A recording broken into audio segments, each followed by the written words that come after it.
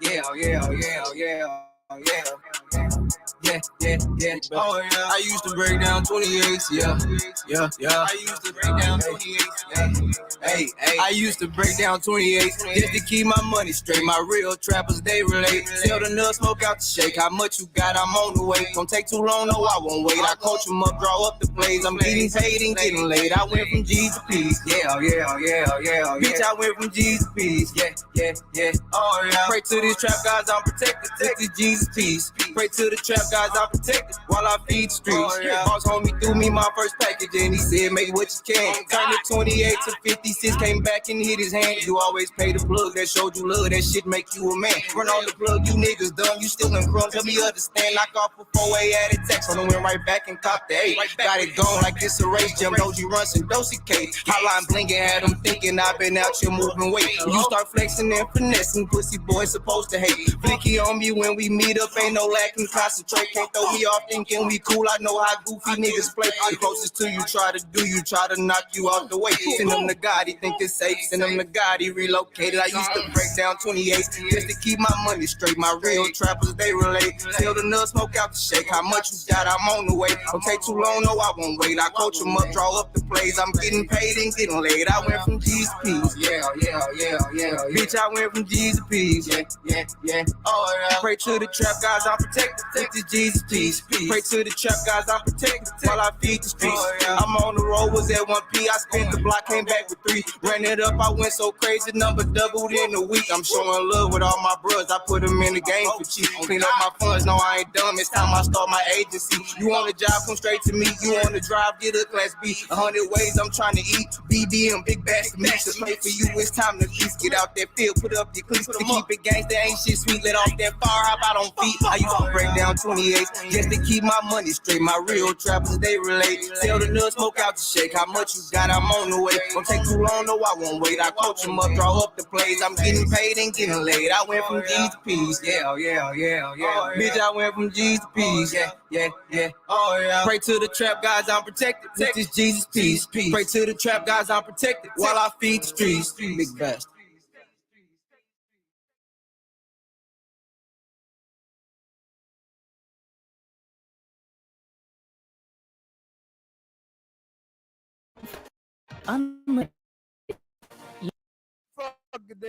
He just got low, you know what I mean? He got to get out here. Ain't no pressure here for us, you know what I mean? R.I.P. to the realest from the side, Chad Butler. Hey, I know you heard of me, yeah. Another first degree. I know you heard of me. Another first degree for murder. It's a capital murder.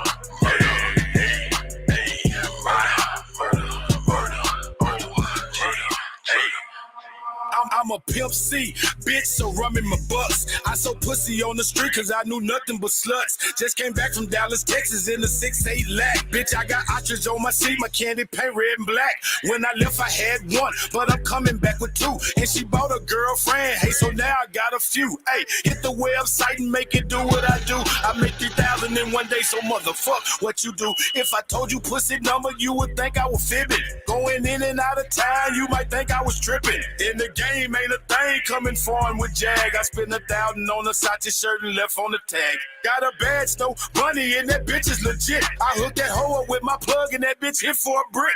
Whipped it up, double back, cut them rookies some slack. Bitch, I came up and corrupt, I'm selling pussy and crack. Got some kush from California. Had to take me a trip. Bitch, I mailed myself a 30, made 2,000 to split. Hit the studio with sound cause I got something to say. Pussy stay up out my face cause I got something to spray. True hustler out the south, big bag man. Hater see me drop his head and get mad. And X see my new bitch and get sad. And start crying cause she eating out the trash can. Central Texas motherfucker, that's where I stay. I be in corrupt city every goddamn day. Big paper I'm stacking. Hoes gon' let me beat they back in, cause all this that I be packing. A black man and a poet. Pimp C one of the best to ever do it, and I'ma make sure that y'all know it. My best friend a real killer, so you best not trip. Pussy keep on popping off, he gon' get shot in the lip. Slow ass nigga. It's the first degree. I know you heard of me. It's the first degree. I know you heard of me. It's a first degree murder. Murder. It's a first degree murder. Murder. It's a capital murder. Murder. Murder. I brought it back. Shout out to Bun B. Check this out. Just like Bun B, bitch. I was a king of moving chickens in my kitchen whipping. Never slipping, pop the clipping. I kept my sink dripping. Just in case the task force is flipping. They got them stitches tipping. I ain't tripping, pain dripping. Plus I got bitches stripping. Now peep this game from a heavy brother, the fatty lover. Overeating belly stuffer. Never been a petty hustler. I get this dick to your mother, cause I'm a motherfucker. Chew me up like some hubba bubba. She'll never love another. She like to eat nut of butter. I need another rubber. But keep that shit undercover. I'm trying to duck a sucker. Yes, sir, Mr. Master. Hit your sister faster than pastor to the pastor. He fucked behind the church and the pastor. Seen the bitch walking almost past him. Let the window down, then the pastor. The gas in the app. Yeah, it's my gaster. Told the bitch forget about a passer. Skin is yellow like hello. Booty be poking like an elbow and shaking like a bowl of jello. Yeah, ho, hit the track and she ain't talking about no railroad. All she said is yes, she can't even spell no. Yeah, bro, strapped like some Velcro with nail blow. Brother better have my mail, ho, before I catch a murder case and go to jail. Oh, hell no. Suckers gon' suffer. I bust a buster at this brother with this cutter from Russia. If the 12 wanna discuss you, I'd never discuss you. Throw your body in a mechanical car, crush you and crush you. Don't know what the fuck is up with Usher, but I'm burning your lover. Be at your funeral smoking with the preacher, deacon, and usher. Bust your head, have your head leaking red like a gusher. Throw your body in the water like some tissue and flush it. Chop you up like a machete, like you been fighting with Freddy. Facing belly, looking like a bowl of meatball and spaghetti. You ain't ready. All of my niggas dead, and they'll piss on you like R. Kelly and shit on you like a white freaking leave you stanky and smelly.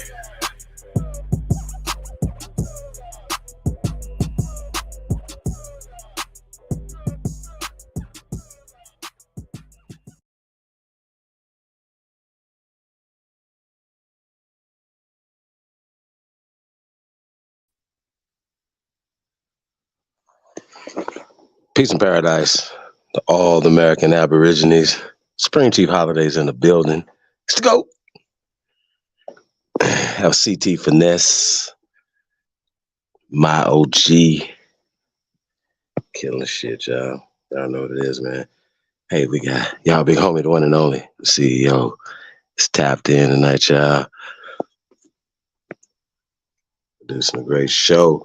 I want to say peace to everybody, man. I'm just a late night build, man. I had a video. I'll be probably doing this a lot more often too, man. Overnights, you know, some throwbacks. We're gonna put some new stuff in there. We got react to this video about Professor Black Truth is reacting to a video of some dude talking about we owe them reparations. And we're going to get into white trash. And I know we don't like these labels, but it's the title like white trash versus black.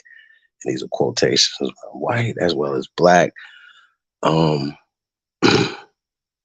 White trash versus free blacks, 1619 to 2019. Now, that's a 400-year gap right there, 1619 to 2019. That's 400 years, you guys. It's really interesting. We were basically, when this video was done, I think it's like 2020, it's a couple years old, but a lot of things we were talking about is very relevant, because I could have not told y'all it was not gonna, it was a throwback, and y'all could have just been like, hey man, you know, you thought it was a live video. Like, we're live right now, you guys, so we're gonna be reacting to videos that we already played before. So shout out to everybody tapped in. Let's see what we got them here, man. Big Dog, Philly OG, first Aborigine in the building. Daniel Berry Sports Highlights. Shout out to Daniel Berry Sports Highlight. Hey, Daniel Berry, you can definitely tap in, man. I don't give a fuck sports news and hip hop entertainment, man. You know what I mean? I definitely check the channel out, man. I like your content. Subscribe to you, man. So shout out to Daniel Berry, man. Hey, where you from, Daniel? Where you tap in from, man? General Peace, salute. You got Nita Ya, Peace Empress. I'm a Mob Magazine is tapped in. Juice. Kusa. Peace to the guys, man. Thank you guys, man. Shout out to all the guys and goddesses, man. Appreciate you guys tapped in, man. Do us a favor, man. Like, share, subscribe, man. Share us on all your social media platforms, man. Tell a friend, tell another friend, man, you tuned in to the grace of all motherfucking time. It's the GOAT. Shout out to Kuttack, man. The best to do it, man. He getting him some rest. Morning show, man. Let's get some background music up here, man. Whenever you want to ready to pull that up too. Video, we can get into that. You know what I want to do? Before we do that, once again, we're casting for felonies video, you guys. So, you guys know anybody interested in it? You're interested in it? Hit me up, chiefholiday@gmail.com. We'll be putting the cast and stuff together real soon, you guys, so we'll be able to check that out.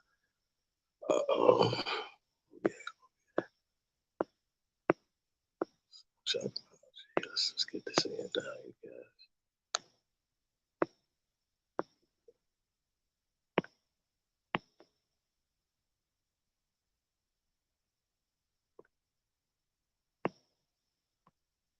Everybody doing all right tonight?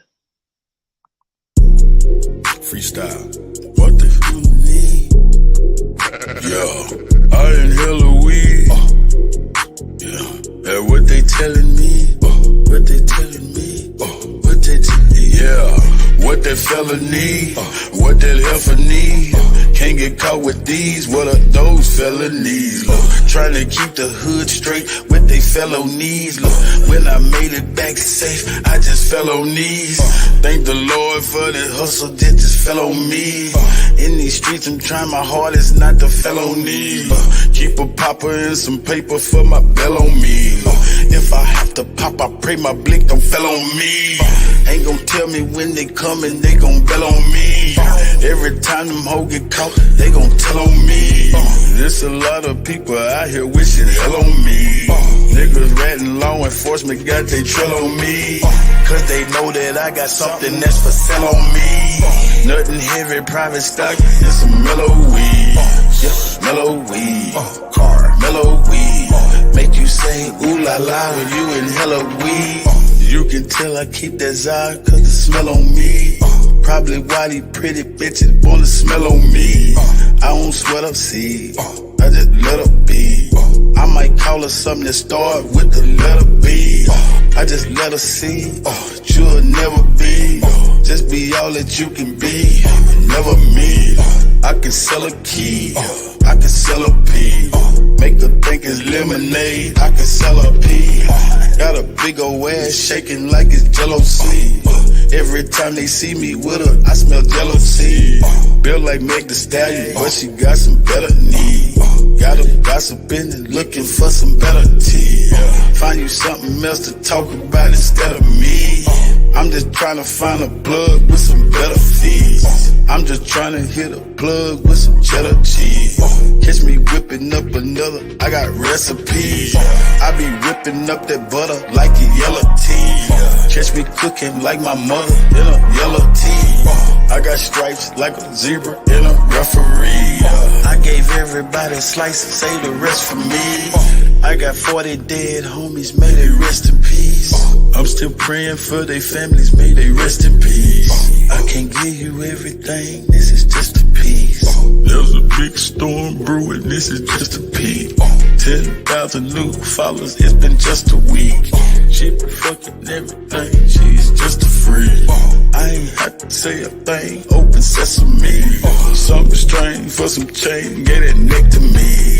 I ain't had to pay a thing, got the neck for free. Pussy fat, fuzzy, man, like a nectarine. When she giving up that neck, I'ma name her nectarine. In my phone, under neck, get that nectarine. I proposed to the neck, made that neck a queen. I got married to the neck, gave that neck a ring. If that neck disrespect, get that neck a ring. Where you at? Bring that check and that neck to me. Where's destiny? That's my destiny. If I had an eye on my knee, bet my legacy. Legacy, get it, legacy. If I had an eye on my knee, bet my legacy. Legacy, legacy. Ask them what my real name, they say Luster C. Yeah, let's the see, yeah, let's the see. Yeah. I done seen more than most Nas. Let's the see.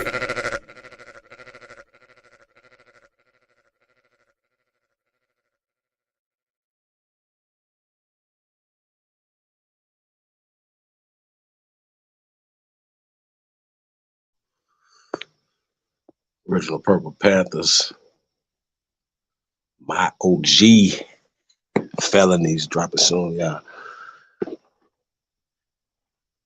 Let's get into this, man. Shout out to everybody, man. See, Tayshawn, the Confederate Don in the building, Big Dog, Bronze Flat Power God, Anawia, Nike 903, Nora Party, Garfield Rule, Juice. What else we got in the building? Drake Cobb's music is tapped in. What's we got here, man? Shout out to everybody, man. Peace to y'all, man. Hey, man, let's just get right into this. I'm pretty sure we got plenty to talk about, y'all. Let's get right into this. Professor Black. Shout out to Professor Black Truth.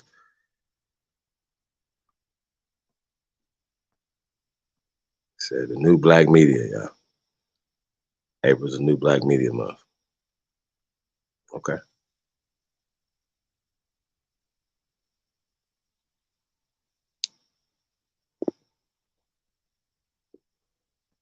Family and fellow soldiers, I'm the professor, and this is the moment of truth.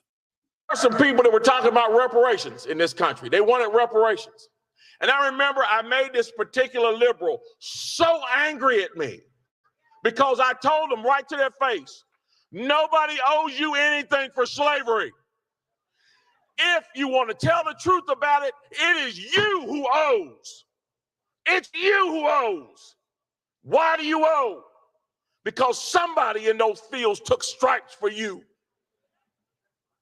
Somebody after those fields were ended and slavery was ended, somebody had to walk through Jim Crow for you.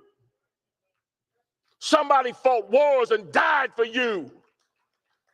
Somebody lived less than because they didn't have what you have, and they did it for you. There are people in their graves right now, and they are there because they were willing to stand up and fight for you.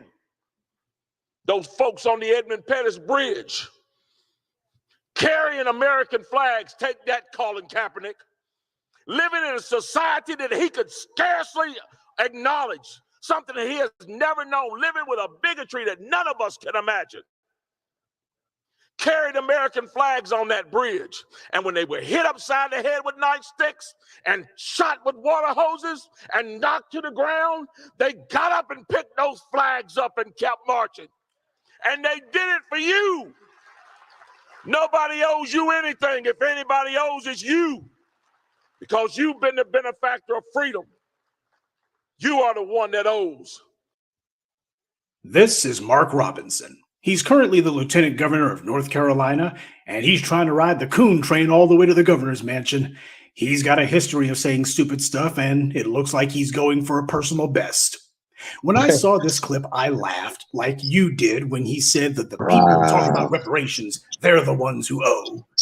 Somebody should tell stupid that in order to owe, first you have to have received something illegitimately, or the person would have to have done something that requires them to make recompense to somebody. So what have we ever received? This country gave millions of acres of free land to people who were white, gave free government education to people classified as white, housing at extremely low rates, new housing funded by government money in the suburbs just for them, low interest business loans, and a potpourri of other goodies, giveaways, and guarantees set aside for those classified as white. And what have we done that requires us to make recompense to anybody? Who have we enslaved? Who did we discriminate against? Who did we segregate?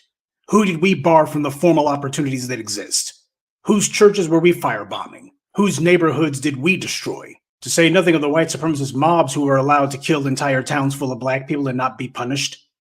The black people who Robinson was screaming about, saying that we owe them, they were the ones who were marching for reparations. At the very same time that America refused to give the Negro any land, through an act of Congress, our government was giving away millions of acres of land in the West and the Midwest, which meant that it was willing to undergird its white peasants from Europe with an economic floor.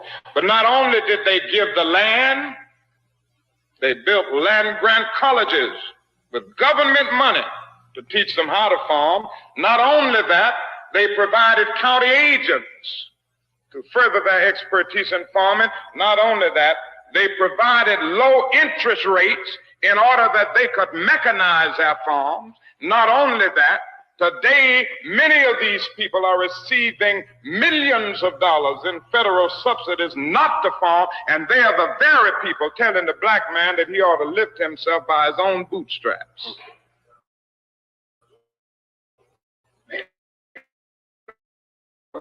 The reason now, when we come this, we're coming to get our check.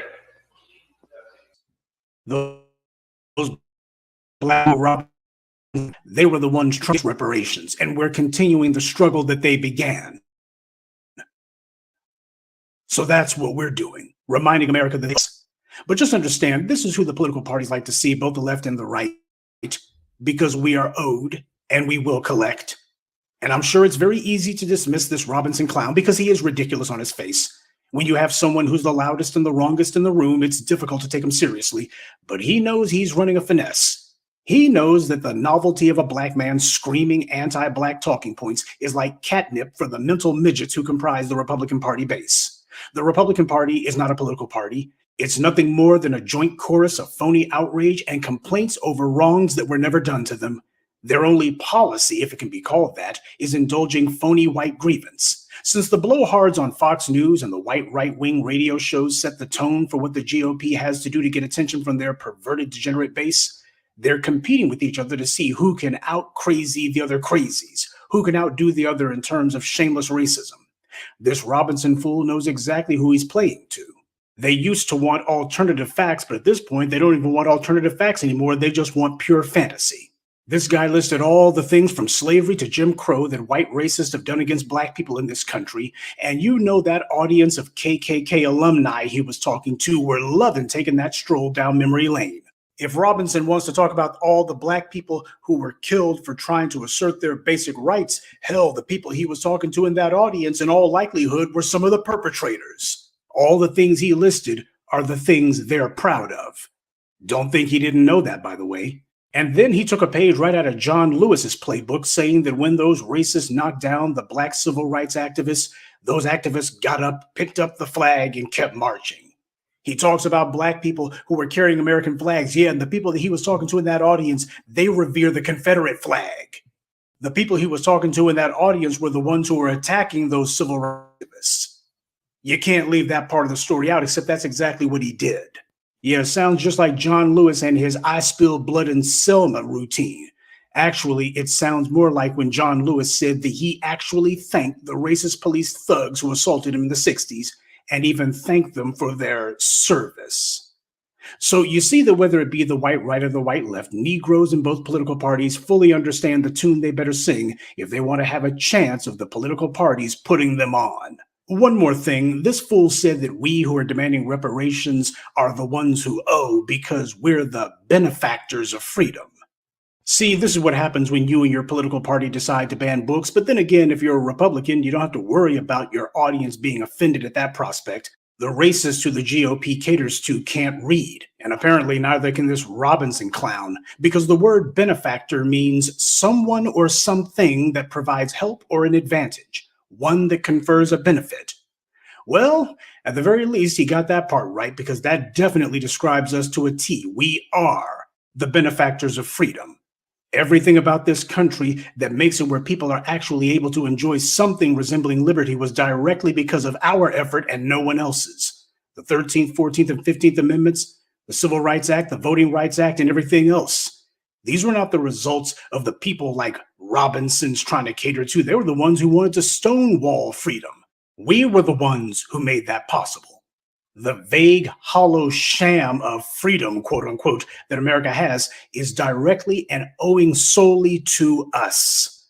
And without us, the little hollow caricature of freedom, quote unquote, that America has wouldn't even exist.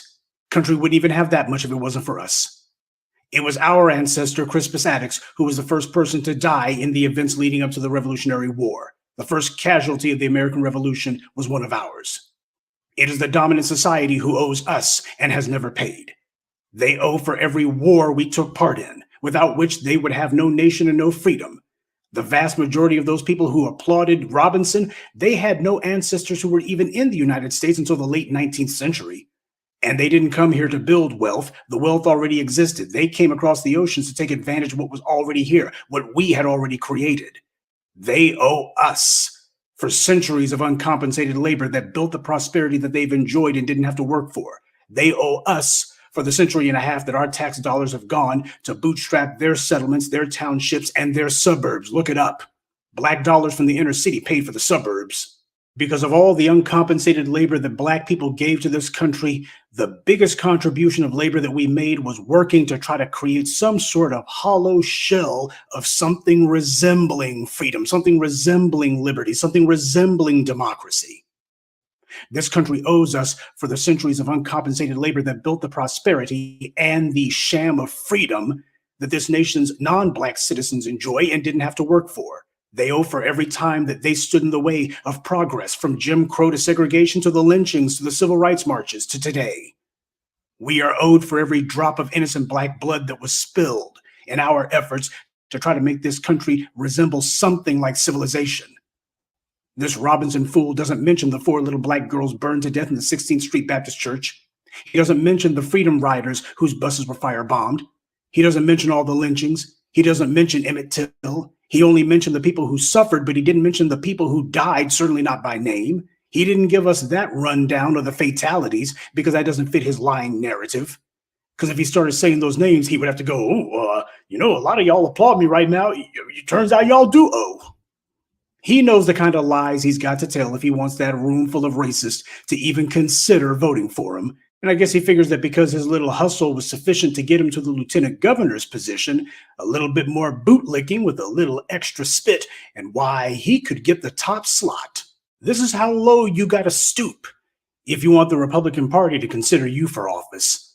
This is how low you gotta go. And by the way, isn't it interesting how these bootlicking, butt-kissing, blowhard sellouts like David Clark and this Robinson clown are constantly talking about how Black people have nothing to be angry about, but every time you see them, all they do is scream and yell and tell people that they're angry about what Black people are demanding. These guys are the angriest people in the room. We know that it's all performative, though. They're putting on a show. When you look at Mark Robinson, you're seeing someone who's auditioning for a job. He knows that any old white candidate who comes along could easily knock him aside with a flick of their finger. So he has to do this. Grovel, beg, get on his hands and knees, lie about Black people's history for the amusement of a putrid gang of prejudiced bigots. This is what happens when you're a bootlick. You can't have any self-respect. That's the first thing that's got to go. And you can't tell the truth either. You don't care about Black people's struggle or history because you're only looking out for yourself. On the right, you pretend that the racism never existed, or if it ever did, it was a long time ago. And if it exists today, then it must be the Democrats or Antifa or BLM or anyone except for the GOP who gets caught week after week reminiscing about lynching Black people like the degenerates in McCurtain County, Oklahoma did. And I'll be here till 3 in the morning listing them all. On the left side of the ledger, the bootlicks talk about how important everyone else's issues are and how important it is to do things for everybody except for Black people. And they go on Twitter in public and make speeches where they openly invite everyone to ride on the coattails of our history and our suffering, saying that, well, what these people who showed up 5 minutes ago, their little minor complaints, why, that's just like Dr. King. That's just like the Freedom Riders. We have a unique history and a unique moral legitimacy. And we cannot allow everybody to decide that they're going to co-opt or otherwise lay claim to our history and try to palm themselves off as being the inheritors of our legacy. That is a historical fraud, and we cannot allow it. Nobody else was enslaved except for us. Nobody else had to endure the Black codes or any sort of racial codes except for us. Nobody else had gangs of white supremacist marauders going from coast to coast, burning down their townships except for us. Nobody else was systematically told you cannot have any sort of justice for these wrongs done against you except for us. Nobody else was targeted with everything from poll taxes to literacy tests, which were nothing more than caprice for any racist poll officer to say you can't vote. Nobody else was targeted like that except for us. And now we got people who have been engaging in a nonstop parade of claiming that their minor complaints are somehow comparable to our monumental oppression that's been going on from day one. I don't think so. Now, the white right is not crazy. They are indulgent, though. That's why people like this Mark Robinson fool put on the performances for them. These are not people who are concerned about the real issues that ought to concern them.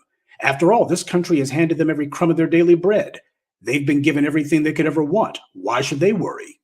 And now they want someone to assure them that they will freeze the world the way that it was, so that they never have to compete, because that's what terrifies them the most. That's the devil's bargain that white supremacy made with those classified as white. There will be no competition, especially not from black people.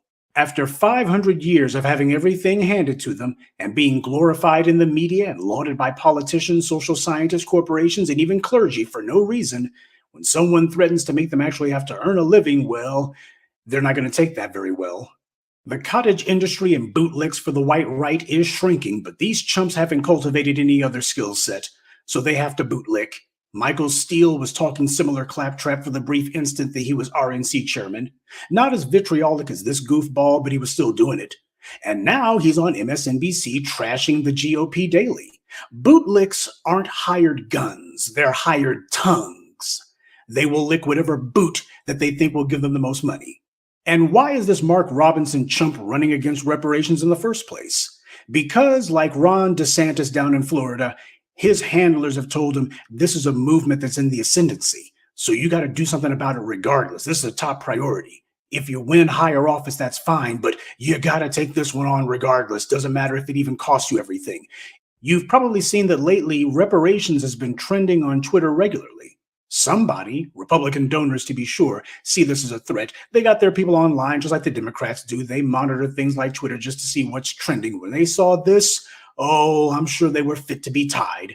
Now, of course, the white supremacists are super ultra hypersensitive to anything that even remotely resembles a possible threat, much less challenge. So they react to things that aren't even dangerous to them. But in this case, they sent this buffoon out front, and he's trying to be the candidate of anti-reparations. And he's running against us, is what that means. Now, when's the last time that I saw someone whining that people demanding reparations was dangerous and that they shouldn't be listened to? Oh, that's right. Joy Reid, when she had that stupid segment with Shireen Mitchell a few years back, attacking us as being Russian bots. And what was the rationale for this attack? Because we merely demand what we're owed. So you see that both the white right and the white left bring out their Negro sock puppets to attack our interests. They cannot lead the charge on that one themselves, so they have to get the bootlick flunkies to do it for them. That's how their con works.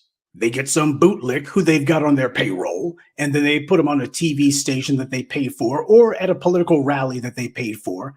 And the bootlick attacks black people, and then they come along and pretend like, oh, you know, I just couldn't help but hear what it was he was saying about what you niggers need to do. I was just happened to be within earshot. And you know what? Since people are talking about it, I just have to throw in my 2 cents, buddy. That's what they do. That's what the bootlick does for them, lays the groundwork for them to go ahead and butt in because that's what they wanted from the get-go. So we're seeing a concerted effort to undermine reparations. And it's happening because we're going into another election cycle. This shows you how much of a problem that at least the Republican Party consider reparations to be as a political issue. And they're attacking the people who are advocating for it. But you know who they weren't attacking? They're not attacking do-nothing groups led by Big Bird. He's a safe Negro. He gets put on TV or what have you because he's going to do white power's bidding. That's what he's there for. Now, the last sighting of Big Bird was when he was flapping his wings in Nashville for those 2 Democratic Party plants. He was supporting their little publicity stunt. And as fate would have it, 2 days ago, MSNBC had this empty sack of feathers back on. That's 2 times this guy on. Not because of anything he did, but merely because he was standing next to someone who had allegedly done something newsworthy. Now, the segment was on Ari Melber's show. Ari Melber, or as I like to call him, the king of cringe. He's not a total dumpster fire, but he is the most corny white anchor man on TV. He is so mega cringe when he constantly drops rap lyrics into his show for no real reason, which, by the way, he never does with any other group or at any other time. It's only black people that he seems to think worthy of deciding that he's going to be dropping some Jay-Z lyrics in there or what have you. He makes it where whenever it comes time to talk about politics, well, let's go ahead and make it silly. This is more of that get your booty to the polls stuff. That's the well he draws from. He obviously thinks that it makes him sound hip or like he's down with black people, but it makes him seem like he's trying his hand at comedy and it's not working. And his regular appearances on the breakfast schlubs don't help him. Does he think it gives him street cred? I don't know how. All people see is that he's a corny anchor on MSNBC and the breakfast schlubs are a bunch of bootlicking tools. Ari Melber comes off as a less obnoxious version of Bill Maher. Just because he hasn't pulled the same mess as Maher and gone overboard taking liberties with our history and our culture doesn't mean that he won't do it. That train is never late. Now, the reason that Melber had Big Bird on in the first place was not to talk to him. It was because there was a rapper who had made a song about police brutality. So why the hell was he there? He didn't make a video. Backup singer on the track. So why was he even there? It's because the black grassroots are talking, and the white media attempts to try to prop isn't like they thought it would. Conservatives will push back, and they know who it's coming from. So the only thing that they can do is the same thing, just more of it. Let's go ahead and put Big Bird on more often because the last 5 or 6 times we had him on worked out so well. As for Ari Melber, he's just trying to increase his own viewership by appealing to the very young black people who creeps like Joke Reed and clowns like Jonathan Capehart and Tiffany Cross ran off. But you won't be surprised to know that during this very segment, not a word was said about reparations, not by Ari Melber, and certainly not by Big Bird. So this is what your so-called head of the alleged nation's oldest reparations advocacy group did when he was on MSNBC. He says nothing about reparations. He didn't so much as breathe the word reparations when he was on Joy Reid's show 2 weeks ago, and didn't dare say it when he was on Ari Melber's show 2 days ago. So what does that tell you? What that tells you is this is the reason the white media even puts his raggedy behind on TV. So much for your reparations advocate, right? Family, whenever you talk about the systematic racism that we face, we have to make sure that reparations comes up time and again. We got to actually say that word. We have to remind people that the American police came out of the old slave catchers. Remind people that the KKK had a large police membership and that their various spinoff groups still do. We have to stop being bashful about saying reparations. That word makes all these other people scared and nervous because they know they owe us.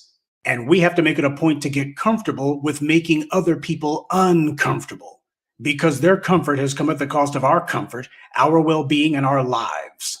Well, I've got news for Ari Melber, Joy Reid, and the rest of the empty suits over at MSNBC.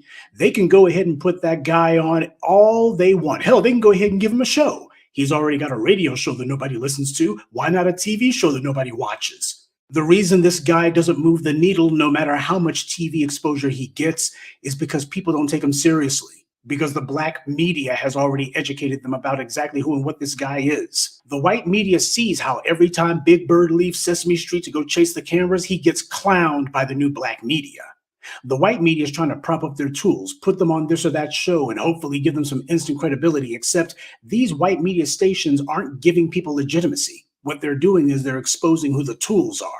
And that's because we're out here smartening people up. So when you see these people on these major white media networks like MSNBC and CNN and what have you, if you don't see the white host attacking them, that means that they're a tool. And this is good. The white left tried to ignore us and it didn't work. The white right is trying to attack us, and that will only backfire because it's going to help to magnify our profile. We're too dangerous for them to ignore, and at the same time, too dangerous for them to talk about. We're not trying to be popular. First of all, because that's not going to happen. The culture is based on hating us. And secondly, because power doesn't take opinion polls as to whether or not everyone should like what it does. Power simply acts in its own self-interest, no matter who disapproves. So for all you trolls out there who keep trying to tell us that we ought to vote Republican, this is exhibit A for why we don't. But if there is going to be a seismic shift in the black voter habits, I'll tell you right now, it's only going to happen after we get paid what we owe. After all, as our buddy Mark Robinson said, we are the benefactors of freedom. And that means they are in our debt. Good day, and be I'd like to take a moment to Williams.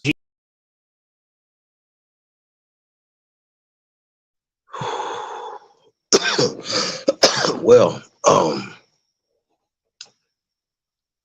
yeah, the Robinson dude was off the charts. Like the sound clip, the sound bite, it was crazy. I'm gonna get back to him. I want to say shout out to Professor Black Truth. I say this, you know, I'm you know, like when we talk about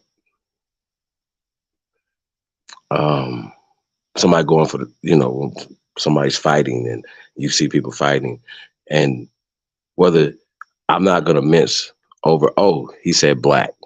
You understand what I'm saying? Because we understand specifically, once again, the title of this show, Free Blacks versus White Trash, right?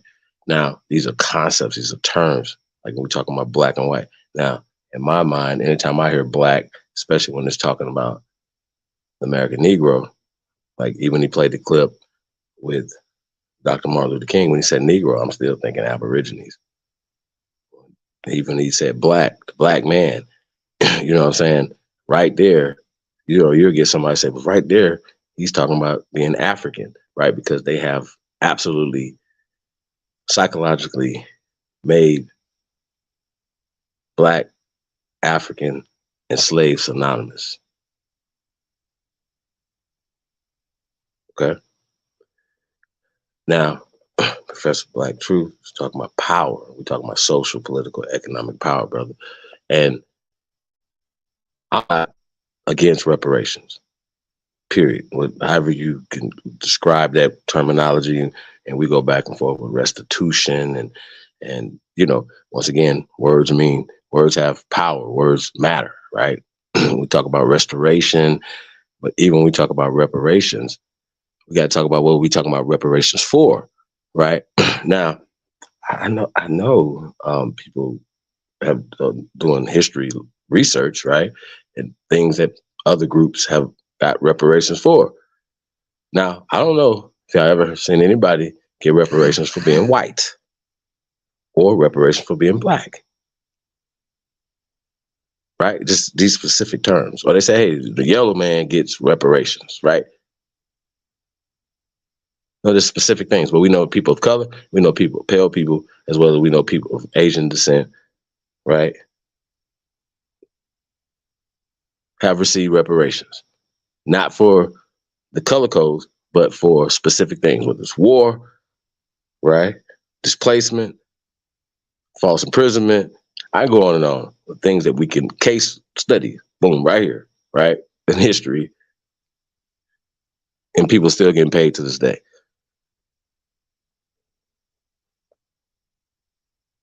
So it behooves us, and we have absolutely right in 2023, we can go to 2022, 2023 and show where people use black and got sued for using black. Just the word black, just that word.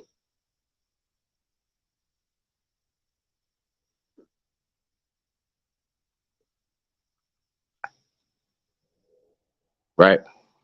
Now, I say slavery, not slavery. Now, don't play with the word enslaved. That's weird, because enslaved is employment, family, marriage, like family, a house of slaves, right?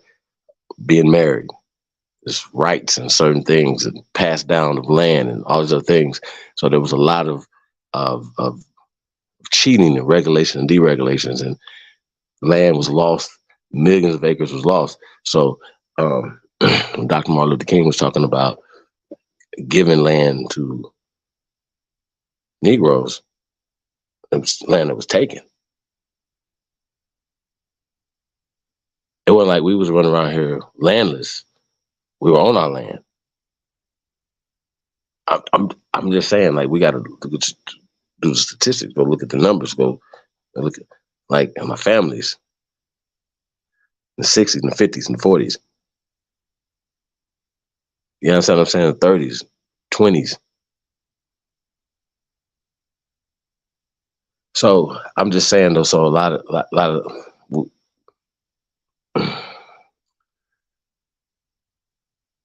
we understand that if we're going to change this thing, we have to um, make some changes mentally. The things that we say, the vibrations, the words, and things that we're using, they're very important. So, like I said, I'm not against people fighting for reparations, whatever. We got to talk about what we're talking about when we're going for reparations and what are the things that we're fighting for.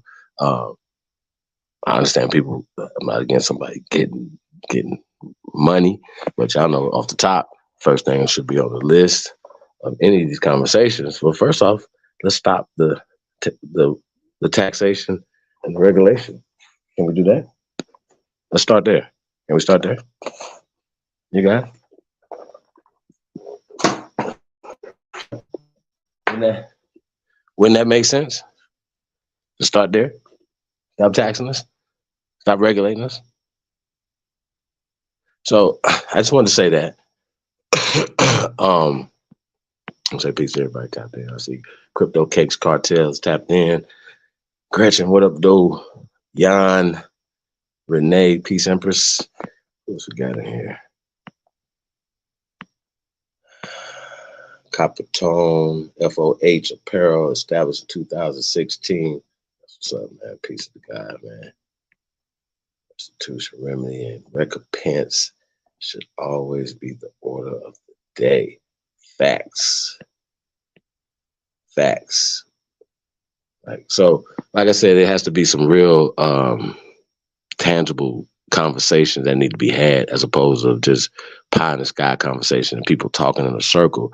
And we have representatives, just using this as political football, and then always using our emotions against us. You know what I'm saying? I think that's really interesting.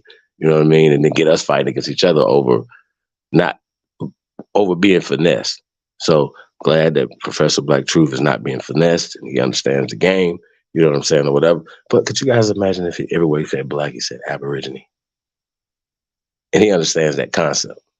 So shout out to him. Like I said, man, I think it was his insight on that weirdo, as well as Republican Party, as well as the Democratic Party. Power does not concede anything with power. We have to beat them with their own game. You understand what I'm saying? He also talked about, Dr. Martin Luther King talked about land grants and land grant colleges. We were talking about Texas A&M. You know what I'm saying? Like A&M. You understand what I'm saying? These situations, like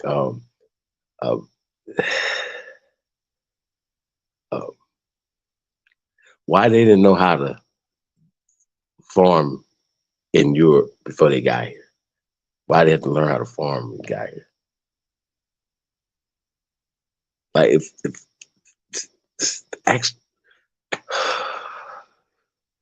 who were the farmers here?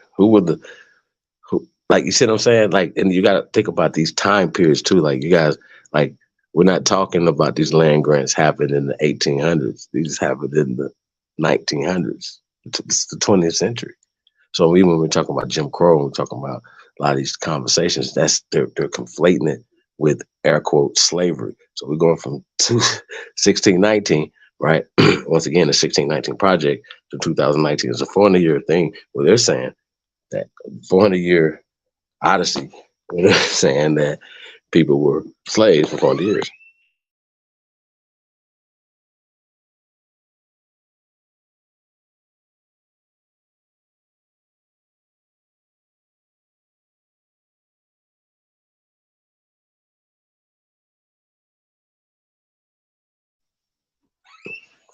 Yeah.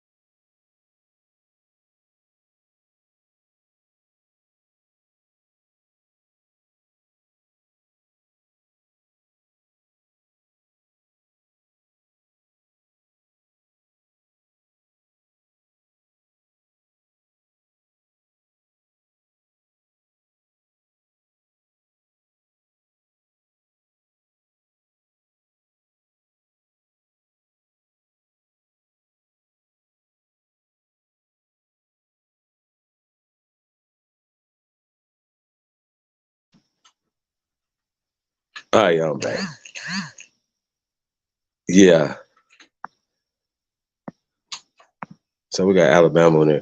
Well, we're gonna chop it up real fast, and then we're gonna get into this video. Let's hear what Alabama had to say. Alabama, peace, guy. How you feeling, brother? Greatest of all time. And I don't want to disrupt the flow of your conversation, but I did listen to that particular commentary from Professor Black Truth, but I'm a bit perturbed. You know, I tried not to get too emotional, but when I hear all that chaos and argument earlier today, and I obviously didn't assist in bringing clarity, and that's why I'm calling you now, so that maybe we could chop up a little bit of what was said earlier today.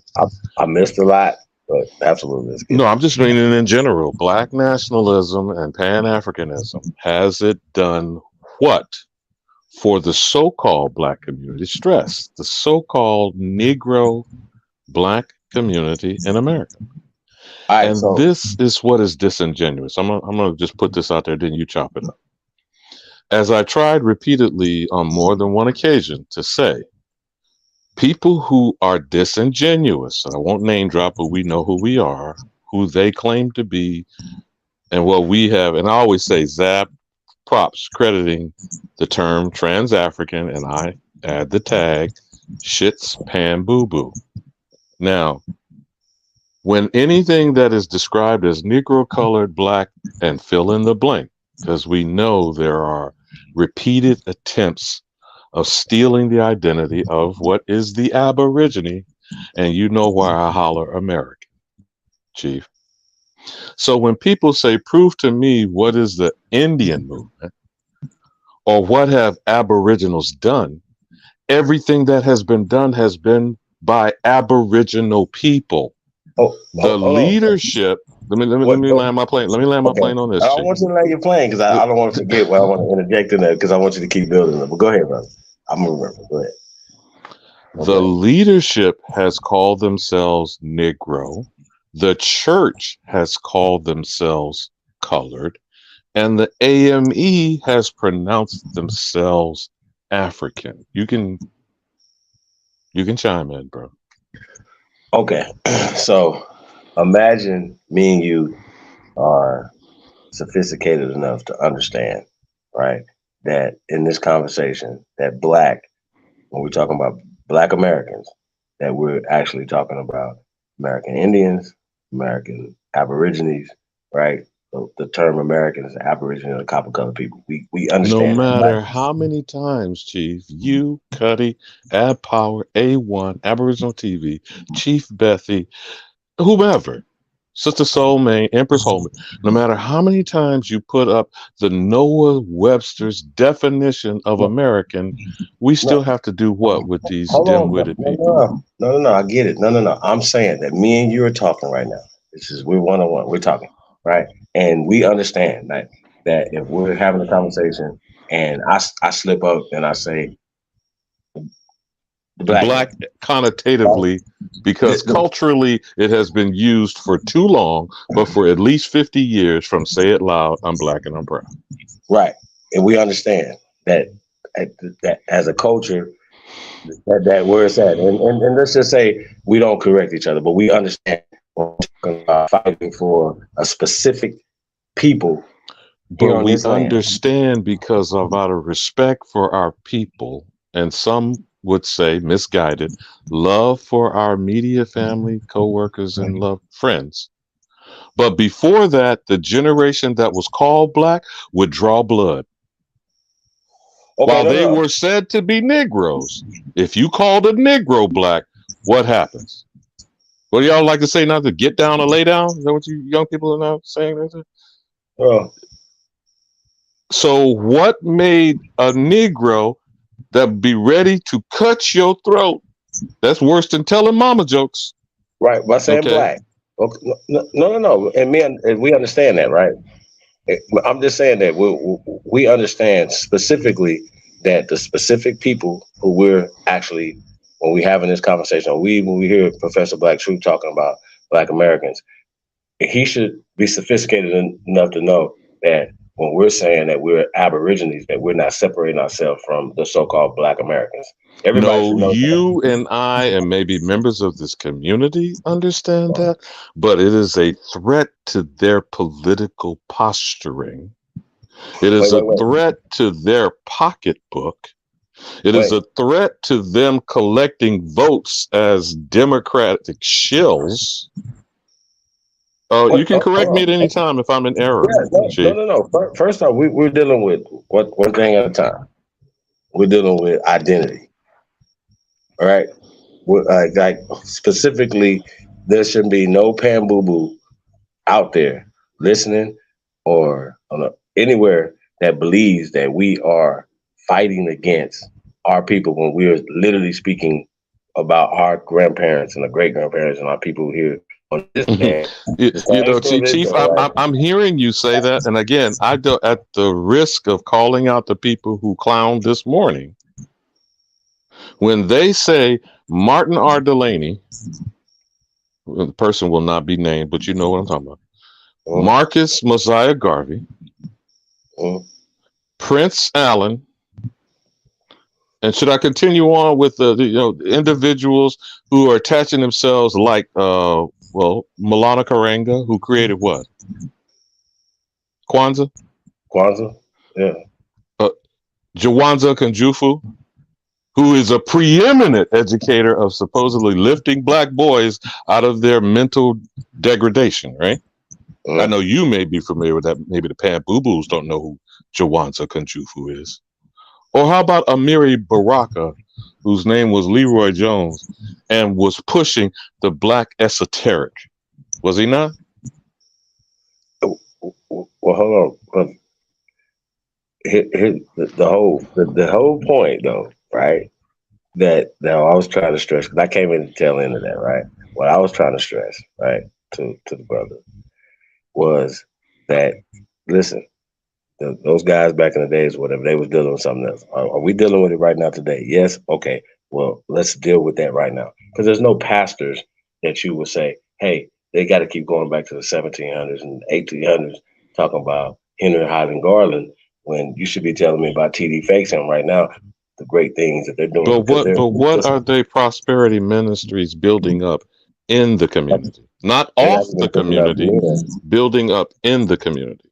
So it's disingenuous for me to point out that they're building nothing currently.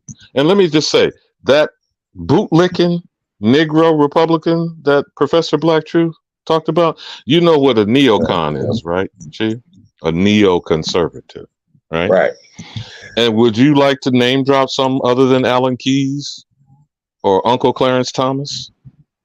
So who? Thomas Sowell, Walter Williams. You know why I can name drop certain people, right? Well, here's the point, though, right? When we talk about the whole Republican switcheroony and just that whole, I know people be confused, because like they'll be thinking, okay, when we bang on Joe Biden, that means that we're supporting Republicans and Donald Trump. That's far from me personally. No, I'm not supporting duplicity. I don't give a shit what package it comes in when you're talking political organizations and associations. I'm just naming individuals who are stalking horses. Like, who is this bastard that they've all of a sudden pulled out of nowhere from North Carolina? Mark Robinson, I believe was his name. Okay. Now, name me of any of these neocons who besmirched Booker T. Washington. Name me which of them have replicated one Tuskegee Institute. I'll wait. No, I think they're all on the same. They're the same people. Which neoconservative has replicated any of the enterprises of Frederick Douglass? And I'm sorry, how much was his personal money sent into the Freedmen's Bank? Like $7 million at that time, which would be how much in today's chicken bone sucking preacher prosperity ministries passing the plate? What, 70 million? Would General Powell be considered a Republican because he was Secretary of State in the Republican Party? Or Condoleezza Rice? You know what I'm saying? Like, I mean, but General Powell, just for instance. The man who said yellow cake covering for W. The man who said Saddam Hussein was the bane of the world's whatever. Was he not a CIA operative? Shit. He was the leader of the CIA. So. Oh, Never Muammar mind. Gaddafi. Yeah. After we lifted him up, did he not get educated in an Ivy League college in America? I mean, I don't know. I'm just so these fools who say the CIA has nothing to do with historical black colleges or universities, has nothing to do with right now. Africana and black studies or the curriculum that came from the Woodrow Wilson administration compulsory education system, K through 12. I mean, what does the scripture mean? The poison fruit from the poison tree. The Pamboo-boos.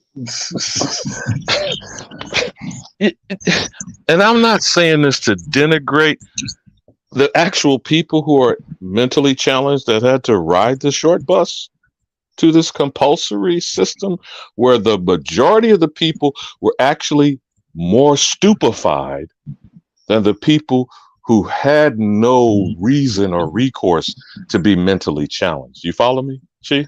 Oh, speaking of mentally ill, guess who's trying to teach Swahili now? And maybe he wants at the national language. Teach Swahili. Oh, Yeah. where might that be? Oh, by the way, did you hear about the College Board rising up and pushing back against Ron DeSantis? Now, you know about the 52 card pickup and the 3 card Monty and the P under the shell game. So this white nigga, and I've been saying this in different ways, is we need to give that word back to them, since we believe they created nigga and they think niggas are their property. So this white nigga that supposedly runs the state, you know, while the state of Florida was flooding, this bastard was on a book tour out of the state. Okay. He had to sell the books, huh? He had that program. But the only issue he is heralding is stop woke, which I'm still confused as to what that is. So attacking whether or not African studies should be taught in an advanced placement class in high school, then we ignorant Negroes run to do what? Defend dumb shit. Please give me that African pan-boo-boo shit. Wait, okay. So with that being said, all right, why can't we always like see the angle how we can use this to our advantage, right? Because if they're fighting, let them fight, and we collect the spoils of war. So like step aside, shut the fuck up, Negro, and get out from in between. No, I'm saying for the fools on the spectators on the sideline, Chief. You know, like step aside, Negro. Stop defending Massa and crying over him like Stephen the Coon and Django. You feel me, Chief? Facts. On either side. And me, I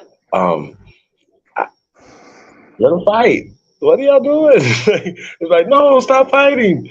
No, let them fight. They're exposing everything. Let them fight. Circling back to what your insights was from Professor Black Truth, no matter what his intentions are, what was your take on his spin? Well, like I said, I think he was spot on. As far as not falling for that P game. Well, he's spot on in pointing out the duplicity of Mark Rupp. Was he the lieutenant governor of North Carolina? Yeah, like he didn't really like focus on him too much, like get into him. Like, and I don't think he's that important because. Well, no, he was using him as a jump off on explaining and describing what is a bootleg. Right. Okay. No, right. So he's strong and hard and coming in, but at the same time was not our premier elitist, honored by University of Boston and Nobel Prize laureate Martin Luther King. Right. Was he not a bootleg? Was he not a bootleg? Absolutely. But no. Listen. Let me ask you a real question. If tomorrow you knew that same crowd you were speaking in front of a GOP crowd, right? Mm-hmm. That they give you 5 minutes to say whatever you want to say. Because I thought about this. Okay, I'm gonna circle back to your title, whether you intended it or not, because you put the 1619 to 2019 time window in there. But are you referencing Nancy Eisenberg's seminal book titled White Trash, The 400-Year Untold History of Class in America? She was just because that's the audience you're talking about. You familiar with the Cracker Dictionary, right? Yes, they do have that, Chief. Yeah. No. I know that, but I'm saying that waste people. I think this video is going to get into that. Not only waste people. Where did that term come from? Shit came from them. The founding fathers. That rabid crowd listening to this bootlick house Negro riled them up, called them the wretched refuse that was released from debtor prisons of Ireland, Wales, Scotland, and Britannia. Okay. Right. So with all that being said, right, we understand this. We understand what has happened. So you understand what I'm saying? So when people are writing certain terms like the slave narrative back in time, it doesn't fit reality. It defies gravity. It's not possible to bring millions of people that people there but don't now know. You're talking logical to an illogical brain, Chief. So even in the fact of that, no, you've already said it yourself. Their same bootlick, Henry Louis Skip Gates, keeps redefining downward the number. And they ignore that. In addition, you're saying, this is what's so specious about these knuckleheads with limited brain capacity, obviously. On the one hand, you're saying you're so weak and was so, you like the word disenfranchised, but I would say neutered and possibly eunuchs, I guess, because isn't that what Moors supposedly did under the conquest and the wake of getting run out of Europe after 7 centuries? And then you transport the people who ran you out and the white man that they said they elevated into power and went to sleep. Now, I don't want to, misinterpret the teachings of the Moorish Science Temple of America, but I think you've heard something similar, right? And even Taj Tariq Bey keeps stressing about how they were the preeminent that brought scholarship through the university system of Spain throughout Europe, right? Yep. That's for the knucklehead that kept hollering about scholastics earlier this morning. So now these people self-proclaim to have taught the same white demon that they're going to tell the Negro in America, put them in chains, transported them across the Atlantic Ocean, guided and I guess shepherded and what do you call it? Husbandry, when you're in charge of agriculture and land ownership, which requires slaves to own the land. And I don't know how many times you said that to the dim-witted that are trying to beat you back. Then how is it you then in the same breath saying you're more brilliant than them while you're saying the people around you are too stupid to understand they've been oppressed by the almighty white man, but you, for some manner, way, shape, or form, got the secrets from the same white man to free the same people you're trying to insist are oppressed by the same white man. Did I miss something, Chief? I don't, bro. I mean, fam, like that oppression conversation or whatever is. I don't get into that. Like, I don't believe it. I know you don't. I'm talking about what is supposed to be logical from a pan-boo-boo bullshit. Well, listen. You're going to keep professing that to be African and of Africa, dumb diverses said you're a Saracen, a pagan, an infidel unbeliever that deserves perpetual slavery. and to be elevated out of your barbaric, savage, dark continent. And I believe the phrase, I mean, correct me if I'm wrong, Chief, was called the white man's burden. Did they not come up with that phrase? Yeah. Well, I'm saying though, when was that written though? You know what I'm saying? Around the time of the Berlin Conference, maybe in 1884 or 1880. It's called 1912 and 13 and 20, 40. I need y'all to understand. Listen, y'all. Okay, this is not real. It's fake. It's all fake. But we gotta get the basics right. Like basic conversations, basic understanding. Like we're not slaves. Slaves are Slavs. Period. No white slaves. No, because now if you have black, you have white. If you have white, you have black. These things are interchangeable. And you know, old High German and the original term black meant pale or paleo. Well, I think at some point, I think that's the confusion for a lot of people. Like we gotta get I mean, I'm sorry. Like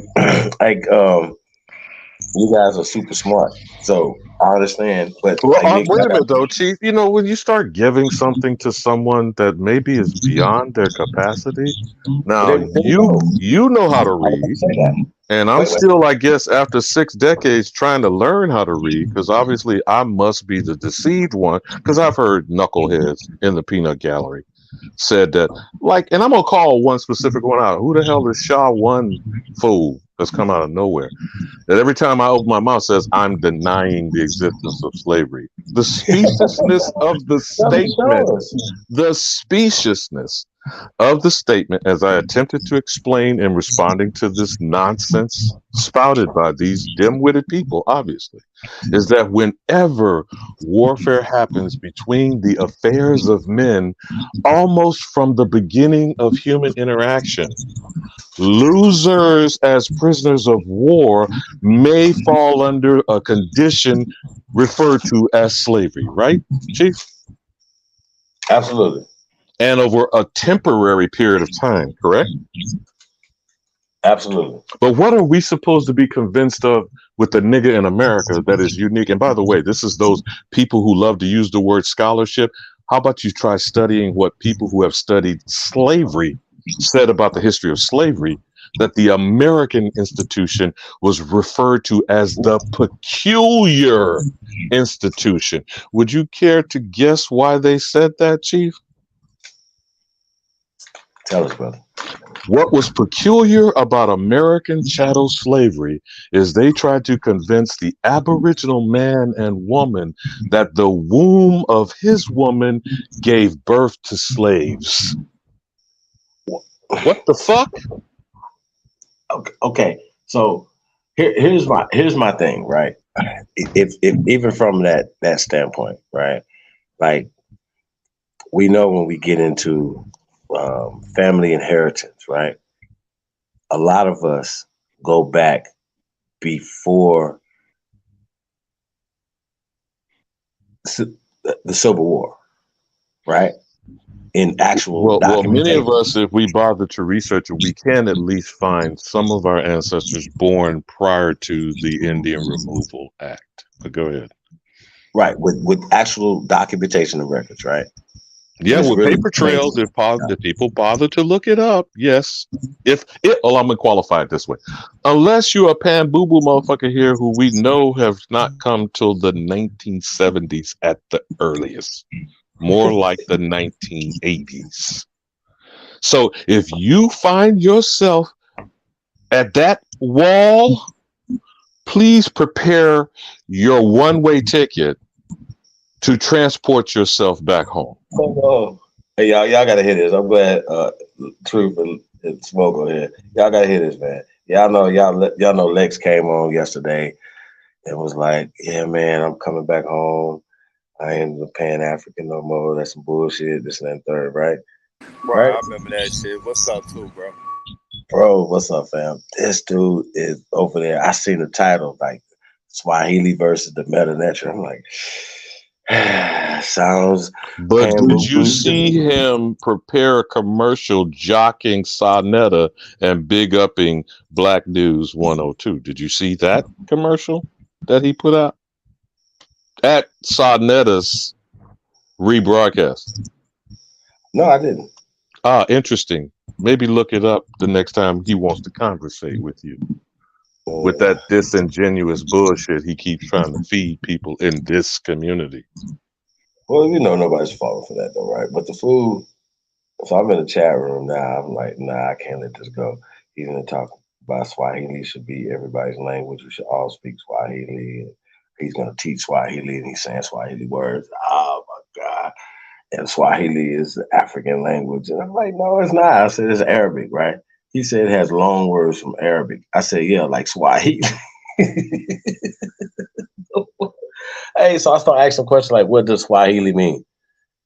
I'm like, bro, can you just show us? Why don't you just pull it up on the screen? Why are you just in there telling people stuff? And then just because you can speak some words that are created in 19. Oh, this is the most craziest stuff I've ever heard in my life. And listen, the fact that they want to dance around the COINTELPRO stuff is amazing to me. I'm uncomfortable.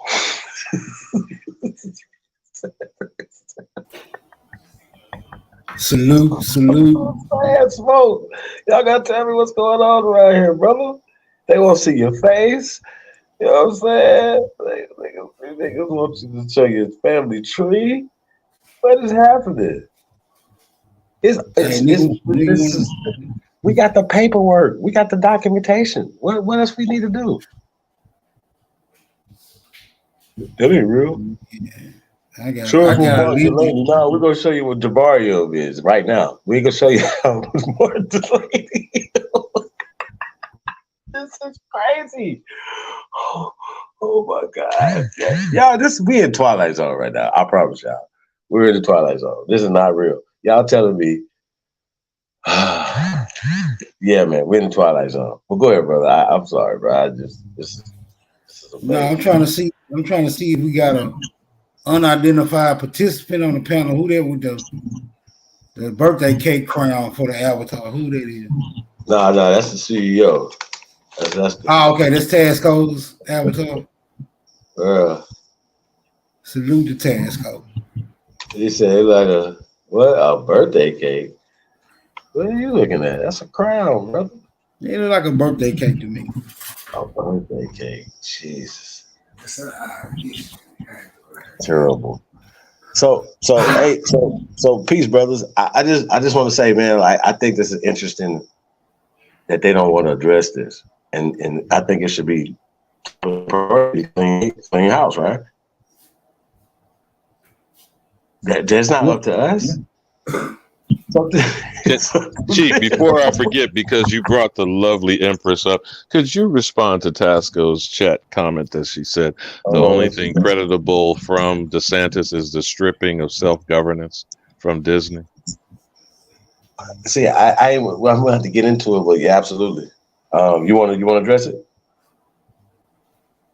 No, I was wondering what your okay. Let me put it this way in context for people who don't even relate to what may be important about it.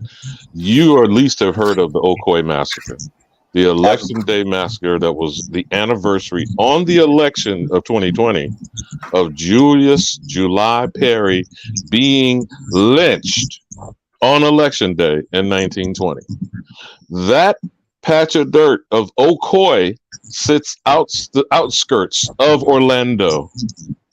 Much of that 400 acres may be, and I'm going to qualify allegedly, operating a factory for Minute Maid orange juice. How much restitution, restoration, or outright profit should be going to the Ocoee? But you could.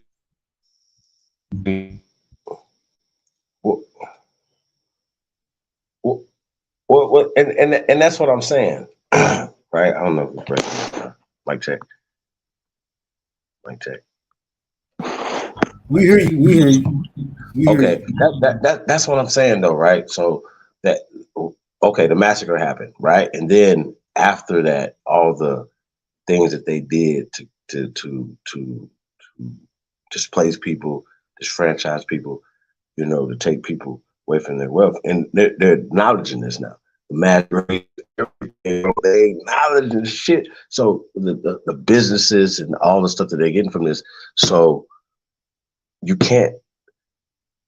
If here's the evidence, right? Here's the archaeological evidence. Here's your details on how this happened. Are we just going to talk about it and nothing's going to happen, right? Now, what should happen is the reverse. Now, even going back to Dr. Martin Luther King, okay, we can go on the records and say that these things happen and they happen unconstitutionally, number one. Number two, illegally, right? The by acts of Congress doing certain things because you put certain people in Congress that was there to terrorize American citizens. Like, we got to talk about this, bro. We got to call these people on their bullshit. And people say, well, why y'all flying the American flag? Because it's, first off, if y'all don't understand what we're doing, I think something's wrong with you. Like, we should have to say it every day. Like, you know what I mean? Like, let me put a little more accuracy. Let me put just a little more accuracy to what Tasco was saying, because I'm not sure if she was familiar. The approach and tactic that Disney took in response, because they haven't been stripped of their governance. The attempt by DeSantis was to create a corporate entity that fell under his authority. And they voted internally with the lobbying efforts of Disney to renegotiate a contract. And guess this, now check this out, Chief, if you didn't hear the story. Guess what the fine print of the renegotiating process was? Until 21 years after the final heir of King Charles III dies, then they will no longer have self-rule and authority. Now, could you explain to me why the fuck any corporate operating entity on our soil here would make reference to King Charles III, second or first, in some sort of contractual agreement for their being in some authority position on our shit? And I yield. That's a great question. Like, this is just where? Show me. It doesn't make any sense to me or you, anybody that's listening to that. But how can we, you know, as a playing sports, like, you know, you can see some holes in the defense, right? How can we exploit some of the things that they're doing legally? You know what I'm saying? Oh yeah, you're doing that. Okay, well, we can use that as well as precedents or doors that are opening for us to exploit as well. Because you going back to, I only care about what benefits us and our people, period. And so when people say what we're fighting for, I don't know what group is fighting harder than us. Where? What's their name? What's their goddamn name? What's their name? Show me. And we want to fuck with them. You know what I mean? Because we outside. So what are y'all talking about?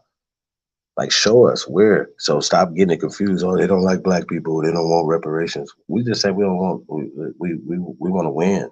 We want to talk about reparations and get people to have. Wait a minute. Let me be clear, Chief, because I think I understand your position. But how is it you're going to argue from a position of I'm going to describe it as weakness, on telling someone who stole your shit to negotiate with you on granting you back your shit? Make that make sense. I'm trying to put this simple for the slow motherfuckers in the short bus. Now, let me underscore one last point of what you said about pale skin, yellow man, or whomever. No reparations in history has been submitted to a slave, someone considered property. And no supposed live sovereign being is to be property. And the hell of a cost were war reparations. The concentration camps of Japanese, who are not Americans, but some were native born, like these, $5 frauds and mongoloid hybrid imposters, were confiscated property. But it wasn't their Aboriginal position to own the land or the businesses that were operating on that land. but they were then repaired because of wartime policy of the other foreign criminals called I call them the United Snakes. And they're not of America, because no foreign shit is of or from America. And I yield.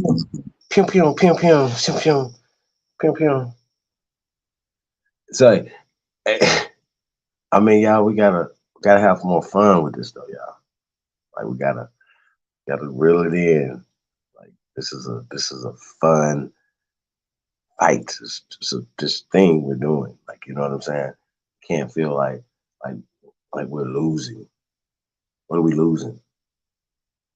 Like, you know what I mean? Think about it. They'd be like, you guys lost all this. I mean, I just, it's crazy. We're here right now fighting, manifest stuff right now, we can build stuff right now. So I don't know why people just be so defeated in their mind. You know what I'm saying? Like, this is weird to me. You know what I mean? So back to the short but shorties. At some point, it's gonna be like, man, we're nanny and boo boo. We're playing with special kids, man. Like these guys are special, or they have a job to do, and either one, we have time for that. I know it's entertaining. People love it. They act like y'all don't love it. That's why Open Smoke is coming. I can't wait to see Smoke and Bobby go at it. That's gonna be Smoke. You ready for Bobby? No, Smoke. It's a possibility. It's a possibility that he may have his day in court. Oh yeah, coming with some heat for you. I said, my boy, Smoke, hey, man, I'm virtually for you now. I had to tell him. Huh? I'm virtually impervious, bro. Like, bet, you know what I'm saying? Hey, so man, listen, we got like once again, it's about like telling the true history. And so when they talk about this whole slave narrative, like just going back to, gotta ask y'all this question: what do y'all think y'all would say in front of that group of people? Like, what would you say? They're like, here's the mic. In front of what? In front of what group of people? A whole group of pale skin, white wing. Again, are you going to broadcast white trash, the untold 400-year history of class in America? Now, see, here's the first problem with the premise of these pale-skinned demons, okay? First of all, half of them have to be put to the side because your ass don't exist or have ancestry before the year 1900. Of the half that are remaining, probably only half of them could trace themselves back to the time, and I'm going to just use the time window, the Indian Removal Act, to the real first wave of actual Slav immigration. That would be about the 1880s, 1890s. When was the actual potato famine in Ireland? Would you say it was 1870, 1880, or what? Well, once again, going back to that though, you know what I'm saying? The 1619 and to, let's say, 1719 and 1819, right? How many Slavs would have been actually transported there, other than if you agree with what, remember what A1 said about 1618 and the 300,000 Irish? Right. Where other than that? I thought y'all wanted to know what we were saying. Oh, go ahead, man. You really muffled. That's your truth. 111 truth. You real muffled, man. Shit, I'll just say, I'll look dead in their eye and be like, man, fuck y'all. Eat a dick, nigga. You like 10 seconds, that's it, you go, drop the mic. That's all I need, bro. Ah, man. Smoke, what you got? My only words would be go home. Go the fuck home. From whence ever you came. Interesting. So you got about 10 seconds too, huh? Gotcha. Well, that's all you really need. Now, I can agree with both of you gentlemen's position, but let's be realistic. If we were being Mark Republican elected Lieutenant Governor Robinson, how did this Stephen the Coon from Django, how did he get elected in North Carolina as a lieutenant governor? Shit, the people voted him in, didn't they? Right, yeah, I was just finna say, niggas can get that, but Okay, niggas what's the name of the black female that damn, man, became lieutenant governor? you Was gotta let that me ask. Virginia Smoke or Chief? You I remember mean, her? Don't ask me. I don't what's up? follow Hey, no politics. can y'all hear me, bro? Or my shit fucked up? Yeah, You go are ahead, bro. Go muffled. ahead. You are muffled, Truth. But go ahead, man. Come on into the Nah, mic with it, bro. I mean, I'm just saying, like, niggas can do that, but niggas prefer not to participate and just complain about it. You know, Well, you can groom somebody from your neighborhood to run for the motherfucker and support them and put the which finances party? by having to get it in. It don't matter, But shit. it's only a two-party system though. Man, he run as independent.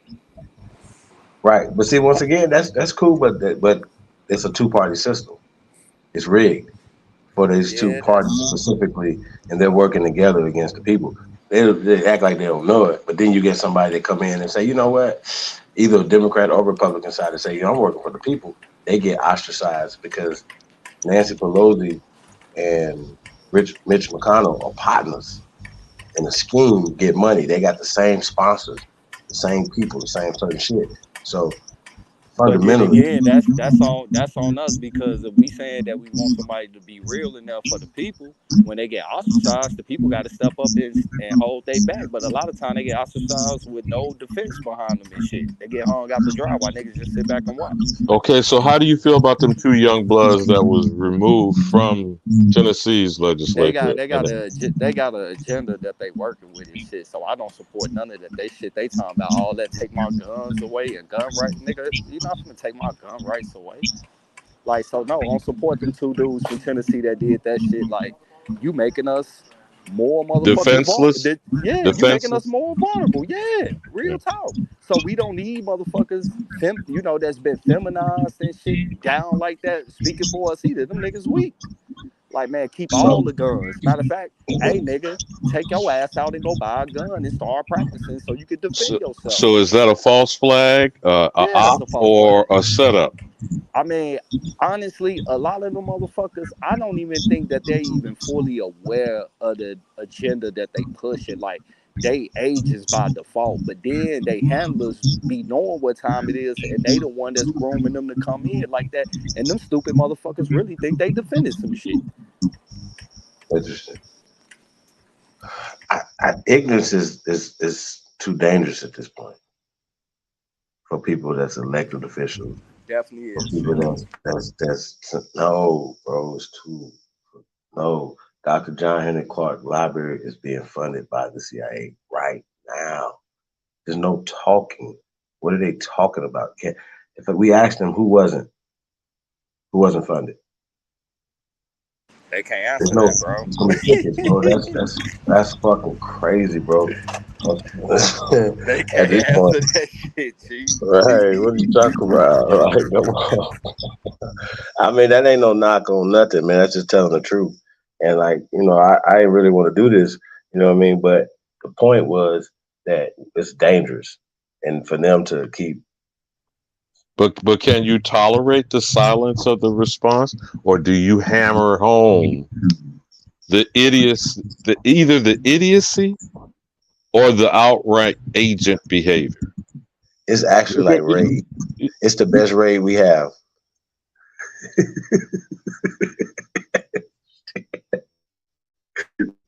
Think about it. They ain't right over here. They won't answer none of them questions. I don't want to talk about no DNA. I want to talk about no bone. I don't talk about nothing. I want to talk about COINTELPRO of today. That's it. I don't talk about nothing else. Skirt, skirt, skirt, skirt. Pew, pew. Hey, I'm telling you, I've tested out. They ain't want no parts of that conversation. Why? Why wouldn't you want that? Why? I would. You should welcome it. Like, hey, man, listen. This is this. You know about it? Yeah, but they cool though. I ain't gonna. You know, no. It's no conversation, bro. What y'all talking about? Don't be half woke. Talking about y'all conscious and fight for people of color or so-called black people. Stop it. The simple thing for me, Chief, again, for those who may be mentally challenged, and I'm not saying this to besmirch people we used to call the R word, that you can't say now because it's politically incorrect. They're now claiming for those people who are mentally challenged are called autistic or on the spectrum. You've heard that lately about on the spectrum? So how far does this spectrum go? Does it include pan-boo-booism? Indoctrination against one's will? Are we going to call it matrix-itis? What are we calling this malady? This malform? Is it malformed brain or malformed development of self-awareness? You know, what could it possibly be? Because I'm trying to give the benefit of the doubt. If a person is mentally challenged, they should be treated, right? We should extend the support and concern. Now, I'm not talking about letting them come and infect my children and my grandchildren. Okay. So then there will have to be a quarantine, right? A psychological, mental, ideological, intellectual quarantine of some sorts. Because do you want contagion to be turned loose in the Aboriginal community? I mean, I don't know. I'm trying to be logical here, not personal, not emotional, not political, because this has nothing to do with association, organization, philosophy, or religious dogma. It has to do with lying on people. You know what my position is. You call me out of my name under the law, that's slander, correct? You write that shit down, it's libel. Did Fox News learn something about that shit recently? Wait, did the ever stop doing it? I didn't say that would stop their behavior. I'm saying, did not Fox News have the most historic violation and fine for the example I just gave? Libelous, slanderous behavior is defamation of someone's character. Now, they were only concerned with the business dominion, and you know Smartmatic is lined up with double your pleasure, double your fun.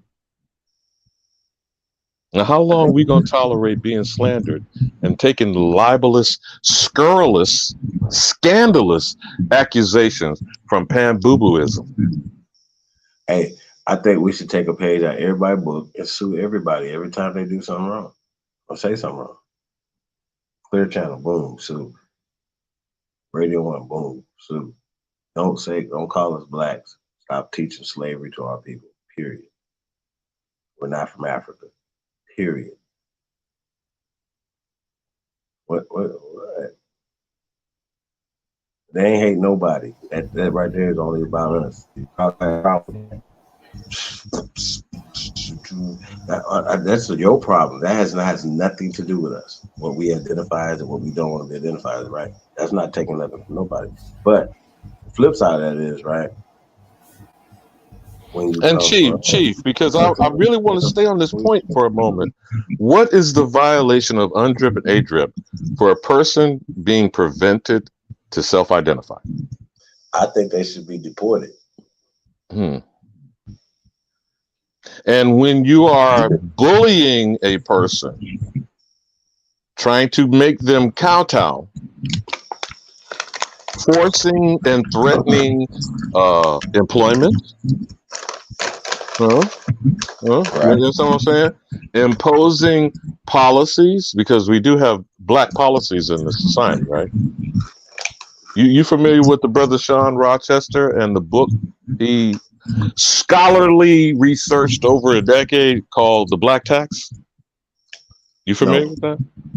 I think it's a very interesting book that should be on the shelf of all pan-boo-boo's libraries. Because, well, I mean, I'm trying to be logical, Chief, here. Now, if you say that you're black, you're calling yourself black with a connotation of black is incorporated in Black's Law Dictionary, and it is said explicitly to be a dead status of existence. Now, guess what the Black Tax book compiled scholarly with the documentation for over a decade? That would be between what would be 2000 to 2010. in the census reporting and all the federal agencies of this criminal enterprise? From cradle to grave, Chief. Do you think that's fundamental facts for any litigious response to being taxed by being called black? And even Indians are to not be taxed, correct? So you call the Indian Negro, then you scurrilously call the Negro black, then you tax the black nigger Indian so that Sean Rochester can provide the documented evidence from the crime scene, from the criminals. I mean, I don't know. Did I say it slow and simple enough for the short bus people? Nope. Too fast.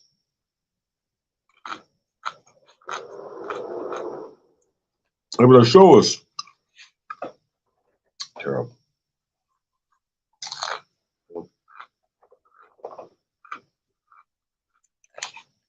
I ain't showing you shit. I actually don't care. I don't. But it's a lot of people that are confused and they get, I don't know, like they don't have no evidence, like none. Like, what is the problem here? Why is anybody having a conversation? But Chief, I just offered up a scholarly book, tediously researched by a gentleman who is a successful black businessman, researcher, scholar, and the title of the book is The Black Tax. Now, can they spend time and effort debunking that documented TED Talk endorsed shit? And are you? I'm about to read that. Real shit. Think about it.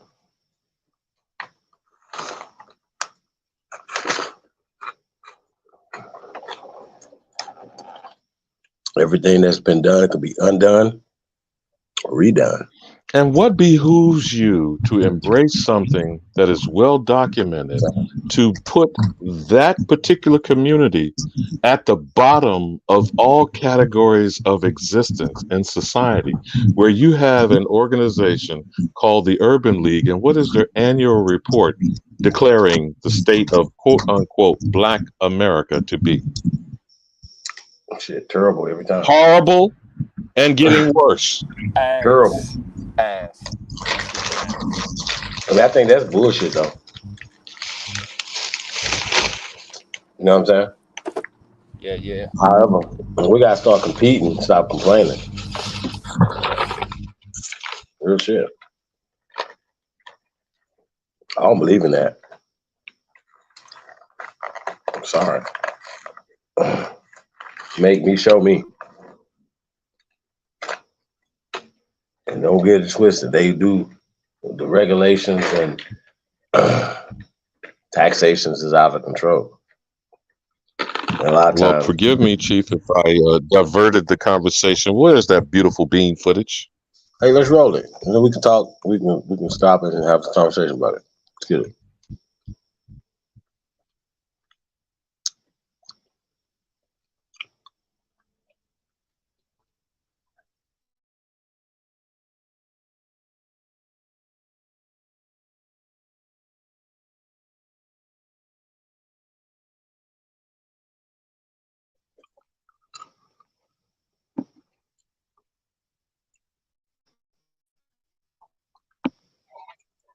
Hey, that's Rick Dilla on the Swisher Sweets and YouTube Beats. I am your Saha Supreme Chief Holiday. Greatest of all time. Wait, man. Like I said, this is, people will come in and see this later, man. This is gonna be a great build, y'all. Like I said, the brother's gonna come in. We're gonna analyze this video, this lecture. Yeah, we definitely. Yeah, this is a good lecture. Everybody, Alabama. Hold on one Yeah, you second. can fast forward up to it if you want to.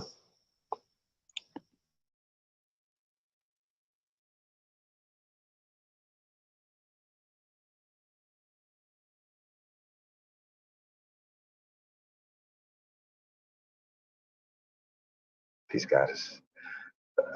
Who else we got in here? Yeah, man, shout out to everybody, man. We definitely appreciate y'all, man. Still use, but we often don't know where it really comes from and why it's so prevalent.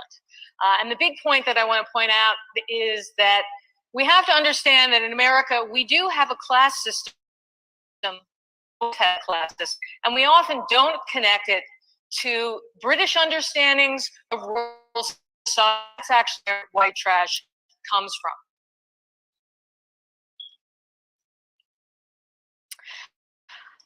I'd like to begin with the film that we all know, To Kill a Mockingbird. The plot centers Atticus Finch, who refuses to perpetuate the racial double standard. An African-American, Tom Robinson, on the charge of raping a poor white girl. Hold on, stop right here. The court finds Robinson guilty. I know that African American was like chalk, the fingernails on the chalkboard. So this ain't really about To Kill a Mockingbird, y'all, but when we talk about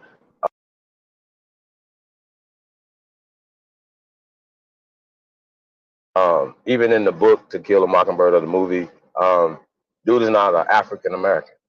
Okay, let's be clear. Even when this movie came out, it wasn't an African American. So this is her rendition. This is her storytelling. This is her, how she's going to frame this. Because we talk about this all the time, but I wanted to point this out. So we got to remember, just kind of dodge the bullshit. You know what I'm saying? When some people are throwing bullshit at you, whatever, you know, okay, well, she describes this dude as an African American.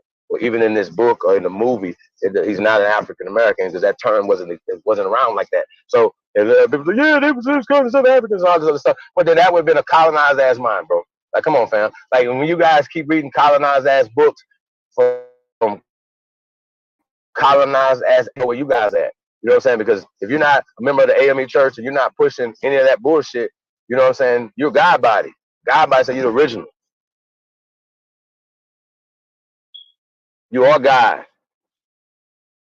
Why would you perpetuate and push a book and stereotypes and things that these people push, like African American, like blacks, and like slave, and like all these different codes and things that they do? So when you, like I said, you know, this ain't about, we're not taking this, but you guys got to hear it from their mouth.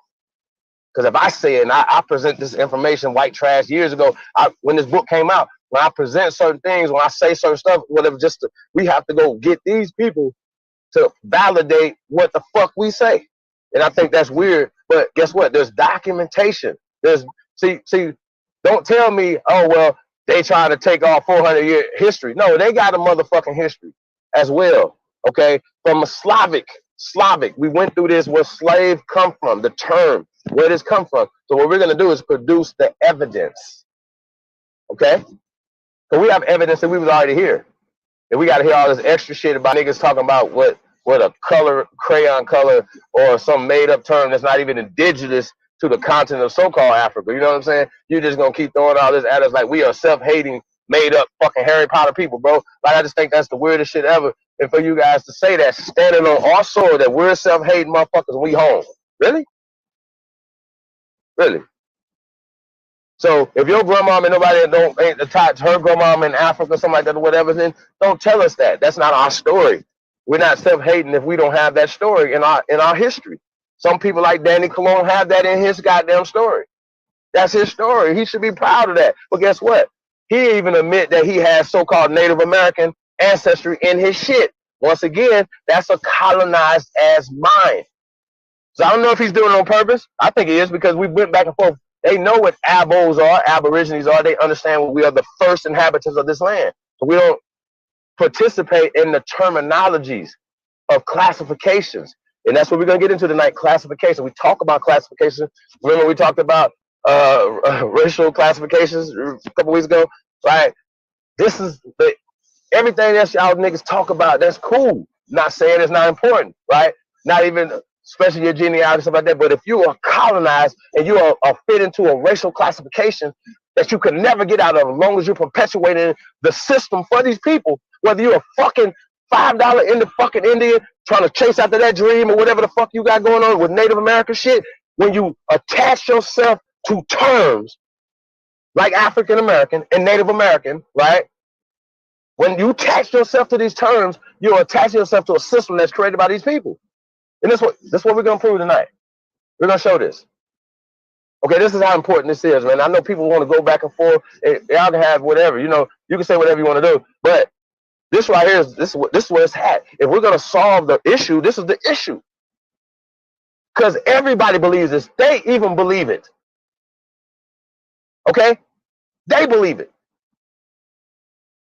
They believe they're superior based off of the shit that they perpetuate for years, and we keep doing it. So when you see niggas that say they well-meaning for our people, I like to say, like I said, man, shout out to Rob Alan Apache Brown, right? I know he got good intentions for our people.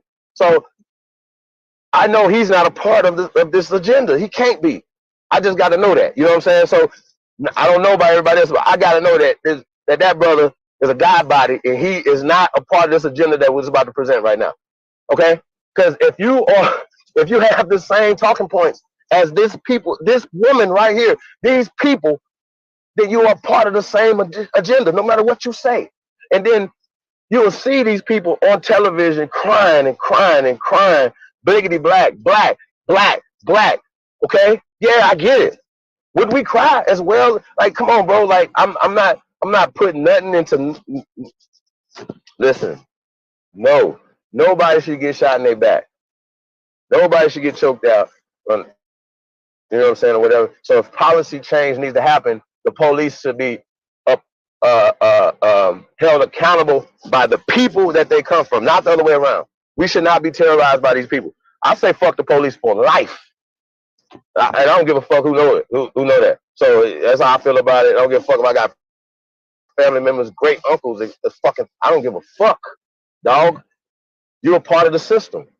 You know what I'm saying? You're the system or whatever. So we keep perpetuating this system on television every day. When I see big, strong, 6'9" ass niggas crying, right? Because I understand y'all want to tell y'all sons to be careful and this and that and the third or whatever. It's more than just giving your sons the fucking talk. I'm never going to tell my son to tuck his fucking balls. Never going to do that. Fuck the police. How about that? And I'm not mad about that. Like I'm about to be emotional about what's going on or whatever. I need y'all to understand this is our land. They have created an illusion that you're supposed to be fearful for these people. What they are doing by putting this on television every day is called buck breaking. Okay, they're ensuring that you're going to be in fear. Okay, and the people that are in power, the owners of these teams and people like that or whatever, don't give a fuck. This is how they maintain their fucking power structure over you. Okay, LeBron James will need to go do their own fucking league. Fuck y'all. How about that? See how that work? Like start grooming the next level of people, whatever we gonna call this the Mamba motherfucking Academy or whatever the fuck y'all gonna do, but get away from these people, bro. They don't have your best interests at heart. So then we're gonna get back to this thing right here. Like I said, this is gonna blow y'all motherfucking mind. And yeah, we're just gonna get to it. Let's go. Kill a fucking mockingbird, African American. Get the fuck out of here, lady. Yeah, it's loose. On the charge of raping a poor white girl, Mayella Ewell. The court finds Robinson guilty, but everyone knows he is innocent. An honorable, hardworking family man, Robinson stands well above the degraded Ewells, his poor white accusers. The shabbily attired Mayella is cowed by her bully of a father, a scrawny man in overalls, devoid of either merit or morality. He's Bob Ewell. His name is Robert E. Lee Ewell. And as you can guess, he's not an heir of one of the aristocratic families of the Old South. As Harper Lee describes them in the novel of which the classic film was based, the Ewells were members of the terminally poor, those whose status could not be altered, up or down, by any economic shift, not even the Depression, in which the story is set. The Ewells lived behind the town dump, which they combed through regularly. They had congenital defects and hookworm. Their shack looked like, and this is how Harper Lee described it, a playhouse of an insane child. No one knew how many children lived there. Some thought 9, others 6. To the town of Macomb, Alabama, the Ewell children were simply dirty-faced ones at the window when anyone passed. Southerners and others too called such people white trash. The Ewells are not bit players in our country's history, and their history opens in the 1500s, not the 1900s. It starts with British colonial policies dedicated to resettling the poor, decisions that left a permanent imprint on America and on the structure of classes. First known as waste people and later white trash, marginalized Americans were stigmatized for their inability to be productive, their failure to own property, their unhealthy children, their lack of any sense of uplift on which the American dream is predicated. It's contrary to the national credo, but the truth is that Americans are quite comfortable rationalizing economic inequality. They have naturalized poverty, determining that it's something beyond human control. By this measure, poor whites were classified as a distinct breed. And I'm going to return to that theme over and over again, the importance of breeding. In other words, breeding was not just about the cultivation of social manners or skills. That's merely one definition. It was also about something more sinister, an imposed inheritance. The language of class that early Americans embraced was a composite of English attitudes toward vagrancy, as well as a transatlantic fixation on animal husbandry, demography, and pedigree. Yes, the poor were once described as waste and inferior animal stocks in the colonial imagination. We prefer to believe all that has changed, but well into the 20th century, sterilization of the breeding poor struck many, even professionals, as a rational solution to an old problem. So let's not displace colonial history too easily. For centuries, the worst classes were regarded as extrusions of the least inhabitable land, scrubby, barren, swampy wasteland. And all that still relates to home ownership and the rich and poor neighborhoods of today. The poor have been with us, the white poor have been with us in various guises, as the names given across the centuries attest. And this isn't even all of the names that have been used at different historical time periods to describe poor whites. Hey, First real quick, I want to point something out. Rascal actually comes from the meaning trash. When we just talking about this term, waste people, right? In my mind, right? You know, it's a historical term, right? And I just look at the concept like this, right? If the masses of these people, right? Wouldn't majority of them have came here as waste people? And I'm going to explain what I mean by this, right? Because the elite people are elite. They're only a 1% of, right? Are we talking about, right? And so we know these are a particular race of people, not a race of people, but they don't have anything to do with it. We got elite brown people, carbon-based people, copper-colored people who ain't shit, who ain't been shit forever, okay? They've been fuck niggas before pale people existed. Can we exist? We all gonna understand it's been fuck niggas on this planet forever, okay? But for them to classify majority of the people as waste people, right? Because the majority of the people that come in here wouldn't have owned. The reason I'm saying this is because you wouldn't have owned anything. That means that you would have to go into a form of servitude.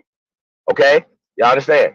Even if you came over after the Emancipation Proclamation, right? When you got off the fucking boat, you got to go find a job. You don't have no place to live. You don't have any land to live on and stuff like that, right? Now, putting this in context, because when we were breaking down the free cities across America, these people was waste people. They didn't have shit. Okay? And we're not talking about 400 years, because even when she's talking about the 1500, she's not going to give you numbers. She's not going to give numbers. 1500 is only they wasn't. It was only a small amount of them. 1600 small amount of them. 1700 small amount of them. Right? It wasn't a lot of these waste people here in general. So we know when they came here. So it's a certain time period, right, when these people came here in masses of numbers. So I just want to put all this in context. So a lot of times they could slide. We're dodging the bullshit. Trust me, we're gonna dodge the bullshit. You know what I'm saying? But this is what's happening right now. They're framing shit like, yeah, even though this negative stuff has happened to them, right? You know what I'm saying? We're gonna claim this story, claim this situation. You understand what I'm saying? So if anybody was again, that's what the ADOS will be pushing for these people on the low. You understand what I'm saying? As well as the Democratic Party, so that we know that they've rallied with them and done some stuff with them, whatever. So it goes along with the same agenda, the Soros agenda, this eugenic agenda. So once again, you're either going to be on the right side of history or the wrong side of history, Rawborn. This is what we got going on. You're going to be on this side or that side, because it's no in between. Somebody's wrong here. One of us is wrong, right? And this is what it is, you know what I'm saying? Either we was here before these people created these stories, created these terms, created these things to divide, conquer, separate us, and to keep us off. You understand what I'm saying? So when we talk about this, I'm just gonna reiterate what I'm saying. When she's speaking about waste people, right? There's only a certain pedigree. She's speaking as if she comes from a certain pedigree. You understand what I'm saying? It's a weird kind of situation, because even with this Till a Mockingbird, you're talking about waste people that was suing this dude who was whatever. But this is how they killed the competition. You understand what I'm saying? Shout out to Mama Ida B. Wells, rest in paradise, when she uncovered that or whatever in the 1900s or whatever. They tried to kill her because she published that or whatever in the newspaper that pulled the coattails of that. But they never talk about that. They didn't talk about that in motherfucking Rosewood. They just talk about that he didn't actually rape her, and all the shit happened, the carnage that happened, shit over that. Same thing in Tulsa. That was over. What is this, bump into a white girl in the fucking elevator, some shit, and they burnt the whole city down? Really? Think about that. You in your house chilling or whatever, and motherfuckers just start coming, burning shit down, going crazy. You know what I'm saying? Because they knew what they used waste people, and they women, they thought they women were waste women. Let's just keep this real, okay? They didn't have rights, shit like that or whatever. So the only way these people got rights is through our women, and they couldn't rape them to get no fucking land. You dumbasses. Y'all understand? So come on, bro. Like, we gotta stop with the bullshit. Don't let these people bullshit you. That's what they're doing. They're bullshitting. Shout out to everybody. I'm gonna shout everybody out real fast. See my sister in the building, Gretchen Helm. Peace, Gretchen. We got the original Copper Empress Hobart in the building. Peace, Empress. What's I saying here? Miss Sylvia Williams, OCO Empress. Like, so yeah, man, like, share, subscribe, man. We definitely appreciate it. It's gonna be a beautiful thing, man. App Power, man. Check your email, man. Like I said, we I'll come in. Got another. This video is gonna be crazy, y'all. It's gonna be a crazy video. Tight Sam, the North American Negroes in the building. Hey, Tight Sam, I seen you over there, man. Giving them fools some uppercuts. Lucius Gainless is in the building. Peace to the gods, man. Who else we got in here, man? Definitely appreciate y'all, man. I see Shay Pink. Peace, Empress. The Chosen One. Peace, King. What's up, brother? Eagle Hawk Condor. He said, I have a theory. I'm definitely want to hear your theory, brother. I'm definitely going to open up the panel a little later, man. Let everybody come on, man. I just want to get this off. Take off Tyson. Peace, King. Copper colored tie. Appreciate you, brother. Man, we just getting started, man. Like I said, this right here is an interesting video, man. And like I said, you know, we're going to analyze this as we go, because it's a lot packed in this. So let's go. Let's get it. Peace to the guy, man. Peace to everybody that came through, man. We definitely appreciate y'all, man. Shout out to all the great ones. Let's get it. Now, a look at the history of poor white Americans. That's the focus of the latest edition of the NewsHour bookshelf. Here's Jeffrey Brown. This book tells many stories. Arguably, the most important is the one we as a people have trouble embracing: the pervasiveness of a class hierarchy in the United States. That line comes from a new book with the provocative title, White Trash, which makes a provocative argument that from the nation's earliest history to now, ideals such as opportunity and upward mobility have not characterized the lives of many Americans.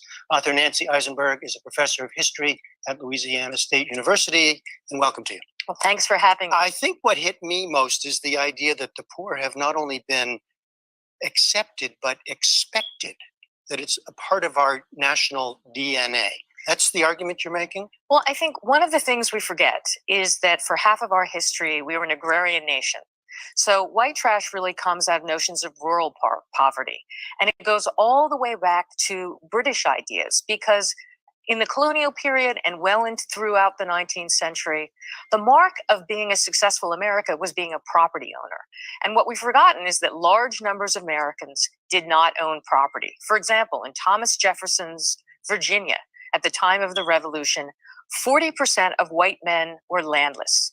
So when you refer to white trash, I just want to be clear, and the idea of white trash, literally the term was used, the terms like waste. Who do you mean? Yes, the word white trash, at least as far as we've been able to discover, was first appeared in newspaper print in the 1820s. But it has a much older meaning, because if we go back to some of the leading promoters of British colonization, when they imagined what were they going to do with the New World, the New World, first of all, was imagined as a wilderness, what they called a wasteland.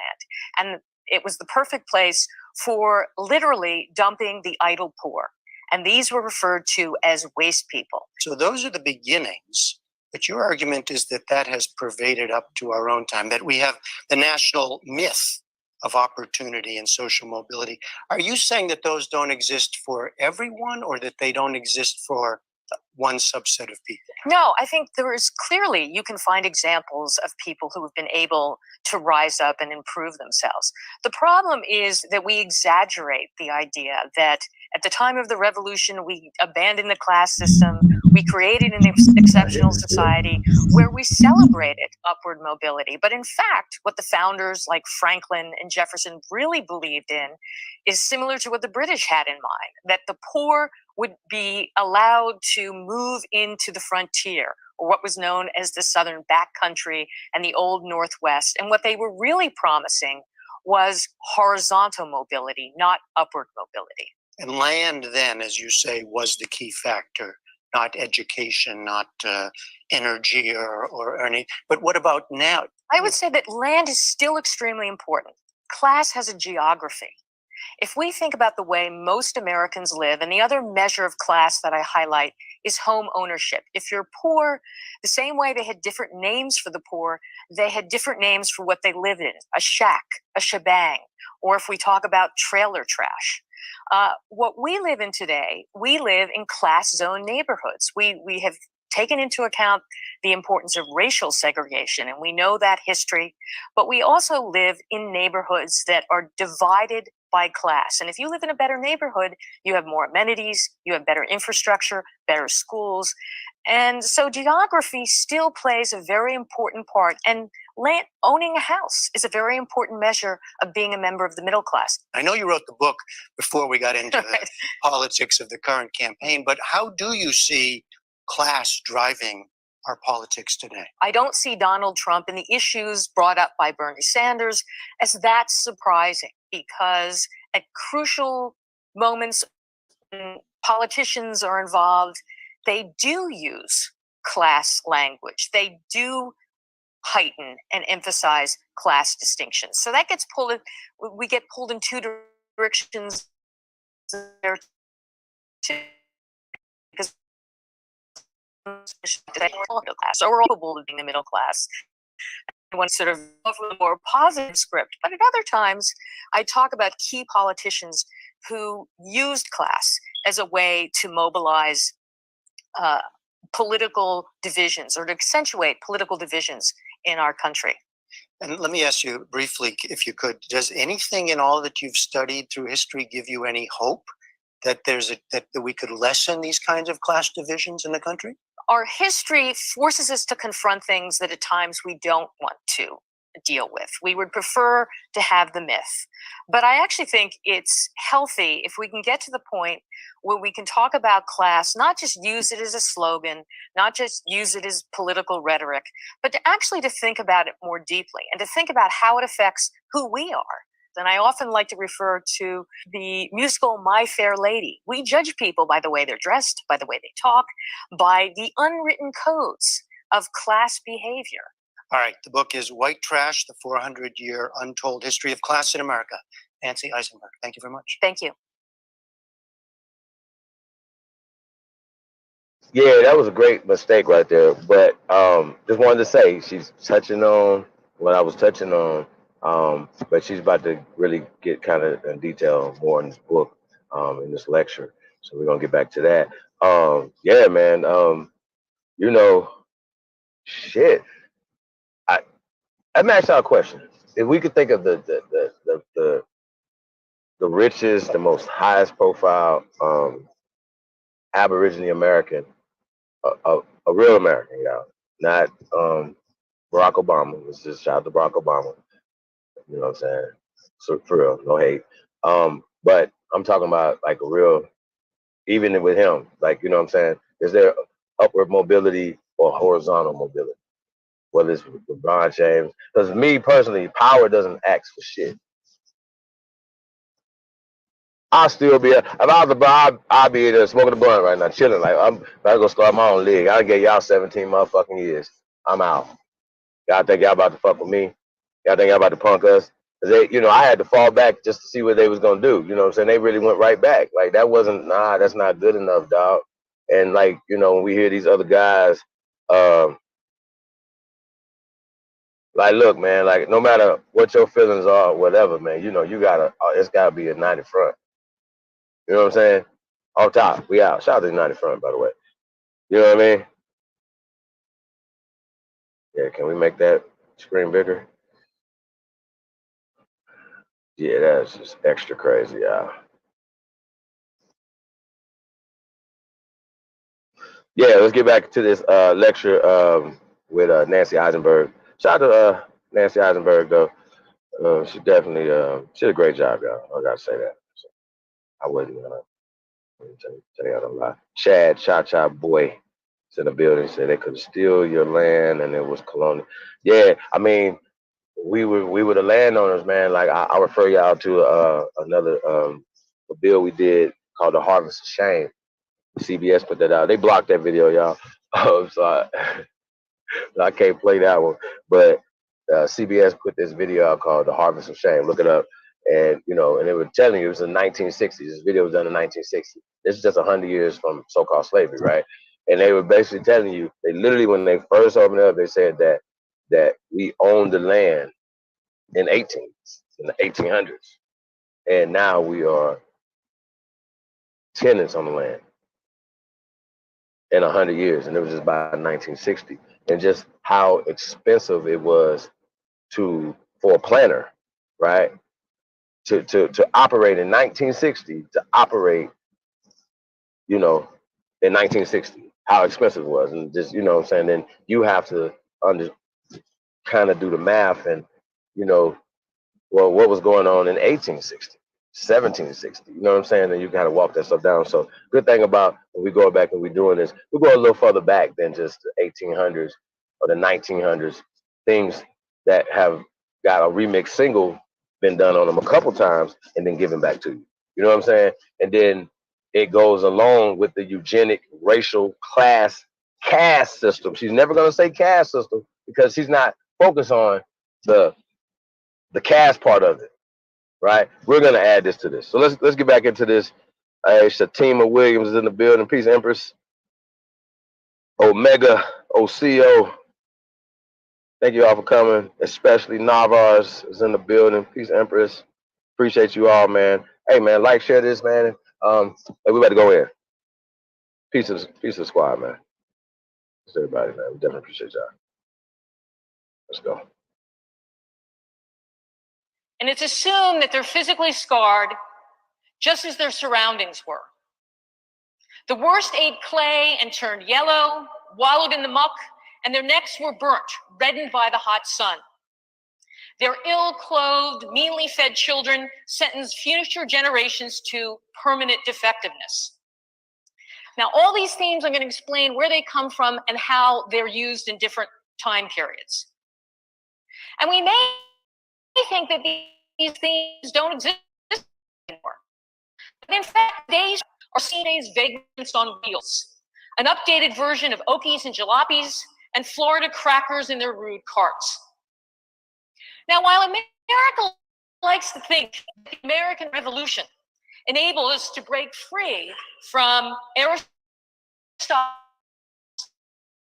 and ideas about class and poverty, never.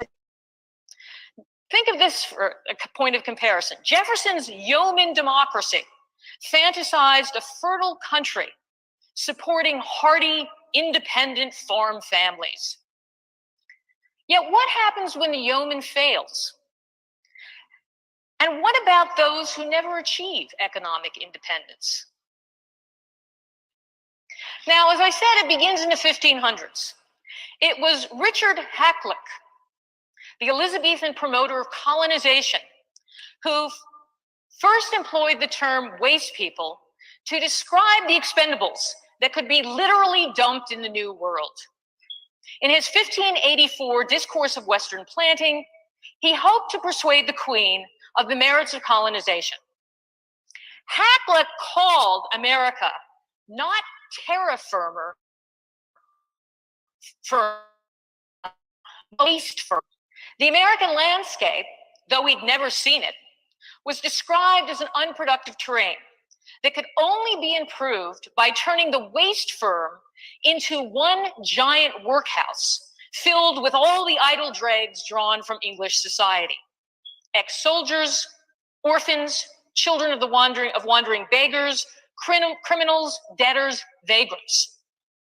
And if they were lucky enough to survive, these idols might be recycled and sent off to fight in English wars. Now, the group that the British and the English hated the most were vagrants. They were idle folk, analogized to weeds stifling healthy growth in a garden. They wandered the countryside, detached from the economy, much like the wasteland left fallow and untilled. So they were rounded up, some were branded, put into workhouses. Children were actually taken off the streets and sold as indentured servants to cruel masters in America. They were also notably referred to as the offscourings. And I'm going to use that term again. It's a rather unpleasant term, which refers to fecal waste. And so does the quote that I have there. Now, this notion of waste in all its various manifestations persisted. Abigail Adams dismissed the poor and landless as rubbish. So did Thomas Jefferson, who proposed that a few promising impoverished white boys might be, quote, raked from the rubbish and given an education. But his bill, drafted in 1779, failed in the Virginia legislature. The ruling elite had little desire to raise up even a few wastrels. As for the language of human stocks, it wasn't eat, pray, love, but it was eat, graze, and breed, whether on 2 or 4 legs. Political arithmetic, pre-Darwin, proposed a means to calculate human productivity. Benjamin Franklin was an early proponent who compared human patterns of migration and fertility to that of ants and pigeons.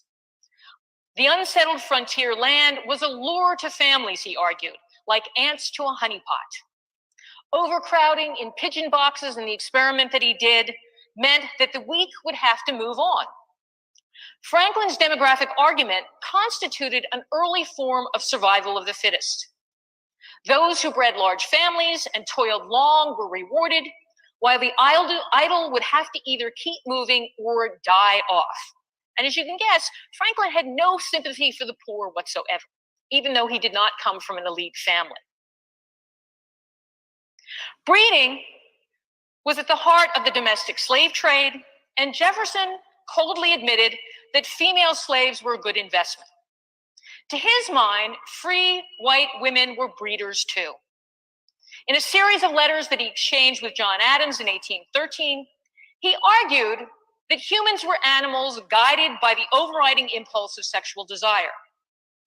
Lust, however, if it was tempered by reason among the most gifted, he argued, was producing what he called a fortuitous concourse of breeders. This model of breeding generated for Jefferson an accidental aristocracy of talent. Class division arose through natural selection. Superior men were supposed to marry for more than money. They would consciously and unconsciously choose mates with favorable traits. It was all a matter of probability. Now, the question neither Jefferson or his calculating colleagues never answered was this: what happened to those outside the talented, rational elite? What future awaited the concourse of breeders living on the bottom layer of society? No matter how one finessed it, rubbish produced more rubbish. Now, Jefferson, like Franklin, hoped the poor would be drawn into the Western territories. So this is why our Western territories were like the colonies for the British. They were to drain away the poor and the waste. What also became prevalent in Jefferson's theory and proved to be long-lasting in justifying why the United States was truly a promised land was the idea that horizontal mobility would substitute for upward mobility. That means moving across the land was the alternative to actually moving up the social ladder. And this theory is important because it laid the foundation for America's myth of a classless, exceptional society.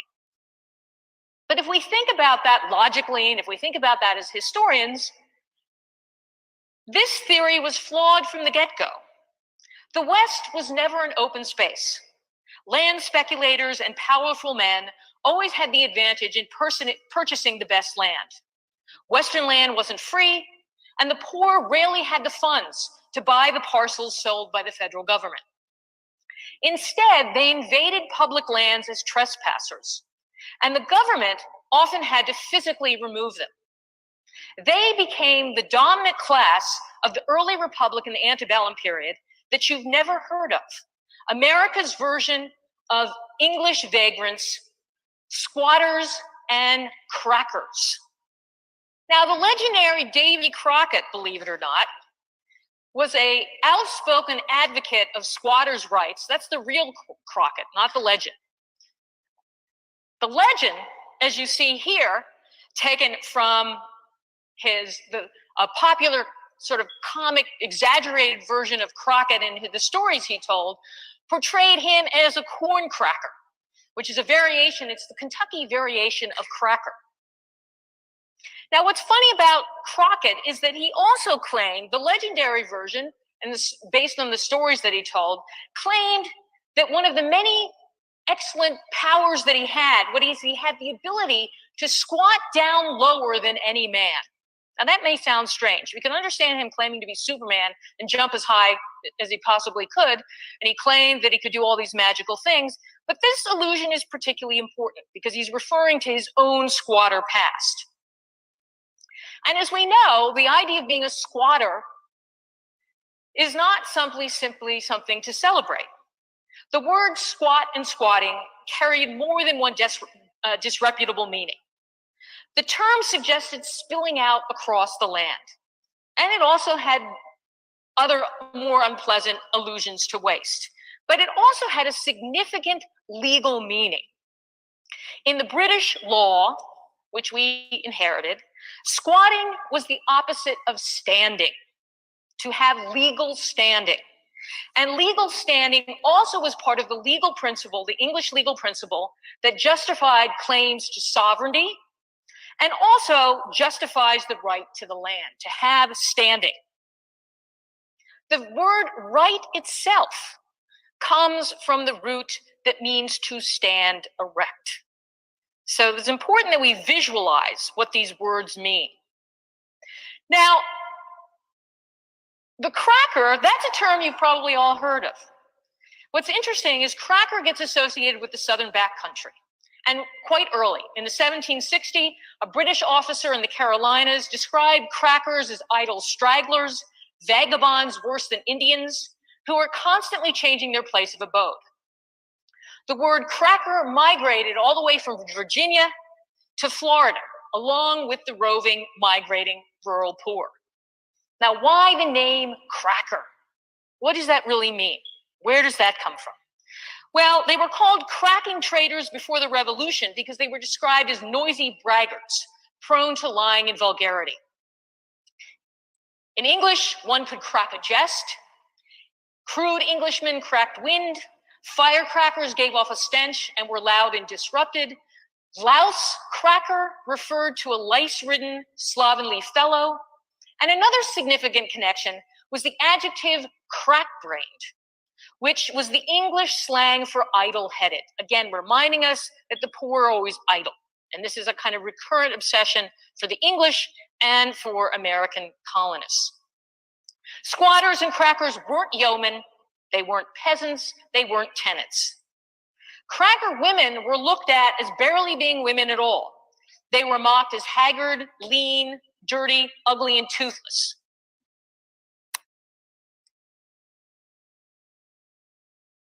Hoosieroons, a variation on mixed waist quadroons, was a word coined to describe Indiana squatters' dozen of dirty yellow urchins. And that word, Hoosier, no linguistic knows where it comes from. They have no idea. They can't figure it out.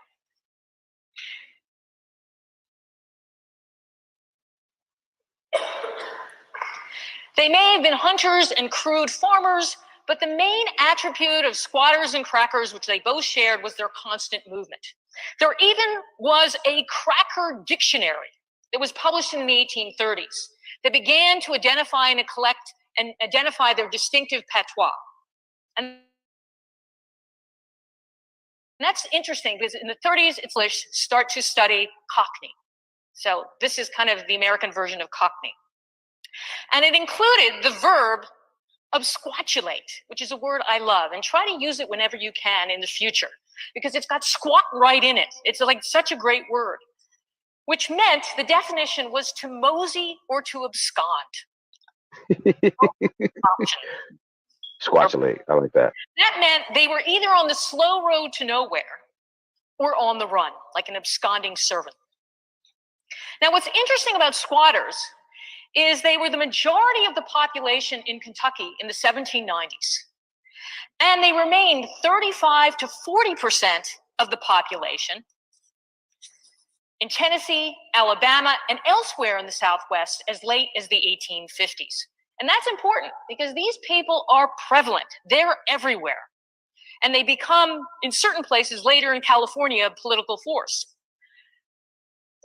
But this also points to the fact that the whole safety valve theory didn't really work. In the Old South, for example, as one scholar has carefully studied the numbers, the number of landless poor whites grew at astonishing rates, even without migration. So it's not surprising that by the 1840s, there's a dramatic shift away from talking about squatters and crackers. And that could be in the Old Northwest, that could be in the backcountry in the Southwest, and they begin to focus on what is now known as white trash. And white trash begins to be specifically identified as a Southern phenomenon. And on top of that, they begin to describe them as, quote, a curious species of Southerners, noted for their yellow parchment skin color their children's shocking white hair resembling that of an albino. To top it off, clay-eating poor whites were condemned for their sickly and abnormal children, described as shrunken and wrinkled, looking like old, loathsome, cadaverous dwarfs. The tallow-faced gentry, as one Kansas newspaper mockingly labeled them, routinely stuffed their infants' mouths with clay. So by the 1840s, white trash have now become clinical specimens belonging to an inferior breed. Now, like breeds like,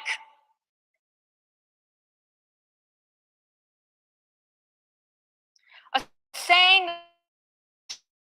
take directly from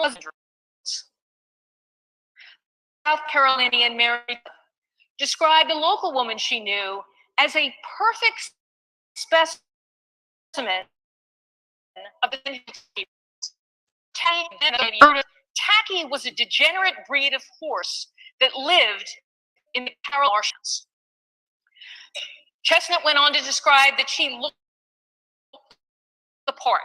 Here, colorful flank. Her skin was yellow and leathery. Even the whites of her eyes were bilious in color. She was stumpy, strong, and lean, hard-featured, horny-fisted. Alabama Daniel Hundley published a fairly important book on Southern society in 1860, all about class. And he divided the white classes into a descending order of bloodlines. He had the Cavalier gentry at the top, Anglo-Saxons filling the middle, and yeoman classes, and those he called Southern bullies and white trash sat at the bottom. These lowest trace their lineage, and this is what he argued, trace their lineage to convicts and indentured servants of Jamestown. They were the befouled heirs of poor families of old. The vagrant stain was now congenital in the blood. Now, it's not surprising, given as we've seen that the question of white trash is becoming more prominent, it also is moving to the center of politics. And it plays a rather significant role at the center of the sectional crisis. When we look at the Civil War and the debates leading up to it and during the Civil War, what we find is that Lincoln's Republican Party insisted that slavery should not be allowed to spread west because it threatened free labor among the poor white men. Now, future Confederates responded with a strident defense of their slave and class system. Like James Henry Hammond of South Carolina, more and more of the Southern elite held that class subordination was natural. And that Jefferson's, this is what he wrote, Jefferson's all men are created equal was, as Hammond insisted, a ridiculously absurd concept. Now, Hammond was South Carolina's leading pro-slavery intellectual. He also coined the term mudsill. And mudsill is an interesting term because it served all the purposes to both attack the North, to defend slavery, as well as hold up the class hierarchy in the South. It was mudsill democracy that the Confederacy described as it made its case against the North. In 1861, Southerners mocked the Mudsill Union Army as a foul collection of urban roughs, prairie dirt farmers, greasy mechanics, and unwashed immigrants. President Jefferson Davis called the Union Army, in one of his major speeches, our favorite word again, the offscourings of the earth. Now, this mudsill term came from Hammond's 1858 speech, and he was arguing that what was essential to the Southern structure of society was the fixed nature of class identity. In all societies, he said, there must be a class to do the menial duties, to perform the drudgery of life, and he insisted that those with fewer skills, lower order of intellect, they should form the base of every civilized nation.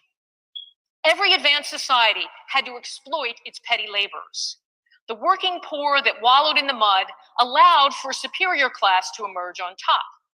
And the one that emerged on top was the true society that embodied all civilization, progress, and refinement.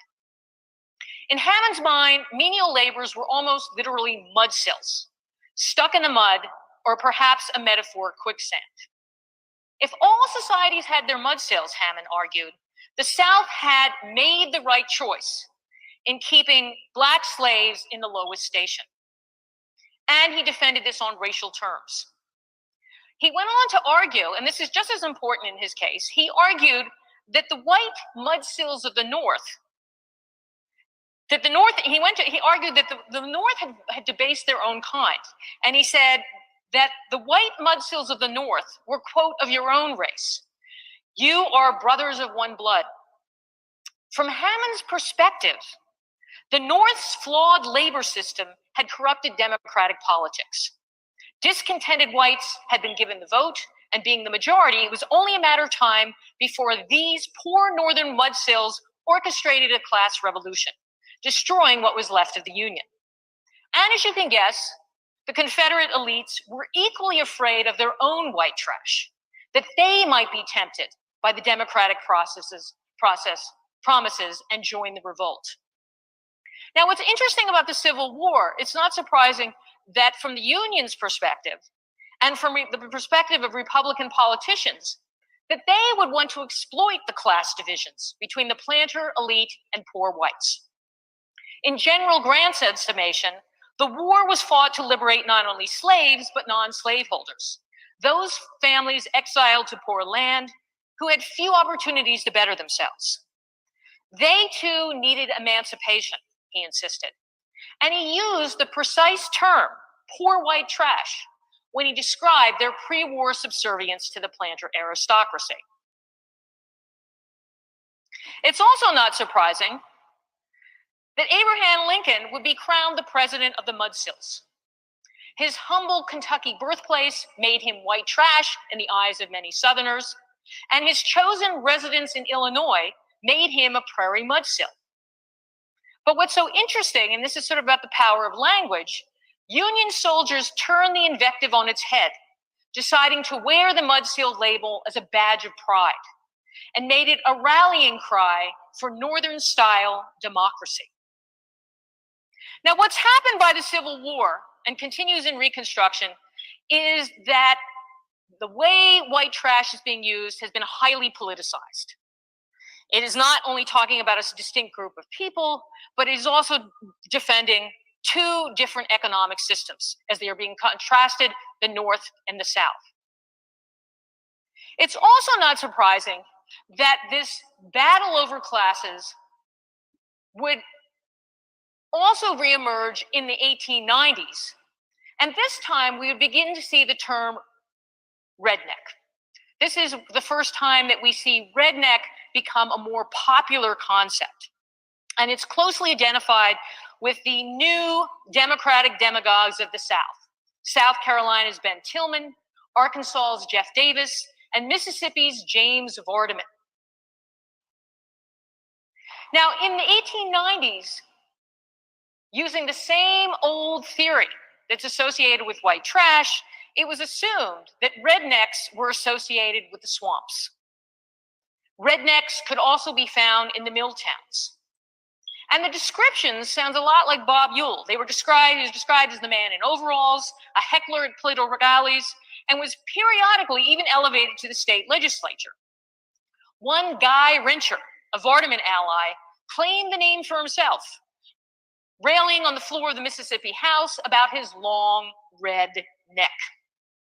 Now, Vardaman, if you think Trump is wild, Vardaman outdid him in light years. And Vardaman, democracy, no matter how dirty, belonged to the people. And the people had the right to say whatever they felt. There was no limits. Friends and foes alike called him the White Chief, partly for his white garb. But the main reason was for his role, as one critic called him, as being a medicine man, a witch doctor, literally, who knew how to inflame his low-down tribe of white savages. Now, Vardaman was the consummate showman. He rode to a Senate victory in 1912, quite literally on the back of an ox. Vardaman did all he could to drum class resentments.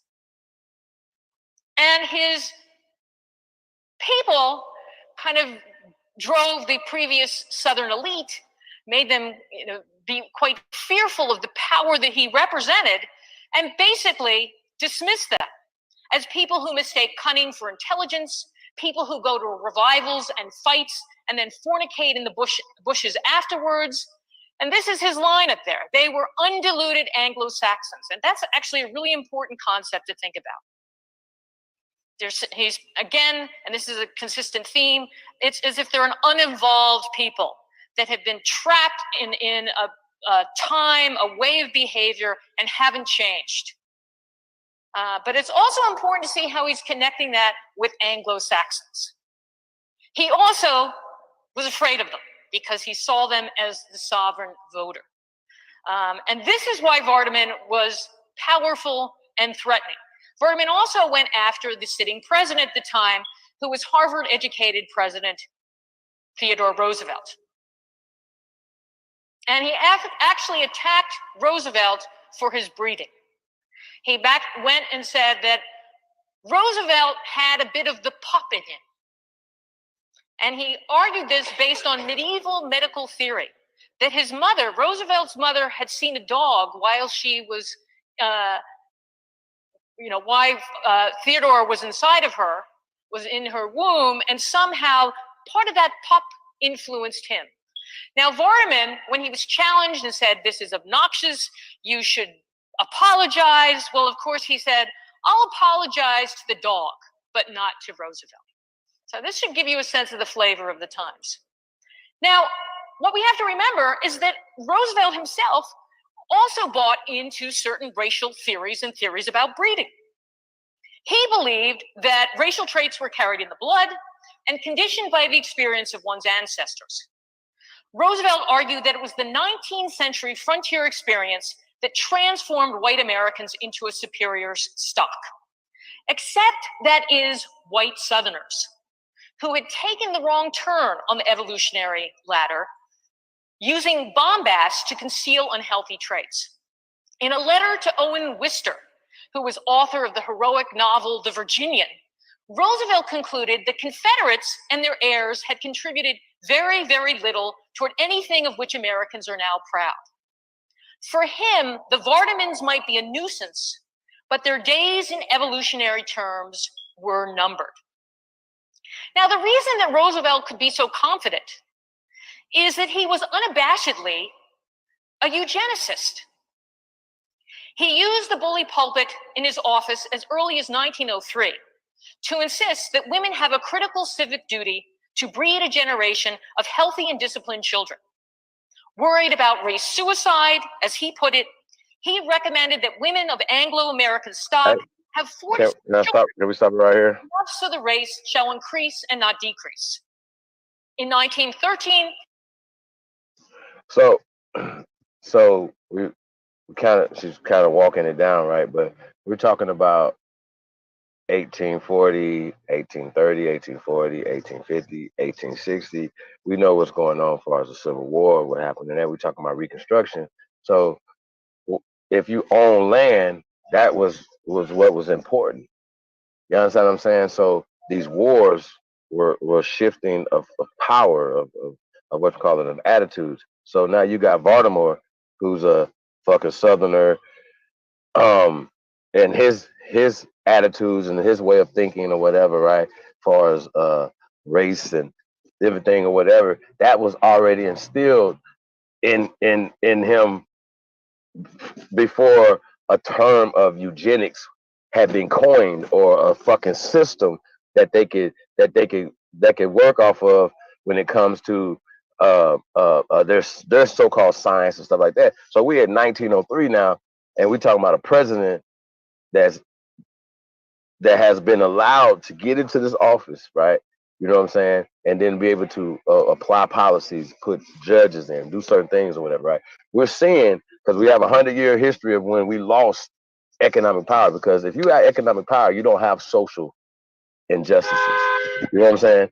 LeBron, And you guys, you know what I'm saying? If you got economic empowerment, you don't have social injustices. You don't allow people to miseducate your children. You don't allow people to put out certain imagery in at the time. Now, what's happening at the time, not only are they, you know, they have the media to help them at the time. The media was the newspaper. It might as well have been the movie theater.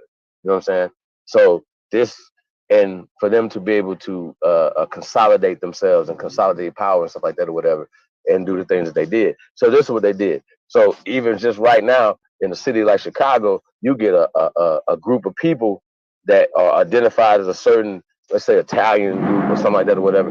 They could come together and be a solid voting block or a solid economic block, certain things or whatever, and they focus on that and they use it to their advantage. And, you know, we don't. So this is what's going on. This has happened in the last 100 years. So let's go ahead and get it back to it.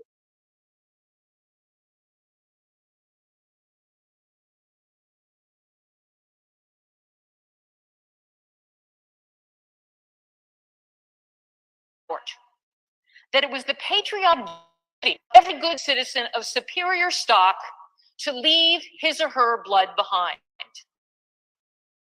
Degenerates, he warned, must not be permitted to reproduce their kind. Now, often today, when we think about the eugenics movement, we think it's just a minority of people. Well, in fact, everyone bought into eugenics. By the 1920s, it was called the eugenic mania, and it swept the nation. Eugenic courses were added to college curricula.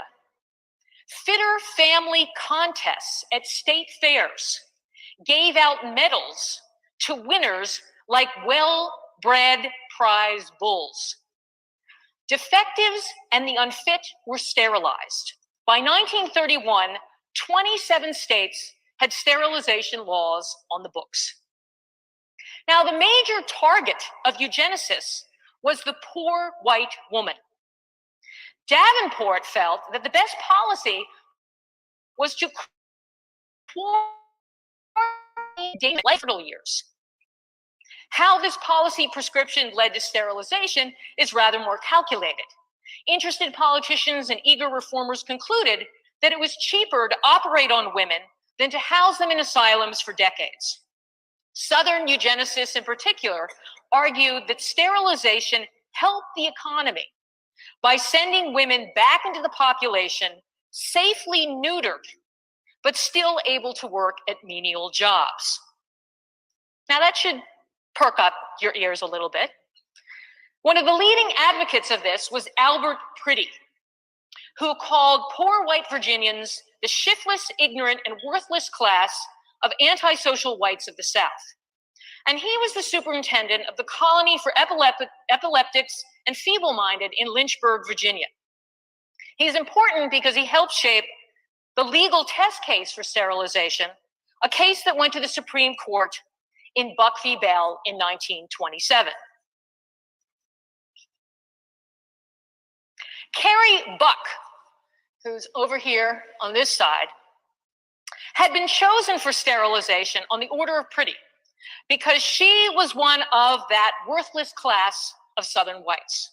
She was, in a word, his perfect specimen of white trash. While Carrie Buck was the plaintiff, her mother and daughter were on trial too. Carrie tested at the, quote, moron level, and her mother slightly lower, according to the highly biased experts. Her illegitimate child, examined at 7 months, was termed feeble-minded.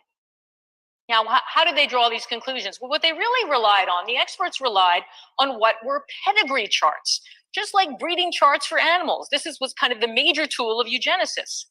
And they claimed that their pedigree chart proved both degeneracy and sexual deviance.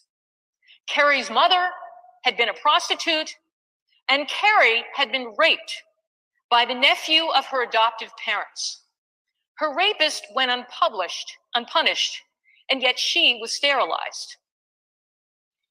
Chief Justice Oliver Wendell Holmes offered a revolutionary decision in Buck v. Bell, which gave the state the power to regulate the breeding of its citizens. He believed that pedigree could be used to distinguish worthy citizens from waste people. 3 generations of imbeciles was enough, he insisted. Sterilization was a civic duty, saving the nation from being, quote, swamped with incompetence. And notice he used the word swamped. He also echoed exactly what the English had argued in the 1600s, that the unfit would either starve or be executed for some crime, so sending them to be sterilized was as humane as being sent to the colonies was centuries before. Now, it was not until after World War II that the United States finally had a stable and large middle class, and politicians began to sing the praises that capitalism was the source of a classless society. Yet amid the rapid rise of home ownership of the suburbs in the 1950s and 1960s, the latest incarnation of the American dream, a controversial housing option emerged: the trailer park. As the civil rights movement grew, segregation was more than strictly a racial issue. Zoning laws made it inevitable that housing would adhere to a class-delineated geography. Now, the trailer is a conflicted American cultural symbol. It can represent untethered freedom or a tin can, a small, cheap, confined way of life. At its worst, the trailer park is associated with liberty's dark side, a deviant, dystopian wasteland on the fringes of the metropolis. Trailer trash was first identified in the southern war camps of Mississippi and Alabama in World War II. And one of those war camps was right here in Mobile. The term circulated nationally in the 1950s as similar enclaves formed around the country. In far-off Arizona, as this photograph shows, trailer trash suddenly became equated with squatters. They were found in weedy areas, and some with outhouses right in the front yard.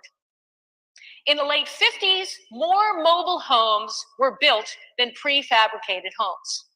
Yet municipalities continued to look down on them.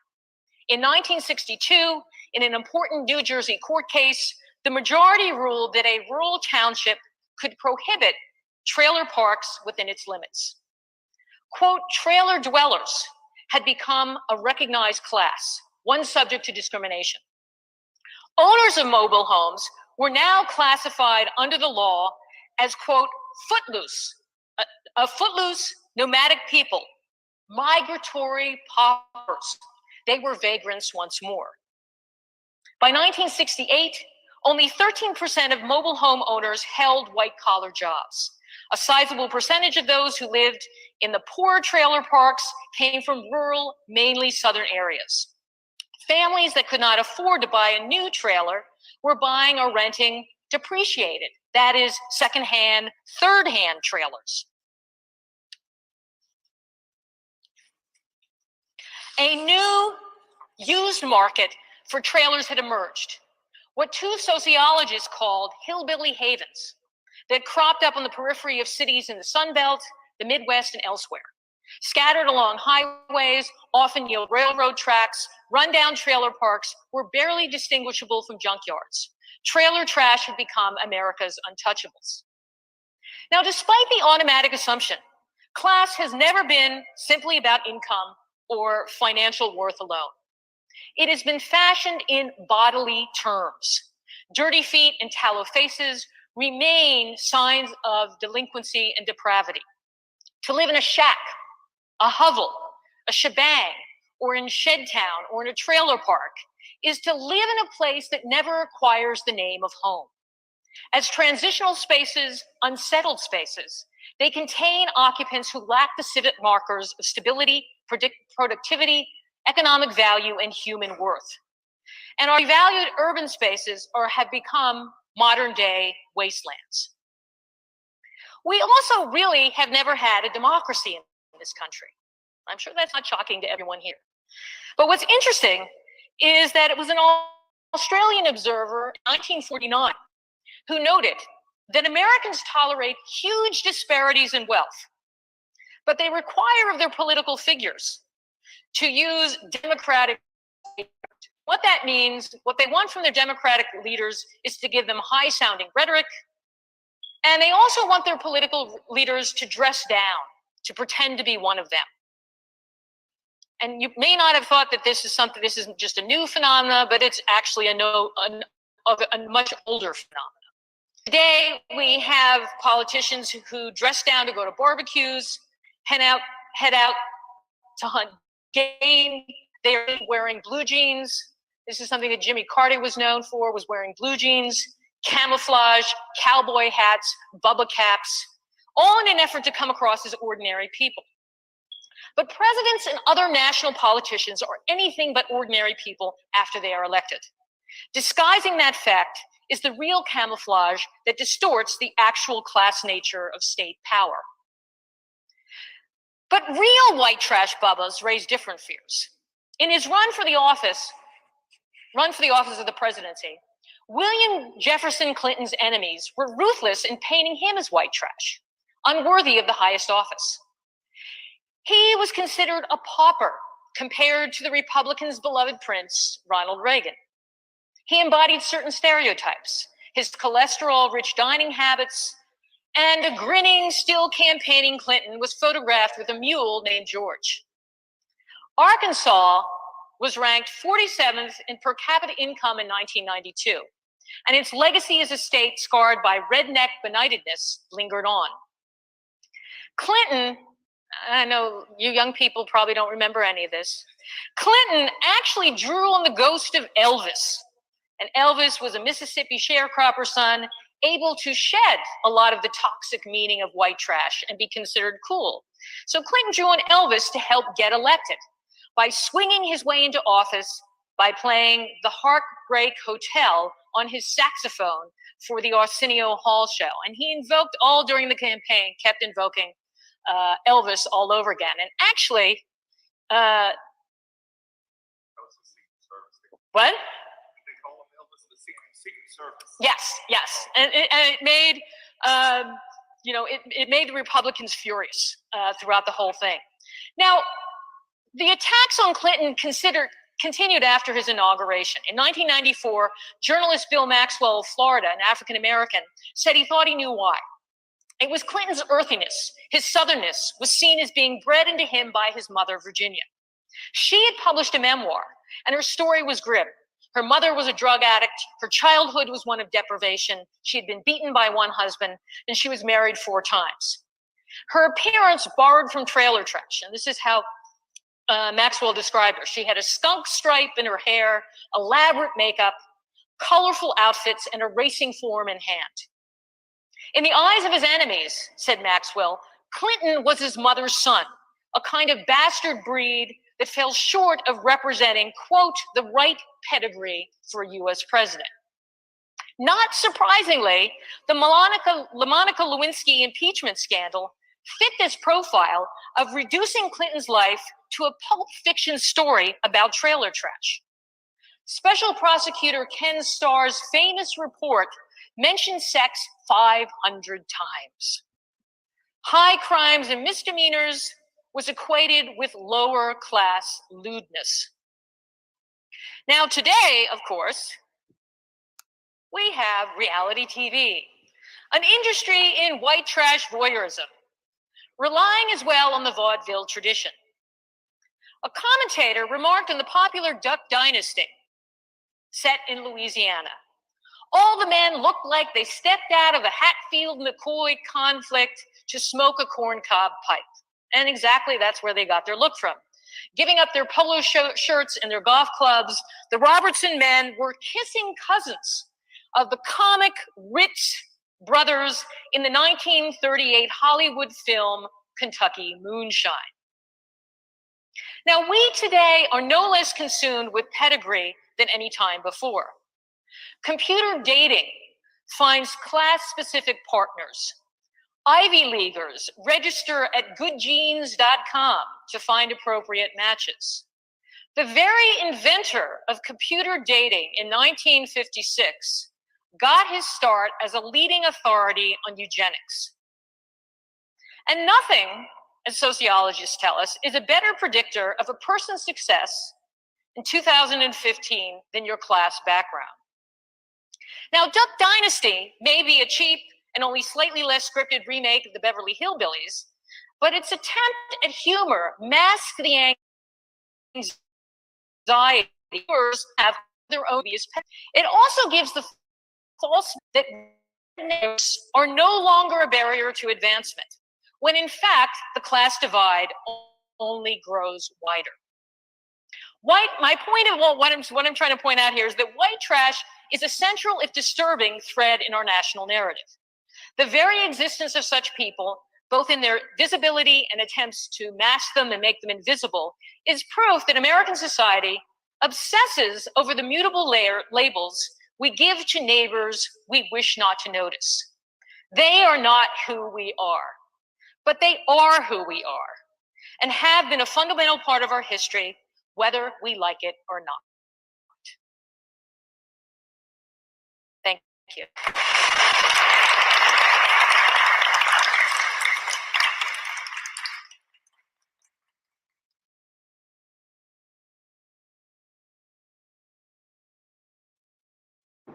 Yeah, man. There you have it. Nancy Eisenberg. I'm yo, you know, like I said, man, when we're talking about the system that's in place, you know what I'm saying? It's just, once again, the propaganda that it's only us in certain narratives, you know what I'm saying, that they're painting, that it's only us. And these narratives have put us in this position, you know what I'm saying, economically, in the past 100 years, we pointed out that we have lost a complete and utter foothold on any economic foothold, and that's because we lost billions of acres of land. However we lost it, taxes, wars, places, whatever the case may be, eminent domain, all the stuff or whatever, you know what I mean? So these things have happened throughout history. These are things that need to be corrected. Not, you know what I'm saying, we're all emotional about certain things. You know, we need to get this land back. So it is about land ownership, you know what I'm saying, and building something. You know what I'm saying? We are not doing that as a people. Other people are coming here and building. Immigrants are coming in and building on top of our shit. Okay? And this is just what's happening. And because of we participate in their educational system that you should participate in every level, from kindergarten to the doctorate program. So I don't come with your bullshit, because the curriculum comes from their mind. They're just telling you this. This is what it is. This is their anxiety, because there are inferior people. The inferior race of people will have to trick you to make you believe that you're not. You know what I'm saying? So when I come at you Pan-Africans about the system that you're teaching a eugenic system, period, that comes from these people. No matter, even if it wasn't established until the late 1800s, you're using it in 2020 is the problem. You know what I'm saying? It that's just what it is. So we don't have to go back and forth with this. You know what I'm saying? The system, things that you guys believe in, comes from the system. We got to talk about that. And so that's just what it is. You know what I mean? Hold on one second. We got to talk about this as, you know, as we're talking about the root of the problem. Here's the root of the problem right here. This is it. Why are we looking around and going in other places and stuff and being all emotional? You know what I'm saying? The only way we're going to get something done is if we know the truth and understand, you know, because like I said, you know, we're allowing the media, just as usual, just like anything else, we allow the media to work people up, to work us up, to make us emotional, make us make irrational decisions like loading up and going down and voting or whatever people do. You know what I'm saying? That's impulsive or controlled action. Somebody controlled that action. Somebody said, you know what, this is, well, the fear that we instilling in them based off of these race soldiers that we put on them, they're not going to build anything. And I think it should be the opposite of that. We got to have another strategy. That strategy is not working. The fear, you know, allowing somebody to dictate your pain, that strategy is failed. You know what I'm saying? So we're gonna have to have a different strategy when it comes to dealing with our people, dealing with this land, dealing with other people outside this community. But it starts internally first. So internally, we internalize all the negative stereotypes of ourselves. We'll rather support them, even though we know Gucci is a perfect example. There should be not one body that looks like us that supports Gucci. Period. No matter what they're saying, no matter what they're talking about, it should be never. Nobody should support this. You know what I'm saying? From that perspective. So we gotta do better, y'all. I want to go ahead and get into that other video. Like I said, it's gonna kind of tie together. We're gonna discuss, open up the panel. We're gonna discuss just the whole thing. You know what I'm saying? I definitely want to get into this. Well, it's not that long, yeah. Shout out to all my Moors. Yeah, like I said, man, all hands on deck right now. We need to see something that has never been done before. So if niggas is still talking about shit that was done 100 years ago, 200 years ago, 300 years ago, and we not doing nothing right now, 2020 and beyond, that's a problem. You know what I'm saying? So that's what the lost civilization in America, something like that, with the brother, the Morris brother. Can't think of the brother's name right now, y'all. Hold on 1 second, it's coming.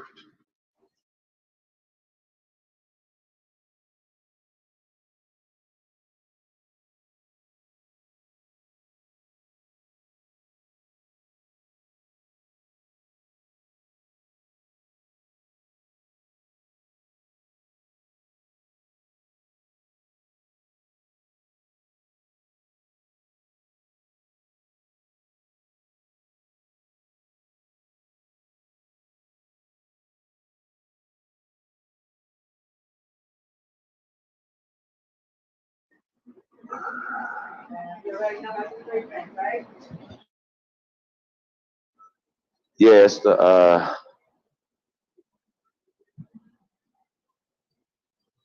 sent it to you yesterday with that video.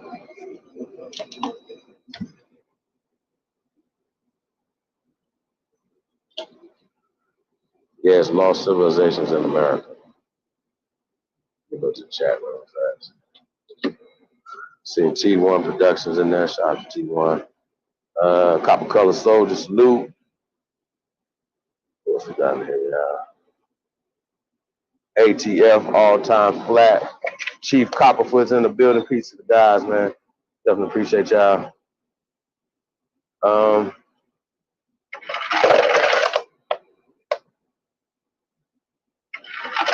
Pull this video up.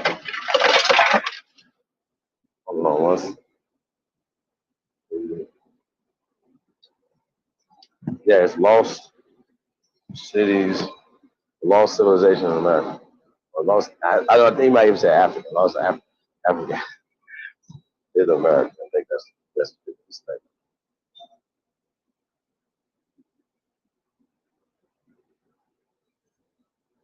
Okay.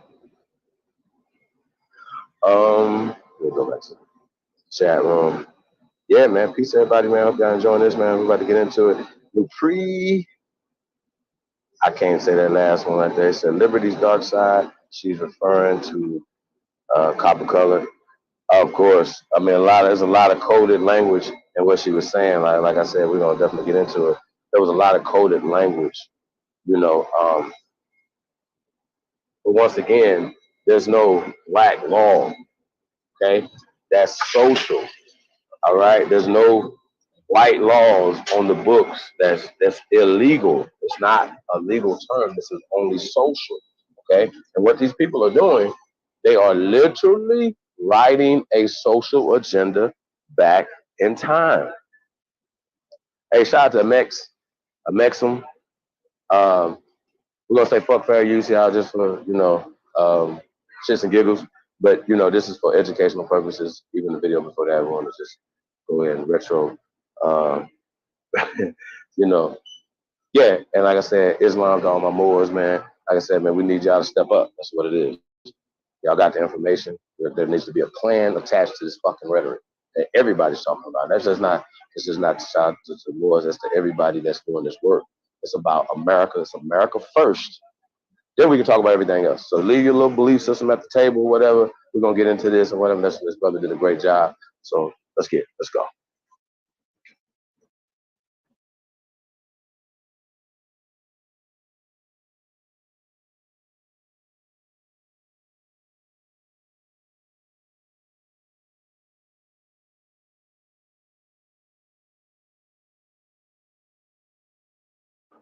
Okay, I don't think we got sound. People being here.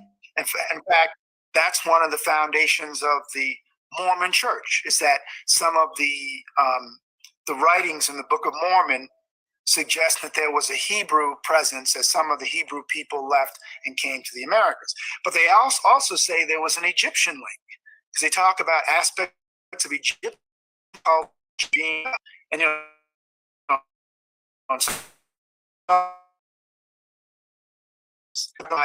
those two major truths. And it's also interesting to me that the name is Mormon because Mormon was Old Dutch for more, or Old German for more, right? And the angel Moroni. Can we get a rewind? Can we get a rewind on this, brother? I think we missed something. Can we get a rewind? There's enough evidence in different places, if people were willing to look, indicating that there clearly was a Colombian, African, and Asian that in the Americas. Why was it that in the Americas, popular history, folk history, typically said that there was a pre-Columbian, African, and Asian presence in the Americas? Others even talked about the ancient Hebrew people being here. In fact, that's one of the foundations of the Mormon Church, is that some of the writings in the Book of Mormon suggest that there was a Hebrew presence as some of the Hebrew people left and came to the Americas. But they also say there was an Egyptian link, because they talk about aspects of Egyptian culture being there as well. And, and some people make fun of the Mormons, but the fact is, I give them credit for at least recognizing those two major truths. And it's also interesting to me that the name is Mormon because Mormon was Old Dutch for more, or Old German for more, right? And the angel Moroni, right? The angel Mormon and the angel Moroni, or Moroni. So what I'm saying is there's enough evidence in different places, if people were willing to look, indicating that there clearly was a pre-Columbian, African, and Asian presence in the Americas, that you can find the remnants of that in language, in artifacts, in cultural practices, in primary sources coming even from Spanish and Portuguese and English and French explorers.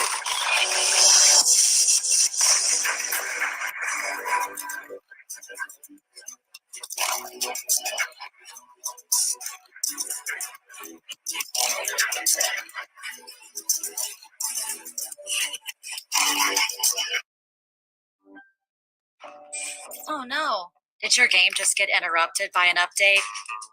It's switching time to a Chromebook that updates automatically. Switch to updates without interruption. Switch to Chromebook.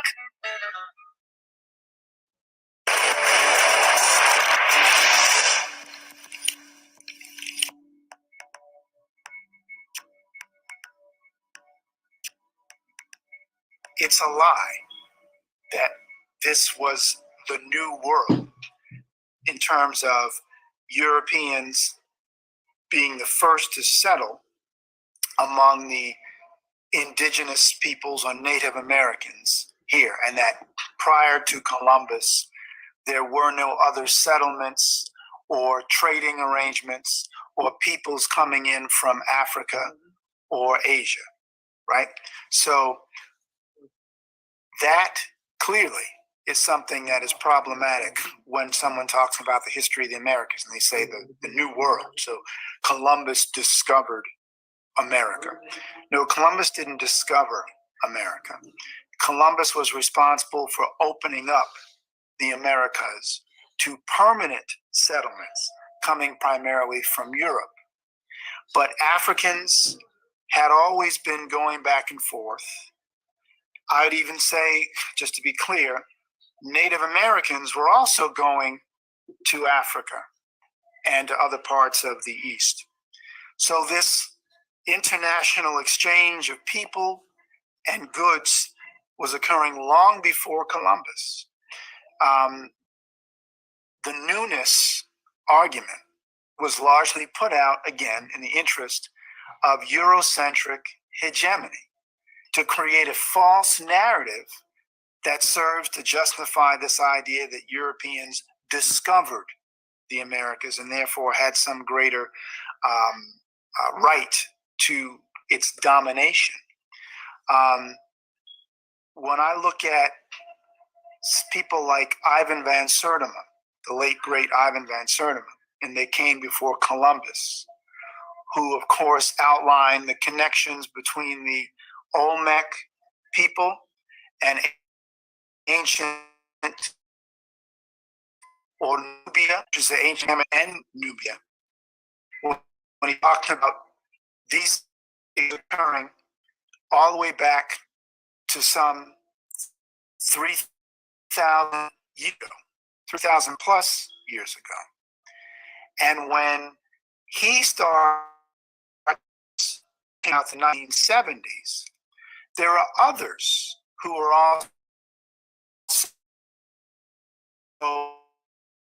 similar arguments. A professor who wrote Saga America and America BC, also a PhD, also dedicated. In fact, I think his original area of study was zoology or invertebrate zoology, but he became fascinated as a scientist by all this evidence, these clear indications of a pre-Columbian ancient link between Africa and the Americas. Even the Smithsonian sent people to do expeditions. Matthew Sterling had gone in and found what he called Negroid heads. And all anybody has to do is to look at the Olmec heads and see that these are Afrocoid in appearance. But let me also say something about how Eurocentric hegemony or so-called white supremacy is. Mexican scholars, Mexican laypersons as well, the average person, knew that these giant Olmec heads were throughout different parts of Mexico, Tres Zapotes and La Venta, and other areas. They looked at these heads and said they look like, quote unquote, negros or Africanos to us. What European anthropologists did was claim that these heads were stylized baby jaguar faces, or they were infantile stylizations to try to negate the fact that here's evidence of this pre-Columbian presence of Africans in the Americas. And Cyrus Gordon, who was also another scholar of Mesoamerica, right? Pre-Columbian Americas. And Cyrus Gordon, who basically looked at different artifacts and said there's clear evidence that there was exchange between Africans and Native Americans and Asians and Native Americans long before Columbus ever arrived. There was a documentary that came out in the early 90s. You're going to love the name of this one. It was called The Curse of the Cocaine Mummies. And in The Curse of the Cocaine Mummies, this documentary talked about how, for some reason, scientists were finding cocaine in the hair shafts of mummies. Now, they also found tobacco. You may know that in forensics, when people are Hey, tested, can we stop it right here? I got to speak on what he's talking about. someone's been poisoned, So, they'll take hair samples because so check this out. anything that you ingest to eat will come out. All right, so check this out real quick, right? So when he's just talking about mummies, so everybody just automatically assuming. Once again, I want to talk about his terminologies: Africans, Asians. You know what I'm saying? These terms didn't exist in this time period or whatever. So we have to be exact when we're talking about what we're talking about. Now I understand, to make the distinction to let people know what we're talking about, but these terminologies matter. So when he's talking about these mummies, he's assuming, we're talking about cocaine mummies, but that's America. We have older mummies in America. Mummification comes from America or whatever. But it's applied when we talk about mummies, we're talking about the cocaine that comes from America will be over there. And so we're talking about the hair shafts and things like that. So they're not talking about maybe the cocaine got in, like, or the tobacco got into by the contamination, because they did contaminate it because they were wrapped in tobacco leaves. They had this in the hair follicles and stuff like that or whatever when they tested these people. So that lets you know that the trade from America to Africa, to Asians and things like that or whatever. So, and these things come from America. So just wanted to point that out. So I want to get back to it.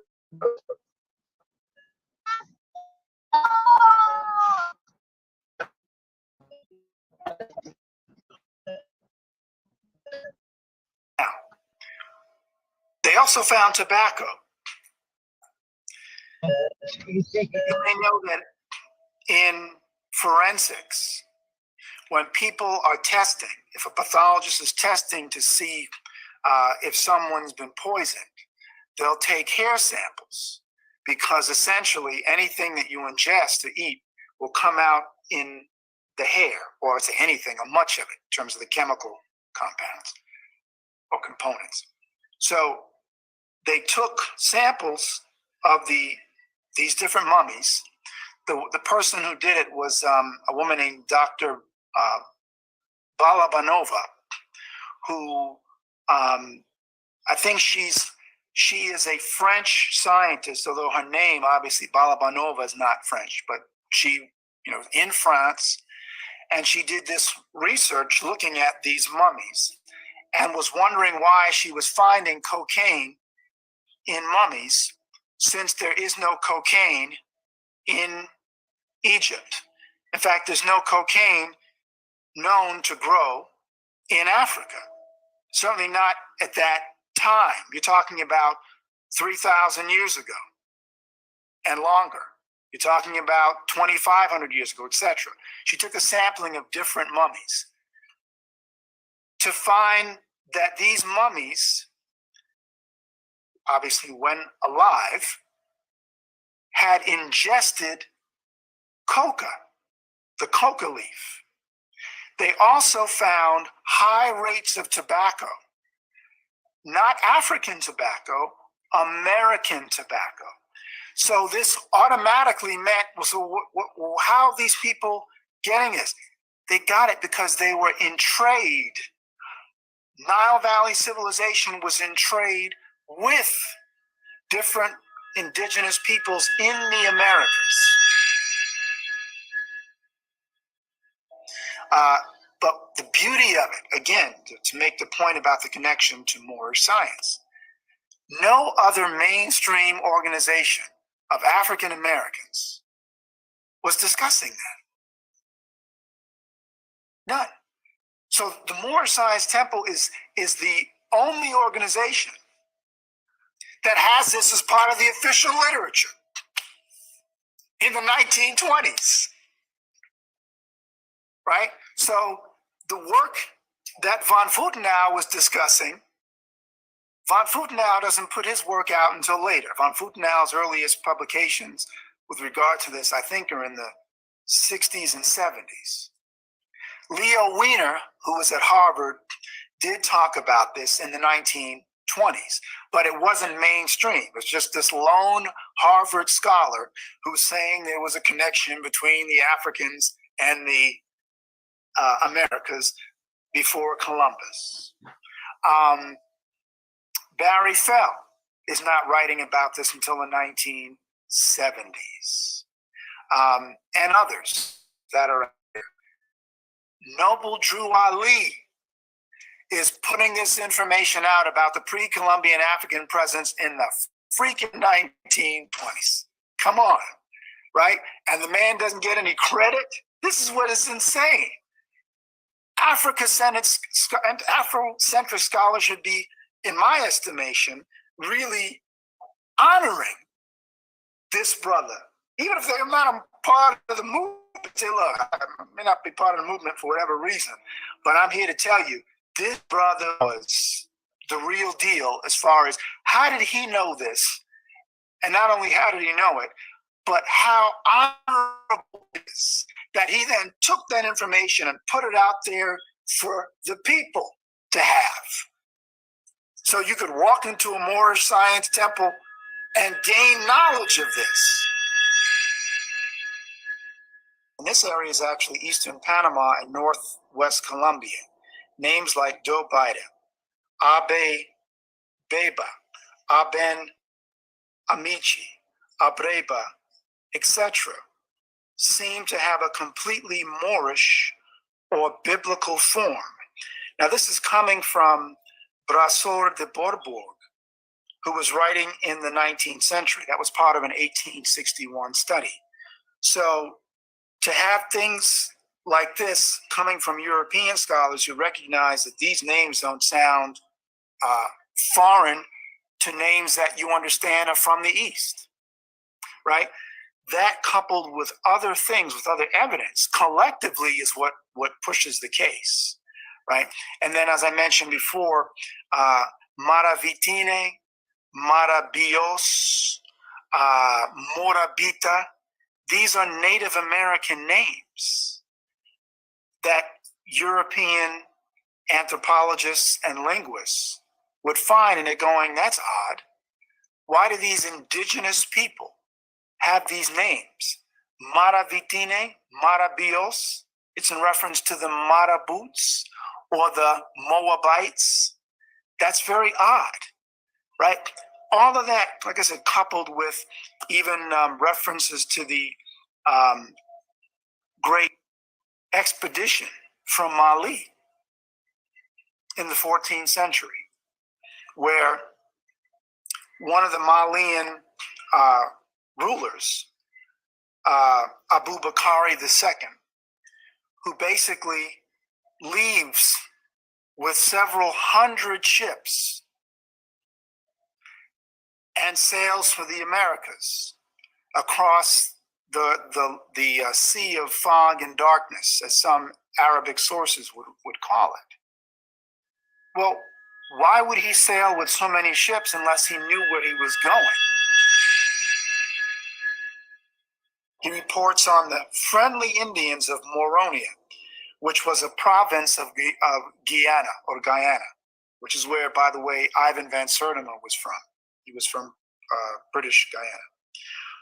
And Harcourt had described these Egyptian-like pyramids among them, and saying that a very high hill called Kalipani, fashioned like a sugar loaf or a pyramid, existed. So things like that are just reminding us again that when Europeans came here, they were finding evidence of things like pyramids here. In fact, I think it's Jack Forbes who basically says that there's so much about American history that we know so little of, meaning pre-Columbian American history. That because we haven't focused on that pre-Columbian American history. And I would say it's by design, because if you looked at it, the obvious connections to Africa, the obvious connections to Asia would come out. One of the other things that Van Sertima talked about in his book, They Came Before Columbus, was how there are Chinese accounts, Chinese records from the 11th, I think it's the 11th and 13th, 11th and 13th, or the 12th and 13th centuries, AD or CE, which talk about Chinese expeditions and African expeditions of trade that took them across the Atlantic, and meaning to the Americas. Every time we've wanted change, we've marched for the right to vote, to organize, for the freedom to love, for choice.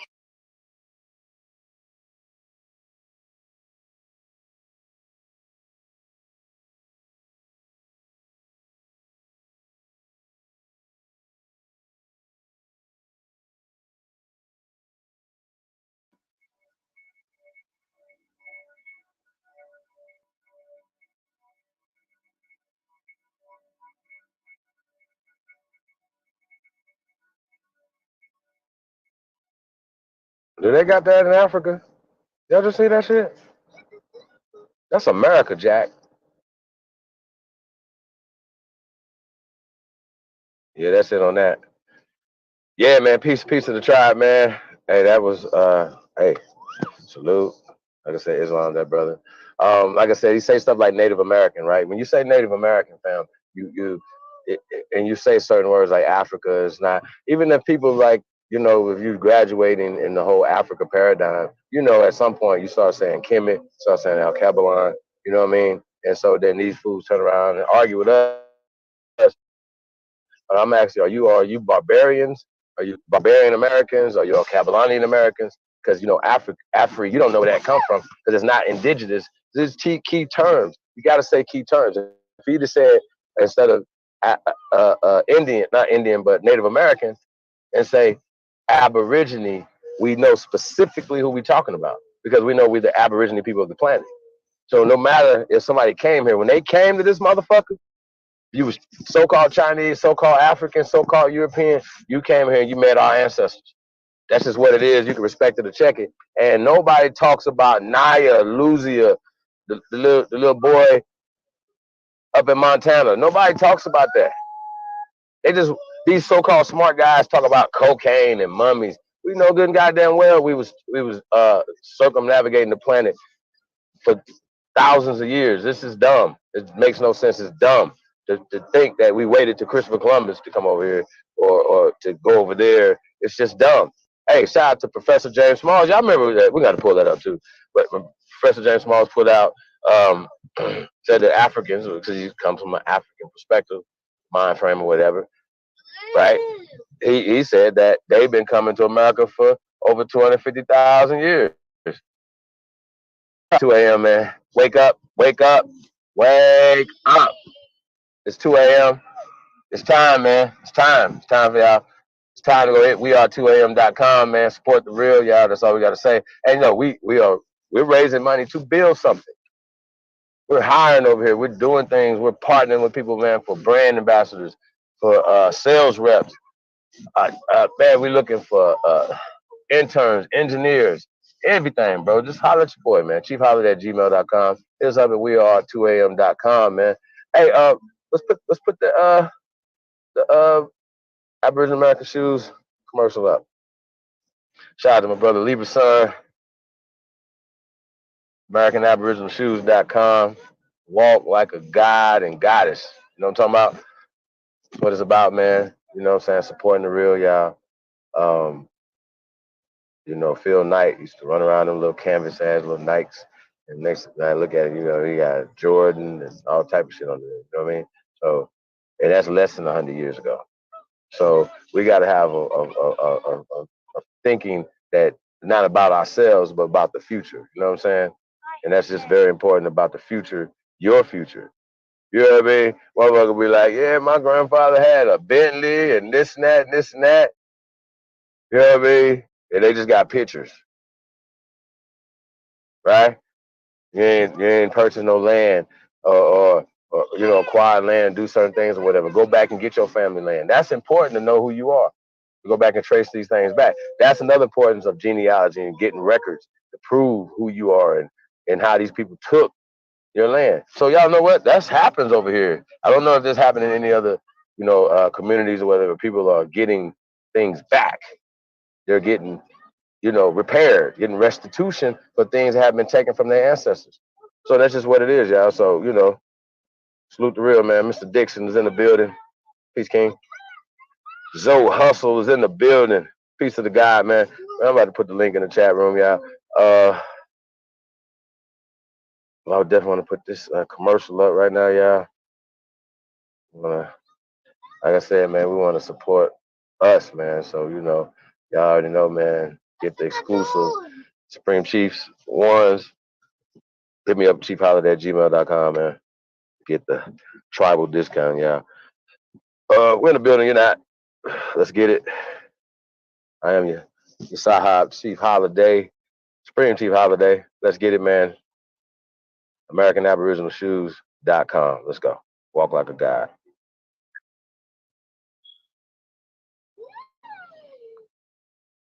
Let me see you put it to the beat, to the groove. Let me see you put it dress, set side, side fish. Let me see you put it to the beat, to the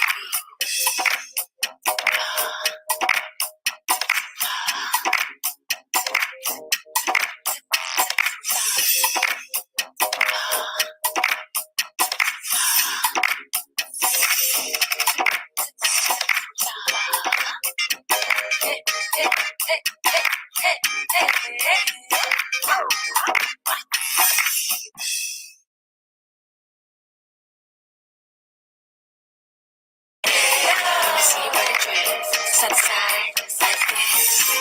Let me see you put it to the beat, to the groove. Let me see you put it dress, set side, side fish. Let me see you put it to the beat, to the groove.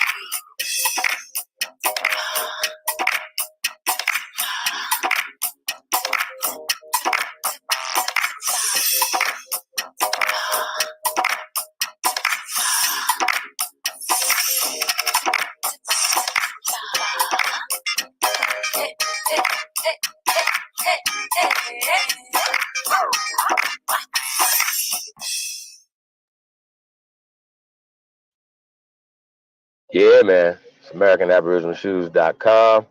Walk like a god, man. Walk like a goddess, man. We're in the building, man. You're not. Let's go. Hey, man. Y'all already know, man. Those Chief jerseys are out, man. You're interested in getting you a custom jersey? Hit me up at chiefholiday@gmail.com. Just keep it super simple, y'all. Personal number, name on the back. Holler at your boy, man. chiefholiday@gmail.com, man. Y'all see the shoes, man. Handcrafted. You know what I'm saying? From a mind of an Aborigine named Libra-son. Shout out to Libra-son, man. Y'all see it, man. Handcrafted, leather. We got them gold bottoms over here. Y'all see them right there, man. Platinum bottoms. Yeah, man. It's just awesome, man. Awesome shoes. Y'all, like I said, man, I definitely want to do the Air Jordan 1s versus the Supreme Chief 1s. I think that'd be a dope comparison, y'all. So we definitely got to do that one, man. That can be dope. But look, yeah, camouflage bottoms, y'all. It's just awesome, man. Blue bottoms, red bottoms, green bottoms. We got everything over here, man. All the flavors. You know what I'm saying? And we're just gonna keep coming, man. So just be on the lookout for that, man. AmericanAboriginalShoes.com. When you copy your pair, man, make sure you get somebody who got you walking down the runway or something, walking like a guy. I say walking on water, you already know. You know what I'm saying? So that is what it is, yeah. Yes, sir.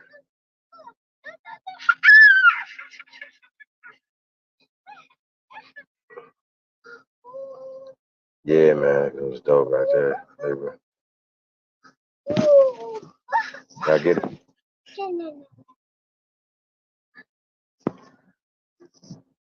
Supreme Chiefs, ones, gold bottoms, walking around this bitch like Montezuma. Y'all see the Chief jersey right there, custom. Get your Chief jersey.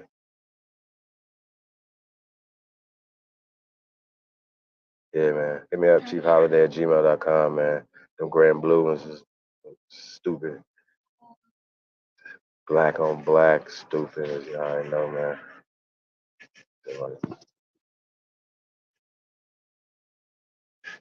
Be quiet. Huh? Let that marinate for a minute, guys. Let that marinate for a minute. Leave it a black right there with the gold bottoms, son. Whoo! Sheesh! Sheesh! God! them? Yeah, man, that was stupid, bro. God. Nah, man. Nah, Money Grip. Hey, man, new flavors coming, man. You already know, man. It's like Baskin Robbins on this motherfucker. God damn. Sheesh. Gold bombs, man. Get your gold bombs, man. All right, your boy, man. Spring Chief Holidays in the motherfucking building. If you not, you just lost. Don't worry about it. You'll be all right. It's all good. Savalas McDaniel is in the building. Oh, CEO, thanks for coming, man. We appreciate it. Yeah, man. Appreciate y'all, man. Yeah, and y'all already know, man. First American Council, man. Salute to the First American Council. If you haven't joined the First American Council, please do, man. Put the link in the chat room. Head up, Sister Miss Gretchen Helm. She would definitely direct you in the right direction, man. Y'all already know, man. The tour. We're gonna put the flyers up next. Well, let's the first file the flyer because we already got the jersey and the shoe up there. So. Yeah, so salute to everybody, man. We definitely appreciate y'all, man. We're gonna get back into the build. I'm gonna put the link in the chat room, man, and yeah, man, let's get to this thing, man. I think it was a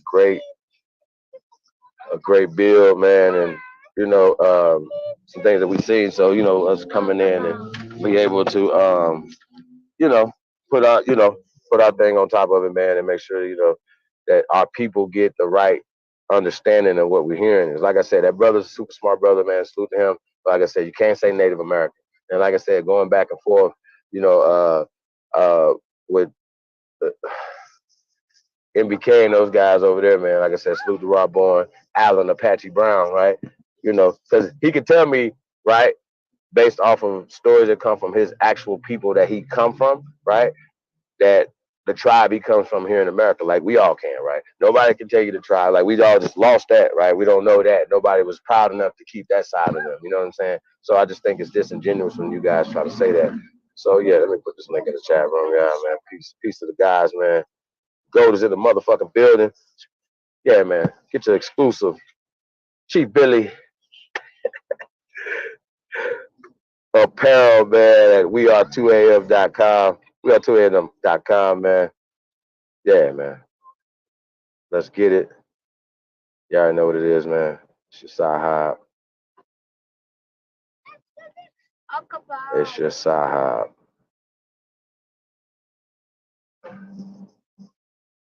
What's happening, y'all? Peace to the tribe, man. We definitely appreciate everybody, man, that's tuning in. Yeah, man. Shit. What it do? Links in the chat room, man.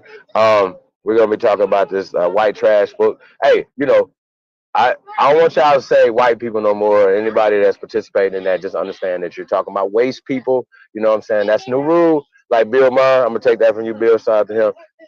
New rule. No more white people. It's waste people. So, and if you can't say that, shut your goddamn mouth. Absolutely. Absolutely. We're gonna get into that tonight. I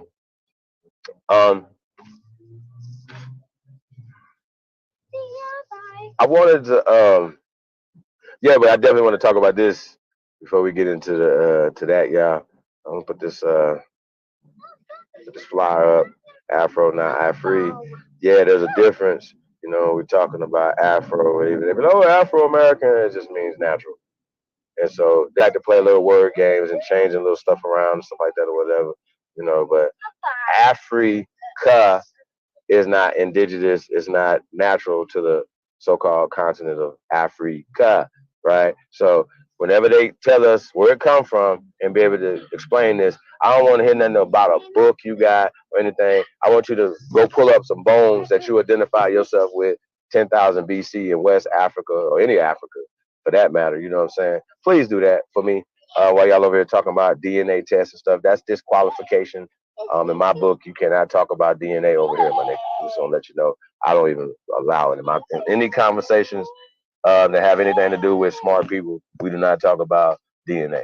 So do not allow these clowns to do that. Don't allow these clowns to tell you that anything they talk about comes from a daddy, right? A sky daddy, a waste people. This is what these niggas follow, waste people. Fuck what you talking about. And that's just what it is. And there's a bunch of gatekeeping ass niggas that participate in that as well and push the thing. So you niggas is waste people. You wasting your whole motherfucking life away. You know what I'm saying? And you in the goddamn way. How about that? You know what I'm talking about? We're in the building, you're not. Get your mind right. Yeah, let's put that flyer up, yo. Get that going.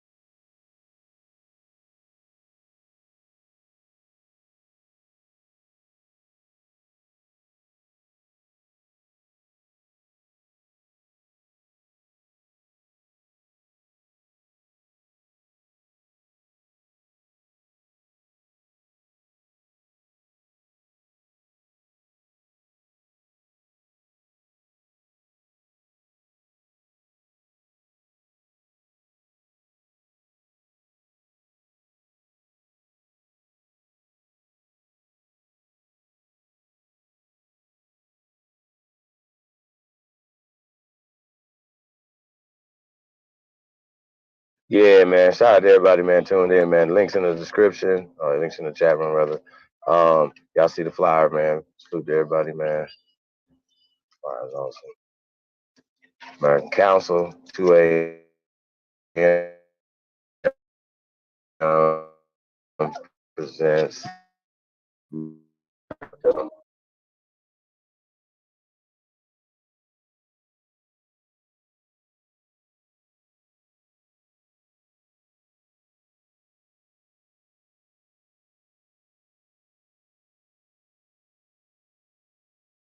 Yeah, for more information or let's slide through y'all city, y'all territory, man.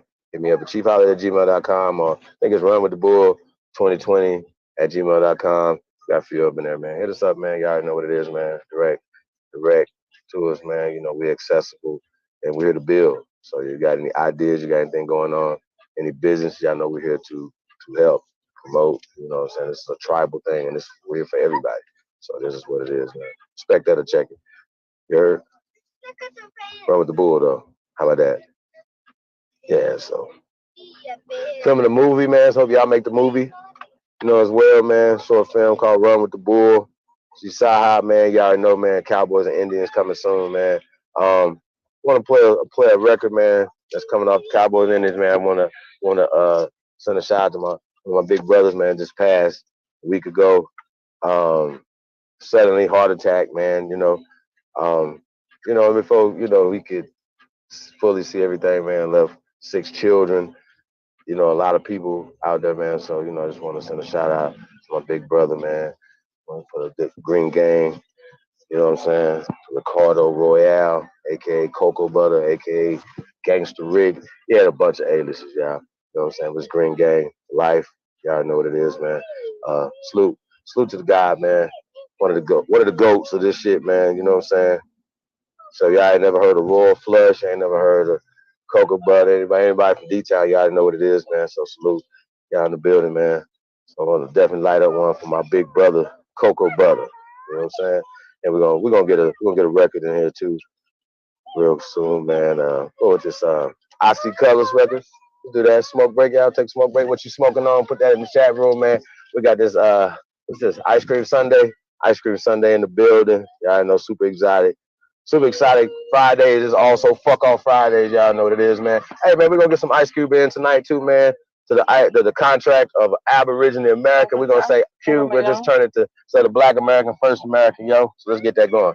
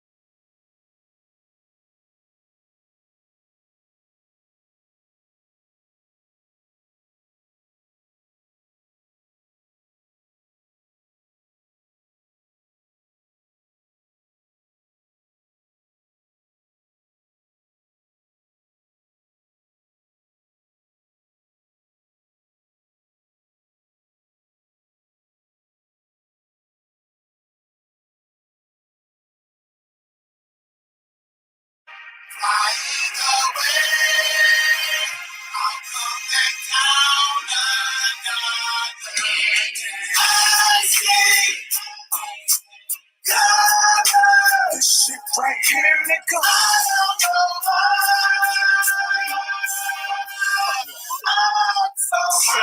Tenfold. Last out, smashed out. Load the hanger, whoop the bank up. Through the scheme ass out. In the trees when they sleeping, gang green is in these trees breaking guap. We got gray and yellow bottles, bending knees, kicking cheese. Look with ease, we cash the pants down. I'm the highest even as an athlete. I stands out from football, hooping the boxing. I knock your ass out your guard. On the track, I pull your cord. I knock your ass out the court. Baseball, hot draws, apple bottom, Chevrolets, candy apple riding, blade chopping over the Everglades. I'm a straight rider. I really can't deny it. I ain't color struck, I'm color blinded. I'm so Southern California minded. New Jersey drive with it, Texas reside. I get you buried alive in it. I can see the skies, take it from the cloud and dive in it. I'm higher than me, need a couple more. Real taste, real spill, it really feels like I'm flying, flying away. I'll come back down another day. This shit right here, nigga. This shit right here, nigga. I'm so high. I'm buzzing from fucking with my cousins. Remember that bud that you was cutting for that you was loving? That's nothing. That's nothing. It's nothing. That shit is nothing. This shit right here, nigga. This shit right here, nigga. I push don't poke a Rio de Janeiro, nigga. Wow, I'm out of it. I'm so really not here. I can't feel my underwear. Can't even hear my ears. Whoa, I'm insane in the membrane. I'm the gangster Chris Angel. I'm so David Blizzane. I see more colors than the rainbow. On my cellular, it's Justin Fontaine. Yo, what's green with you, bro? I'm on my way over to pop some weed with you. Whoa, CM3 customer, you're trying to reach is unavailable or busy or has traveled outside of the greater area of the city. I'm so high on life, bro. It feels like I'm flying. Flying away, I'll come back down another day. I see colors. This shit right here, nigga. This shit right here, nigga.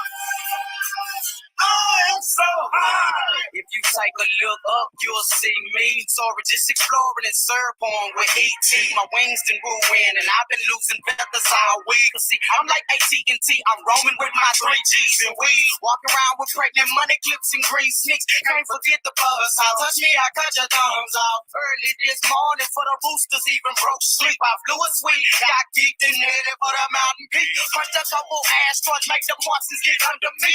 Show these fools my altitude as they taught me. I lost the shit, love the nerves, ate a whole lot of words. Now my lungs is filled with purple and they looking like crumbs to me. Pieces of the pill got my attitude, fuck you. I don't buy money, so no telling what me gon' do. And it feels like I'm flying, I'm seeing colors, wishing I was back on the ground. I'm so high, flying away.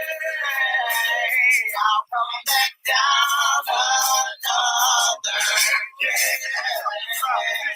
Right here, nigga. This shit right here, nigga.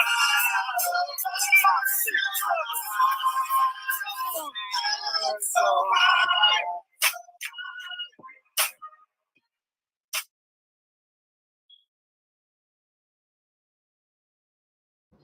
Green Gang. Shout out Justin Fontaine, Recorder Royale. Green Gang's in the building. I see colors. Single coming off the up and coming Cowboys and Indians, return of Doc Holliday.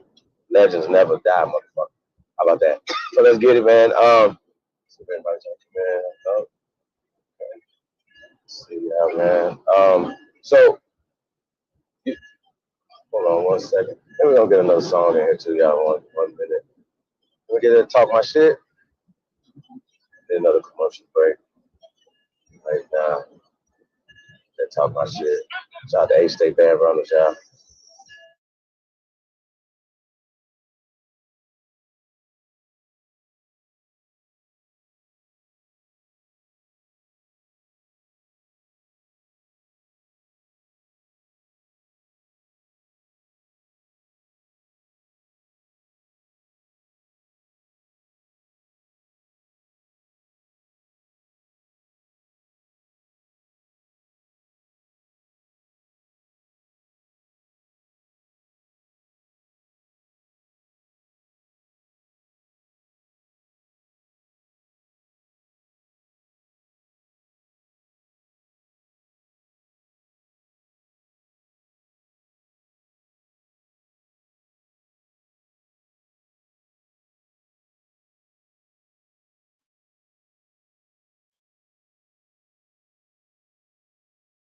Yeah, Band Runners.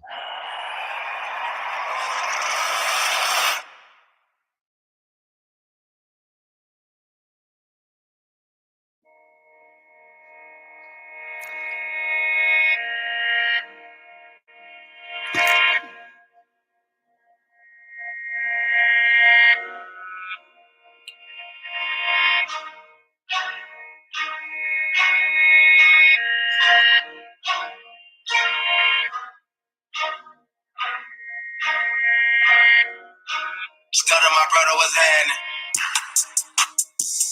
Let me talk my shit, talk my shit. Let me talk my shit, talk my shit. Let me talk my shit, hey. Let me talk my shit, hey. Let me talk my shit, hey. Let me talk my shit, talk my shit. Let me talk my shit, talk my shit. Let me talk my shit, talk my shit. Let me talk my shit, talk my shit. Let me talk my shit, hey. Let me talk my shit. Smooth big nigga, no bitch. Yeah, I got the guap in the fit. Yeah, bear on the game with lit. Let me talk my shit, my shit. Smooth big nigga, no bitch, no bitch. I got the guap in the fit. Bear on the game with lit. I might just fuck on your bitch. Yeah, she might just fuck on the click. Yeah, cause the bitch know we the shit. Yeah, cause the bitch know that we lit. Every your mom clan shit, run up the band quick. I'm smoking money talking like that's why these niggas ain't saying shit.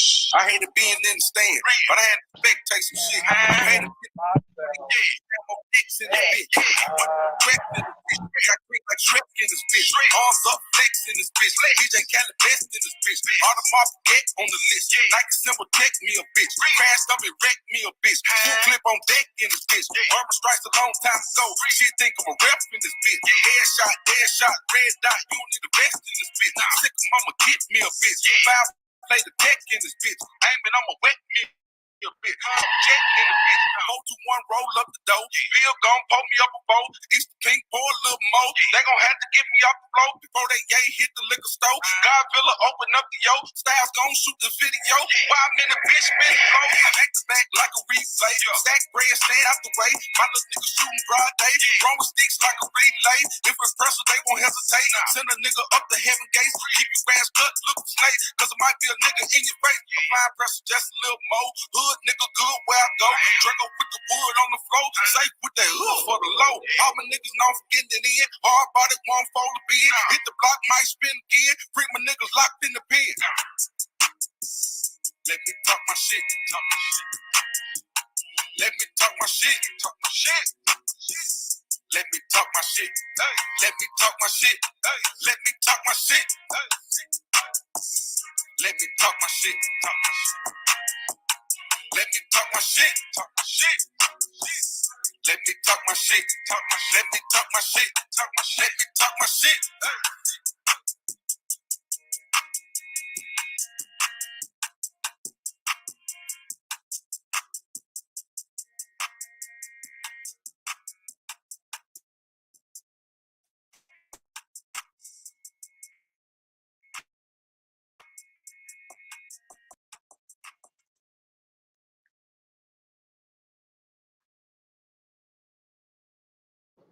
All right, man. A-State Band Runners, Bill Chamberlain, talk about shit, man. Y'all know what it is, man. Let's get it.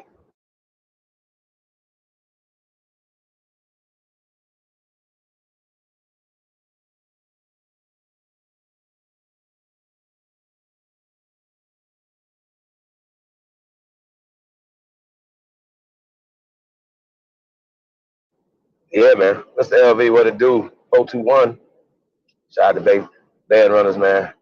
Y'all go check them out, man. That's A-State Band Runners. Talking about shit, man. Hey, you know, I know like I said, man, we've been having some discourse with the brothers, and like I said, we would hope that these brothers are gonna catch up. Dopey, Snow, what it do? Hopefully they're gonna catch up. You know what I'm saying? And that's what this is about. Catching up. We show the scientific evidence. You know what I'm saying? That's something that nobody can get away from.